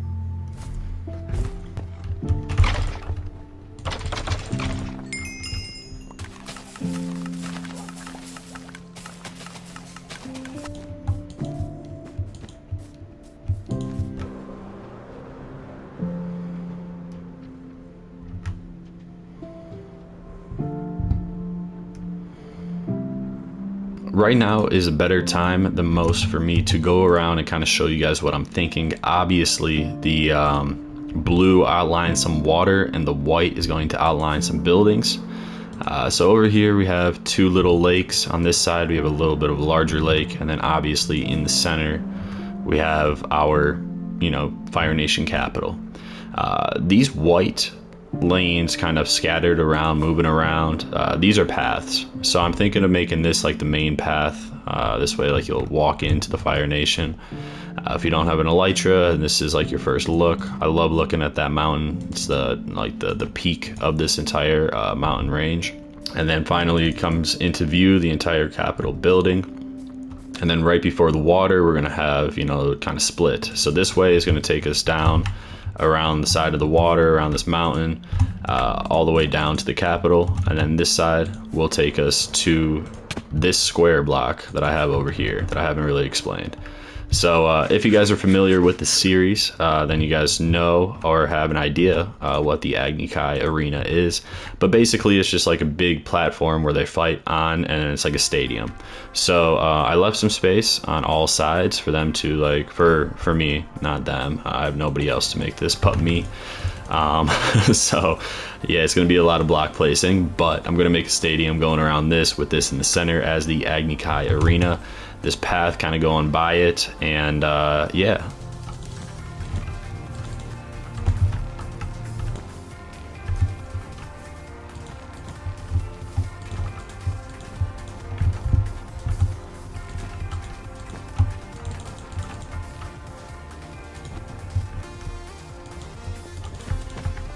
This is where we're at with our outline right now. Obviously I've added a couple things right here, right there, one being over here, a few paths kind of coming up leading back to the center, and then I did add the little lake over here. So obviously this is just the outline, everybody. Don't think to yourself, oh wow, this is brutal.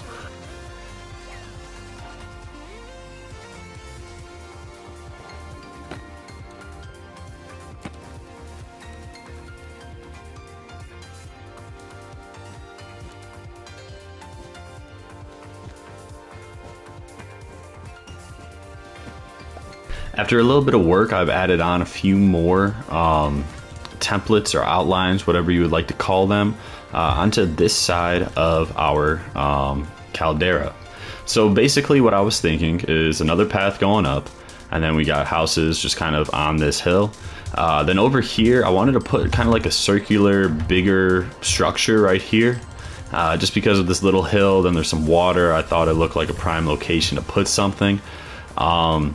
And then because of this one right here, I added one right there and one up there too. With both of these just kind of being like little towers, probably little houses that are probably a little bit more expensive than the other ones I was thinking. So like kind of having this side be the expensive side, maybe over there a little bit. But I kind of like the way that this is kind of tucked away in this side of the mountain. It seems secluded. Whereas these houses on the side right here next to the stadium aren't so, such as these also. They have a nice little view right into the water. But I was thinking about making this area like farmland. I did add some tilled soil, or spaded soil, whatever you want to call that. After all of that, I feel like our outline's looking pretty solid. I did want to show you guys back here one more time. I was thinking this might be a nice little garden area, considering that it kind of slopes in. There's greenery around it. It's secluded. I thought that might be a very, very nice spot to put, some gardens, have these nicer houses on the hill. I might add another circular house like up here, but we'll see. Either way, that concludes what I was thinking for the outline for this area. So yeah, with one last look, this is how it is all looking. Not bad, eh?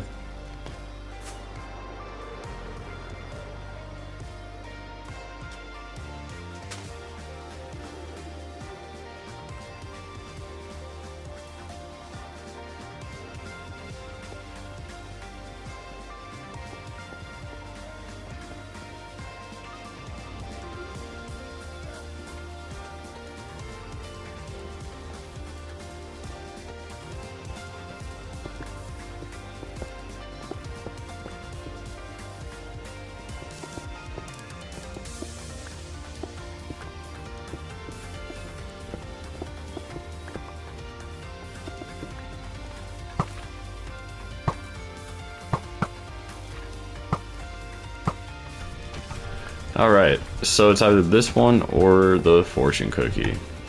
Both of them look really stupid. So I think we've decided on this picture as our painting to put up.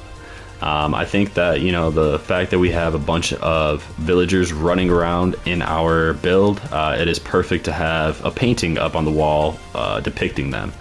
Obviously, we can hear them anywhere at all times. So I was thinking about putting a little potion area right in here. This is our little blast furnace setup.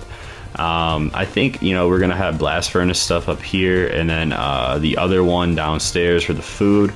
And the reason I say that is just because we have all the potatoes going right over there right now, and the fact that we have the potatoes collecting in that area, it would make a lot more sense for us just to, you know, cook the potatoes where we get them from instead of moving them up all the way up over here.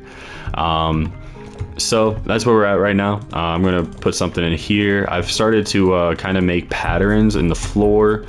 I've expanded onto this area a little bit, and some doorways I put up. I started to try to even, I don't know, make like little pyramids themselves. This one didn't turn out as well, so that's why I'm thinking of converting it into the potion station. But this kind of looks like a pyramid, so maybe we can get another one up. Probably not right there. In this room, I did the same idea of just like the little ring. I'm thinking about doing it up here. But either way, I was thinking about putting an enchant station in here with, like, you know, just a bunch of different places to go for enchants. You know, probably have all the storage for enchanting over there. So this is obviously the entryway from our doorway leading into the second floor.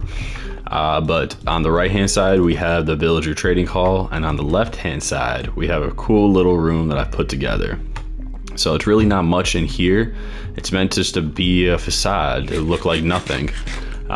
So right over here actually is a hole that goes right down. And as you guys can tell, it leads right into this pocket.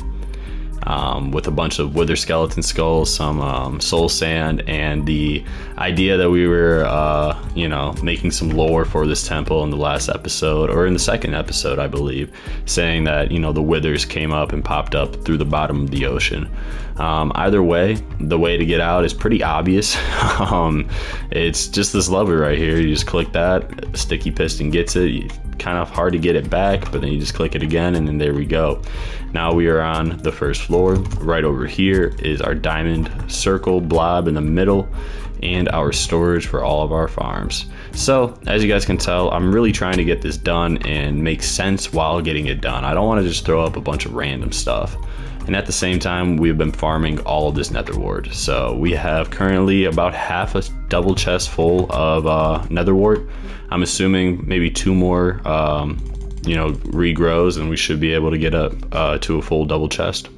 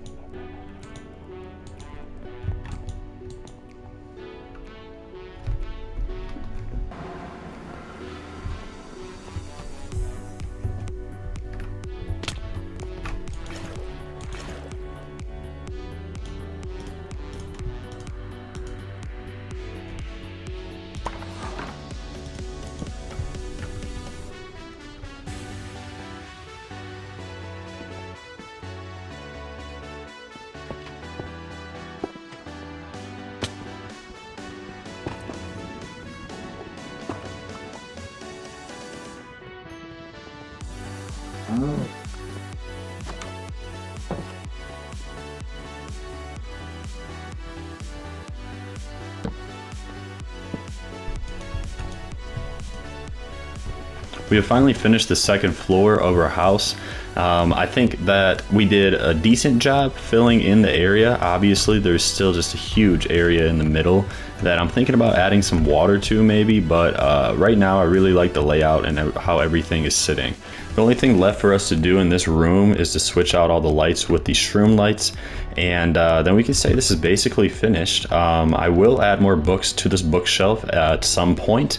Obviously, you guys have seen me fly around the world for the last like 2 days trying to get the leather needed for both the enchant station and this bookshelf that I made out of nowhere. That, you know, should be able to house some good books for us in the future. Over here we're gonna house all of our lapis, other books, you know, other things that we need. And then right here, this is our loom station. I thought that this is a pretty solid place to put it. It seems a little cozy in this room, and I really like what we got out of it. Some people may think that this is, you know, very simplistic, but I really like it. I think it kind of looks like a squid. We're underwater. I think that works. So that's what we're going for with all of that. So right now I'm just gonna add all the shroom lights to this room.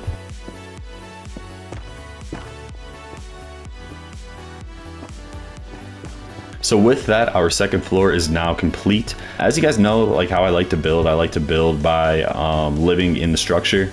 So like it needs to make sense, you know, so like here we have smelting areas. We didn't really have a smelting area. Over here we have a little potion area. Once again, we didn't really have a potion area. Over here is probably one of my favorite builds that we made in this episode. It's a yes or no, heads or tails 50-50 machine, where basically if you just click this button in the middle, it goes 50-50. So yeah, right over here is the main reason why I'm saying that we did not complete the build at all. Basically, the villager trading hall is something that we need to get done, and I have just neglected this entire time.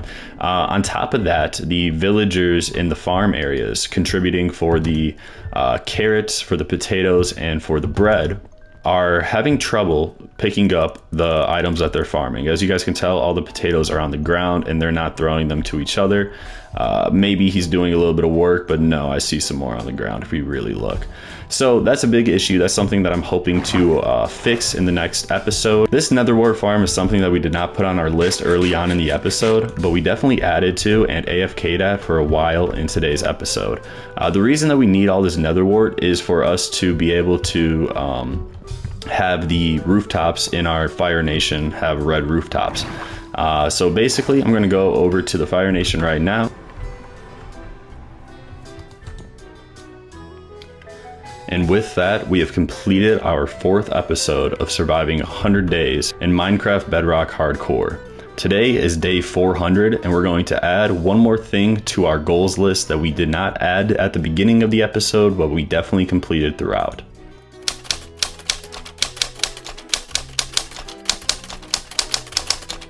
While we're at this goals list, I'm also going to cross out the outlining of the Fire Nation, which we have outlined right in front of us. The completing the 2nd floor of the ocean monument, I am also going to cross out because I believe that we did that. Now we just need to finish the villager trading hall. So with that, I would like to say that we have finally completed all 6 of our goals in today's episode. I think that this is the 2nd time in one of these episodes where I've completed 100% of our goals, and I am very proud of that. Right in front of us is the outline for our Fire Nation and our biggest project to this date. I am very excited to get going on this project and probably start making capital building in the next episode.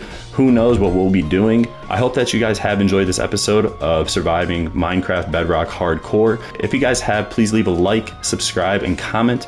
I look forward to hearing what you guys have to say in the comment section below. Without further ado, thank you for watching. Hello and welcome to episode 5 of surviving 100 days in Minecraft Bedrock Hardcore Edition. Right behind me is the outline of the Fire Nation that we completed in our last episode. If you guys have not gone and seen that just yet, go watch that one before this one. Today we have 5 more challenges that we hope to complete within 100 days. So here they are. We have build a house in the Fire Nation, outline capital building in the Fire Nation. We have to complete the villager trading hall in our guardian temple. And then other things on the list are gather resources, diamonds, emeralds, lapis, and stone. We really need lapis so that our enchant stations are good, and we need stone for all the buildings in the Fire Nation. And then the final goal for today's episode is to organize the ender chest. So that's all of our goals for today's episode. Let's get going. In our previous episode, we made this machine standing right behind me. It's basically just a 50-50 heads or tails yes or no machine that's very complex, but you just click the button and then it's 50-50 left or right. However, I have learned that we could have done something a lot easier with just one dropper and then an output. So we have 5 items right here, all of our goals for today's episode, and then we're going to throw them in here. And then once I place this redstone torch, it's going to give me a 1 out of 5 chance at any of those items in there. If we wanted to make this a 50-50, we would just take out all 5 of the items and just leave 2. But we want to have all 5 of those be an option. So I'm going to place this redstone torch and hope that it's not the first one. Let's go. Okay, so we don't have to do the villager trading call, but we get to make the first house. This works. We already kind of had the outline or the template for our gradient on the bottom of the house. So we're going to go to the Fire Nation capital right now and start working on it.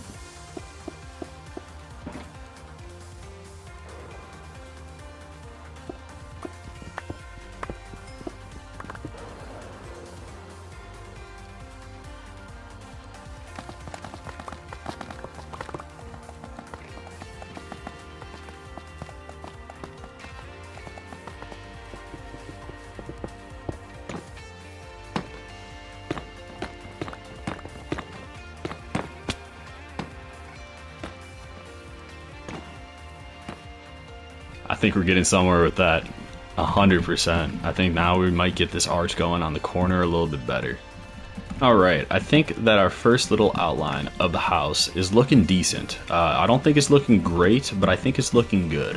I'm really happy with the color combination that I have picked out. I do think that the white and the red kind of work with each other very well. One thing that I really didn't take into consideration was the blocks of gold that I wanted to use. I'll put up a photo of what the houses look like in the Fire Nation capital, but basically they just have gold trim going through the center over to the wings.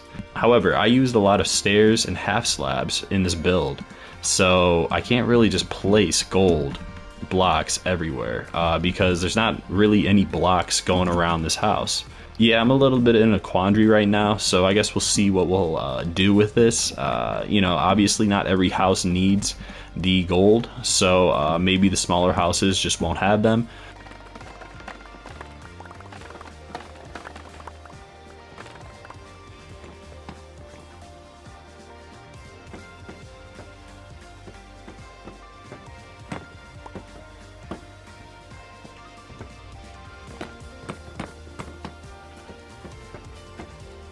So I decided to go with some bamboo instead of gold, and I think it's working perfectly. This is exactly what I was imagining when I thought about making this build. Have the trim be yellow, have the roof be red, have the building be white. However, this is not the completed build. What I'm thinking of doing is making a pretty big house. So this is the first idea of the build, and I guess we can kind of move around with it and kind of contemplate our build style throughout. I'm not a great builder, so I think what I'm going to do to become a little bit better is just build another house and then see how that one looks. So even though I said we're going to build one house, we might build 2 or 3 in this episode.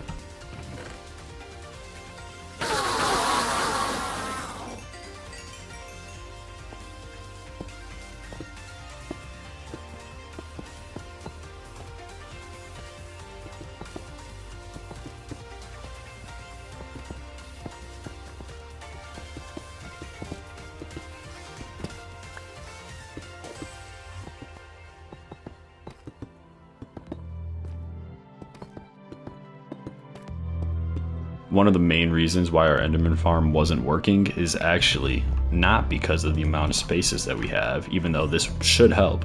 Our Endermite died. So I'm not trying to look up, but I guess I'll look straight up. Yeah, he's not there anymore. They got him. I did see a tutorial where they put 6 blocks up, so I might try that.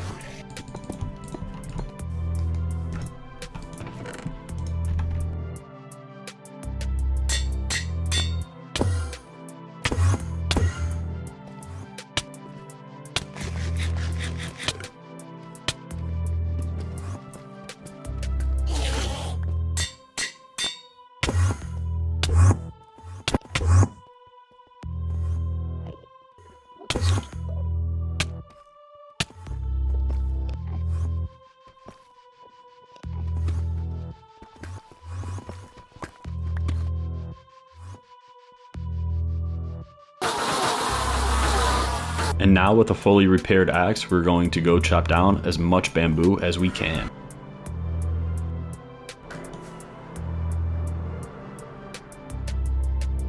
That is so unlucky.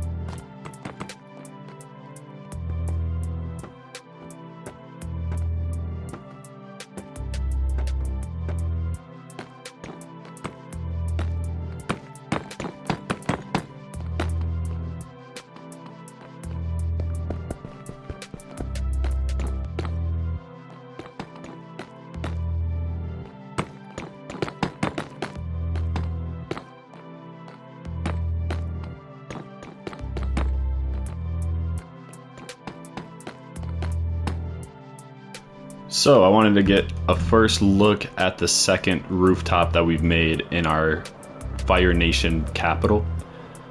And it looks a little goofy, to say the least. I think I need to either pick between the flat brim outline or the slanted roof outline. And obviously I haven't done it all that well. I even messed up this little bit. Okay, so in the photo that I've thrown up on the screen earlier in this video, I'll throw it up on the screen again. That's why I was thinking of doing this like kind of V-shape upside down roof. But I have to say, I think this roof looks 10 times better than this roof. So I might try to stick with just the outline and take down this triangle thing, but try to use that like on the smaller houses maybe, and try to build like a smaller house like this.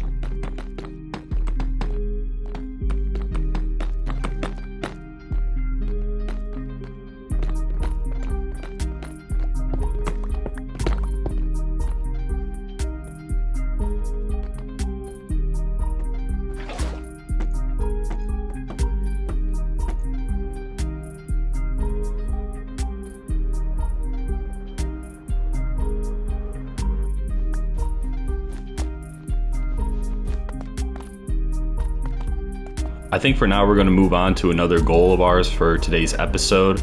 I'm happy that we built like 3 little buildings of what we're hoping to get done in this build, but I'm kind of at a loss right now for what to do next. So I'm thinking to get some creativity back for this build, we're going to go work on another project. So off to our little randomizer machine. I would like to make this clear, by no means are we done building in that section for today. We just want to take a break. So we're going to work on a different goal. Right here, I have the redstone torch in my hand. And then in here, we have 4 options for our goals. So we're going to do it again. All we're going to do is just place it right here. And then what do we get? Outline the Capitol building. Okay, so this is still kind of working in that area, but it's a little bit different. We're going to get the wool out and try to outline what we're hoping to build.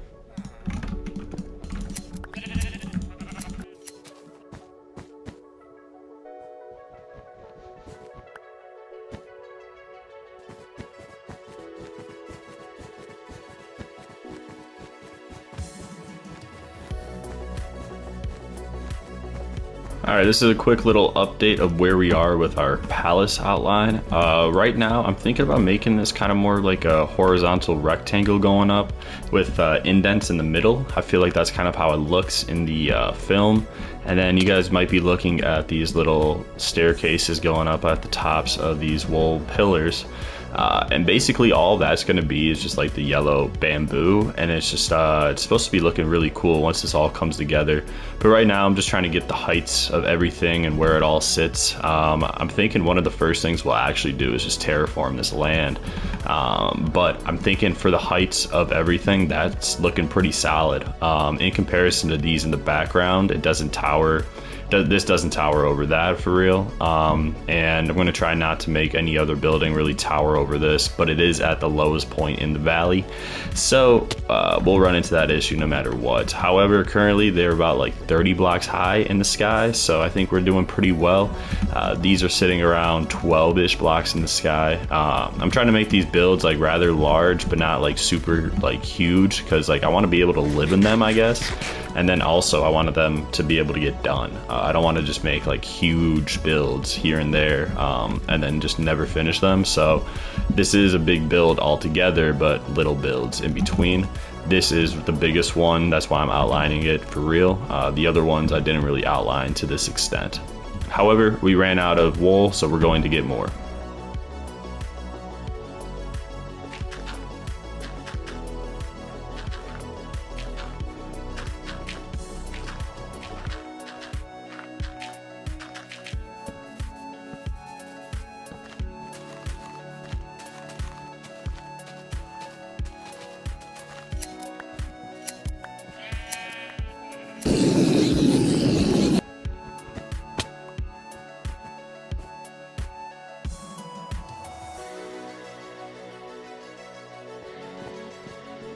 This just looks like a bunch of wool placed randomly and just a crazy skeleton. I would say that this is our outline for our Capitol building.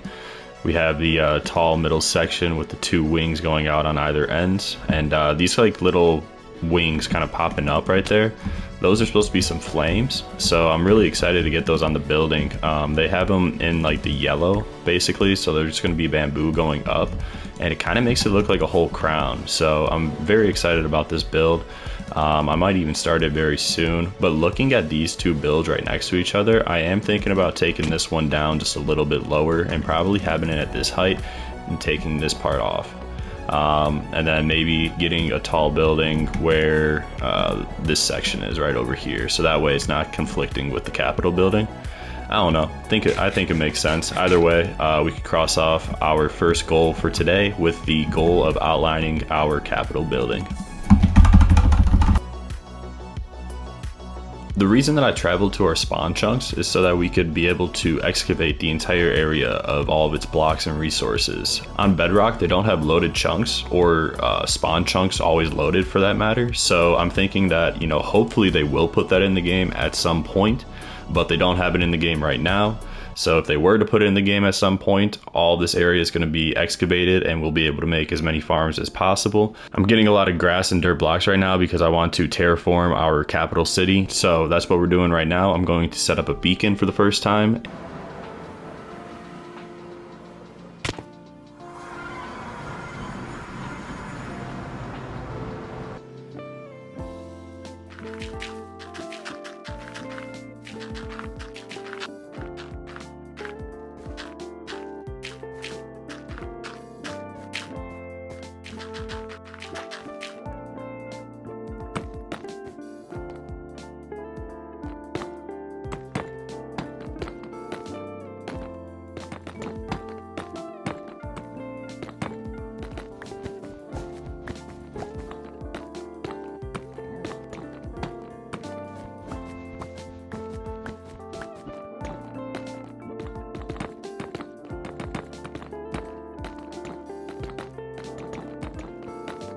After a little bit of work, we finally have our first few blocks up with our Capitol building. So basically this is kind of how it's going to look. For the most part, all the wool is going to be changed into the bamboo other blocks, but this is the height, this is the start of the build, and I'm really liking how it's looking so far, so I can't wait to see how it looks once everything is set in stone. I also did a little bit more work just kind of terraforming the area. We have this like little hole going into under the Capitol right now, which I'm thinking about just filling in with this dirt right here. And I also did leave light for the tree down here at the bottom, so don't worry, this tree is still living very well down here on Y level 3. So with all that, I think we're going to move on to our next goal. Let's just say the outline for this is already done. I've already crossed it out. All of our houses are, you know, kind of moving along. I wouldn't say that they're done by any means whatsoever, but we have an idea. And for the meantime, I think I'm going to work on something else and then come back and try to do maybe some of the houses on this hill, reaching up, and just do them like a little bit smaller than what I did with these two right here. The more I'm looking at these two, I like how they're sitting. I'm thinking of the one on the left, maybe just making it a little bit smaller, or just taking the second part off. I think I've already told you guys that. So without further ado, we're gonna go to our randomizer once again.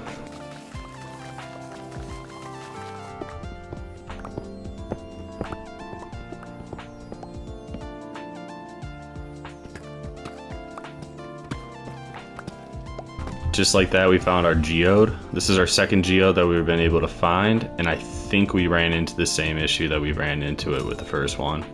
These shards are going to be very small, aren't they? Ooh, that's a large one. I think we got exactly what we needed now.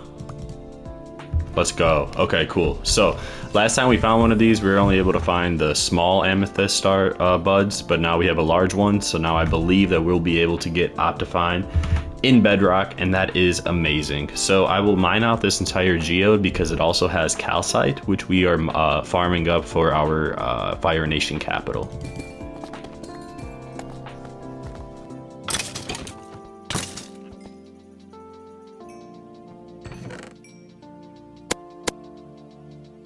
It looks like we have completed both of our goals. We were able to find a geode with a large amethyst bud inside of it, and we were able to find a skeleton spawner.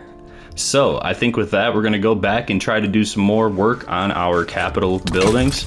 So I guess the large amethyst bud is not what we needed whatsoever. We're actually looking for just the amethyst shard. So I also believe that this comes off of what this bud is. We just need to have it grow for a little.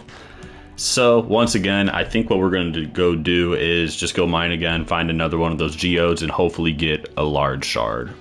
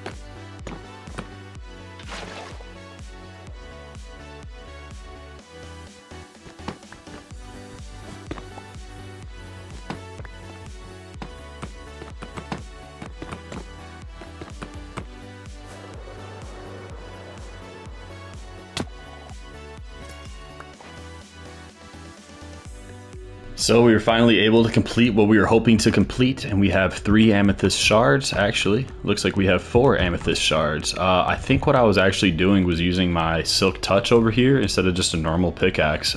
So yeah, that's a little dumb. But either way, we finally have Optifine. I'm so happy that Mojang finally updated the caves, because just look at this. Like, you would have never seen this 10 years ago, and now this is just normal vanilla Minecraft. Like, wow, look at this cave. Yeah, I was just being dumb. We have 16 shards. Now we finally have Optifine. Let's go. So obviously they don't have Optifine in Bedrock, but this is a very close second. I mean, just look how zoomed in we are on that tiny house over there.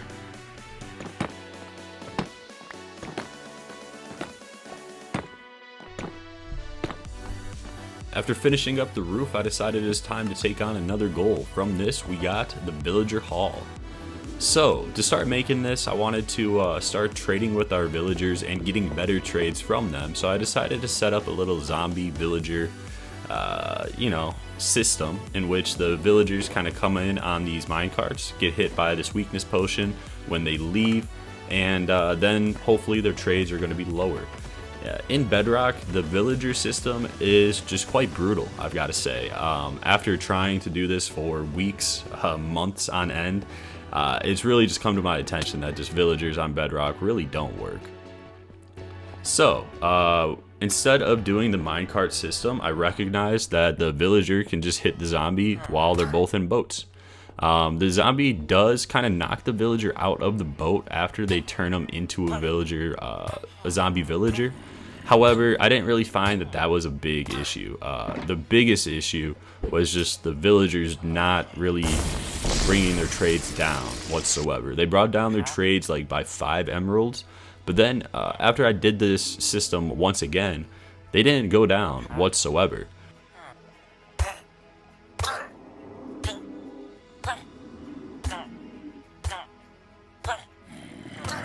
After they went back into being villagers, I checked their trades, and once again it's at 26. So, doing this twice did not work.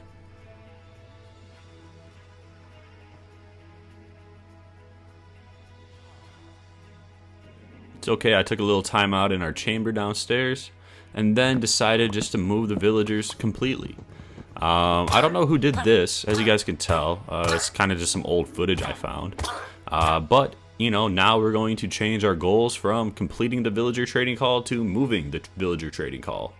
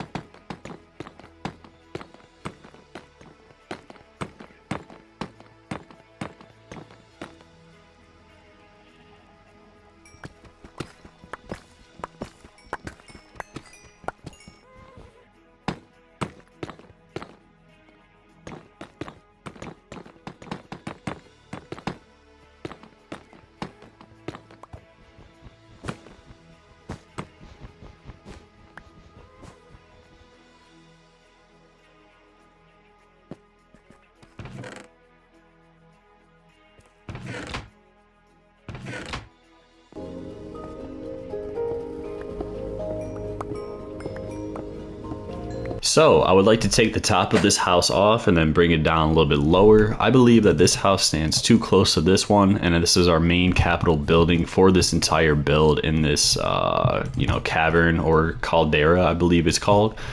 So basically what I'm planning on doing is just taking this top half off, the second floor, and then just kind of leaving the first floor.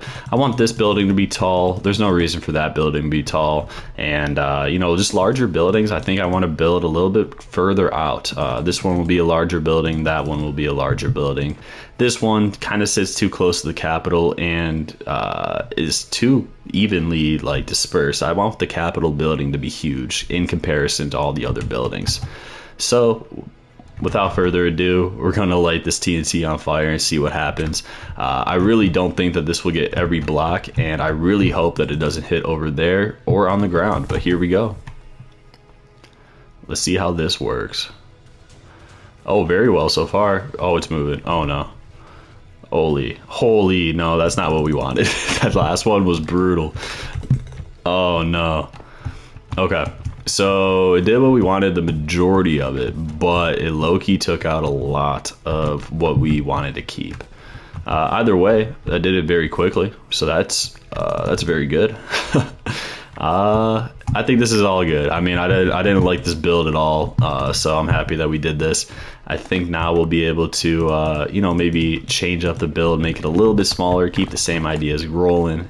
But it's all good. It's day 460. We have 40 days left in this episode. And the only goal for this episode was really just to make one house in this area, in this caldera. Obviously, we've made one right there, and we are making the main Capitol building right here. The idea of putting that down in like our, book of things that we'd like to get done, our goals book, was really just for us to, make sure that that's one of our goals that is, being focused on and, we're chipping away at.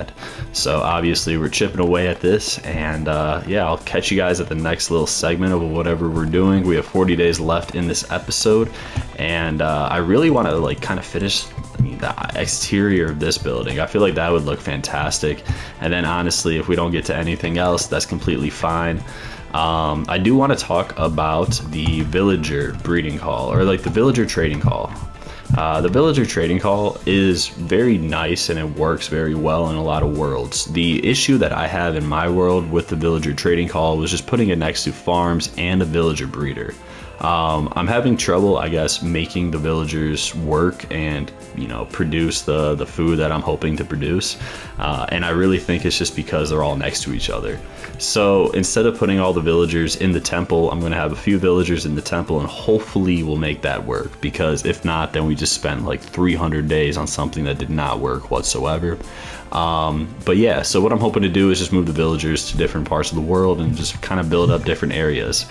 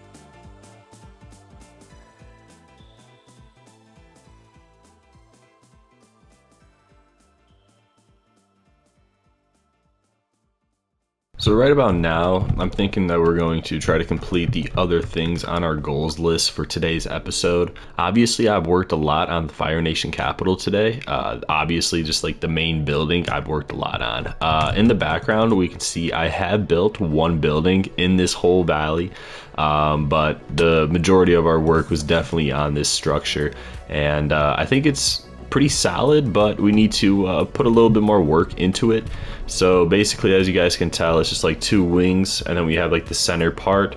From the videos or the photos that I've seen, I'm going to throw a photo up on the screen right now.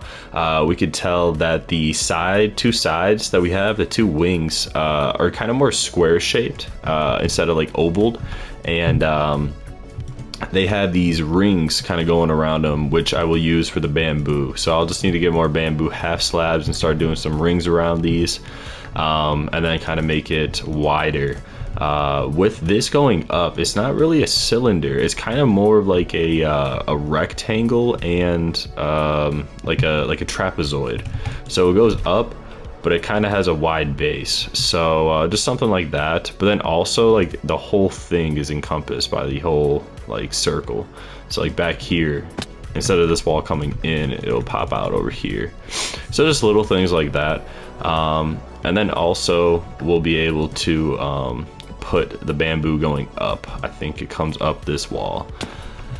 So moving on from our Capitol building, the two things that we have left on our list for today's goals are our villager trading hall, which is moving all the villagers to another place. And I'm gonna be honest, I just killed them all. We're gonna go find another spot for them to live. So we're gonna get some more villagers and then just make a new spot for them to have a villager trading hall. And then we're done a good job of gathering these resources. I don't really think this is something that we need to get done like today, or even like a strong goal on our goals list. When looking at this, you know, I'm happy that I have some more diamonds. I worked on getting lapis, but originally where it says calcite, I had it as stone. So we're looking to use more calcite than stone in our build, but I don't think it's something that I just need to go mine for right now. Obviously at the bottom of our goals list, we have organizing our ender chest. So if we go over to our ender chest right now, we have just about enough shulker boxes to fill up the entire thing. We do have 4 spots that we were able to put shulker boxes.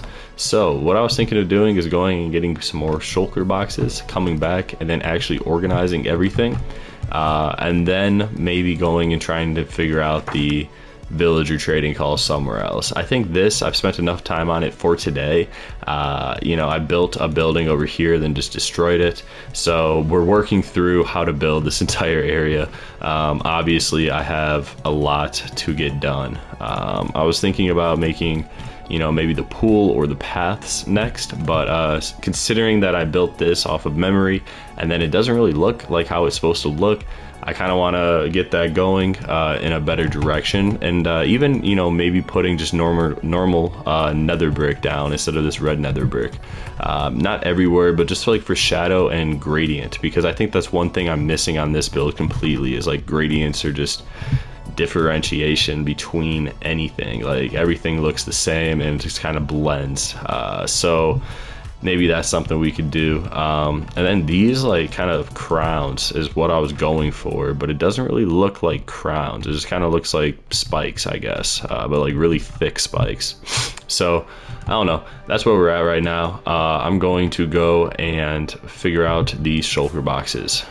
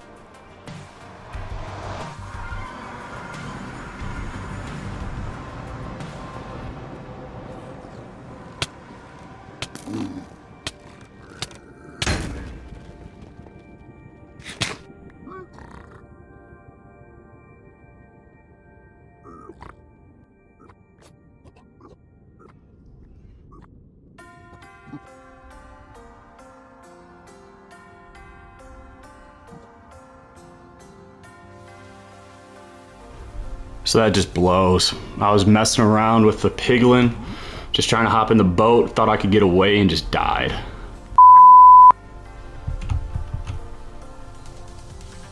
I think that face says it all. Just stone cold. 487. Project is only outlined. At least our Capitol building is looking somewhat done. Hey, I'm happy I was working on that before I died. Well, I guess we can go to Java.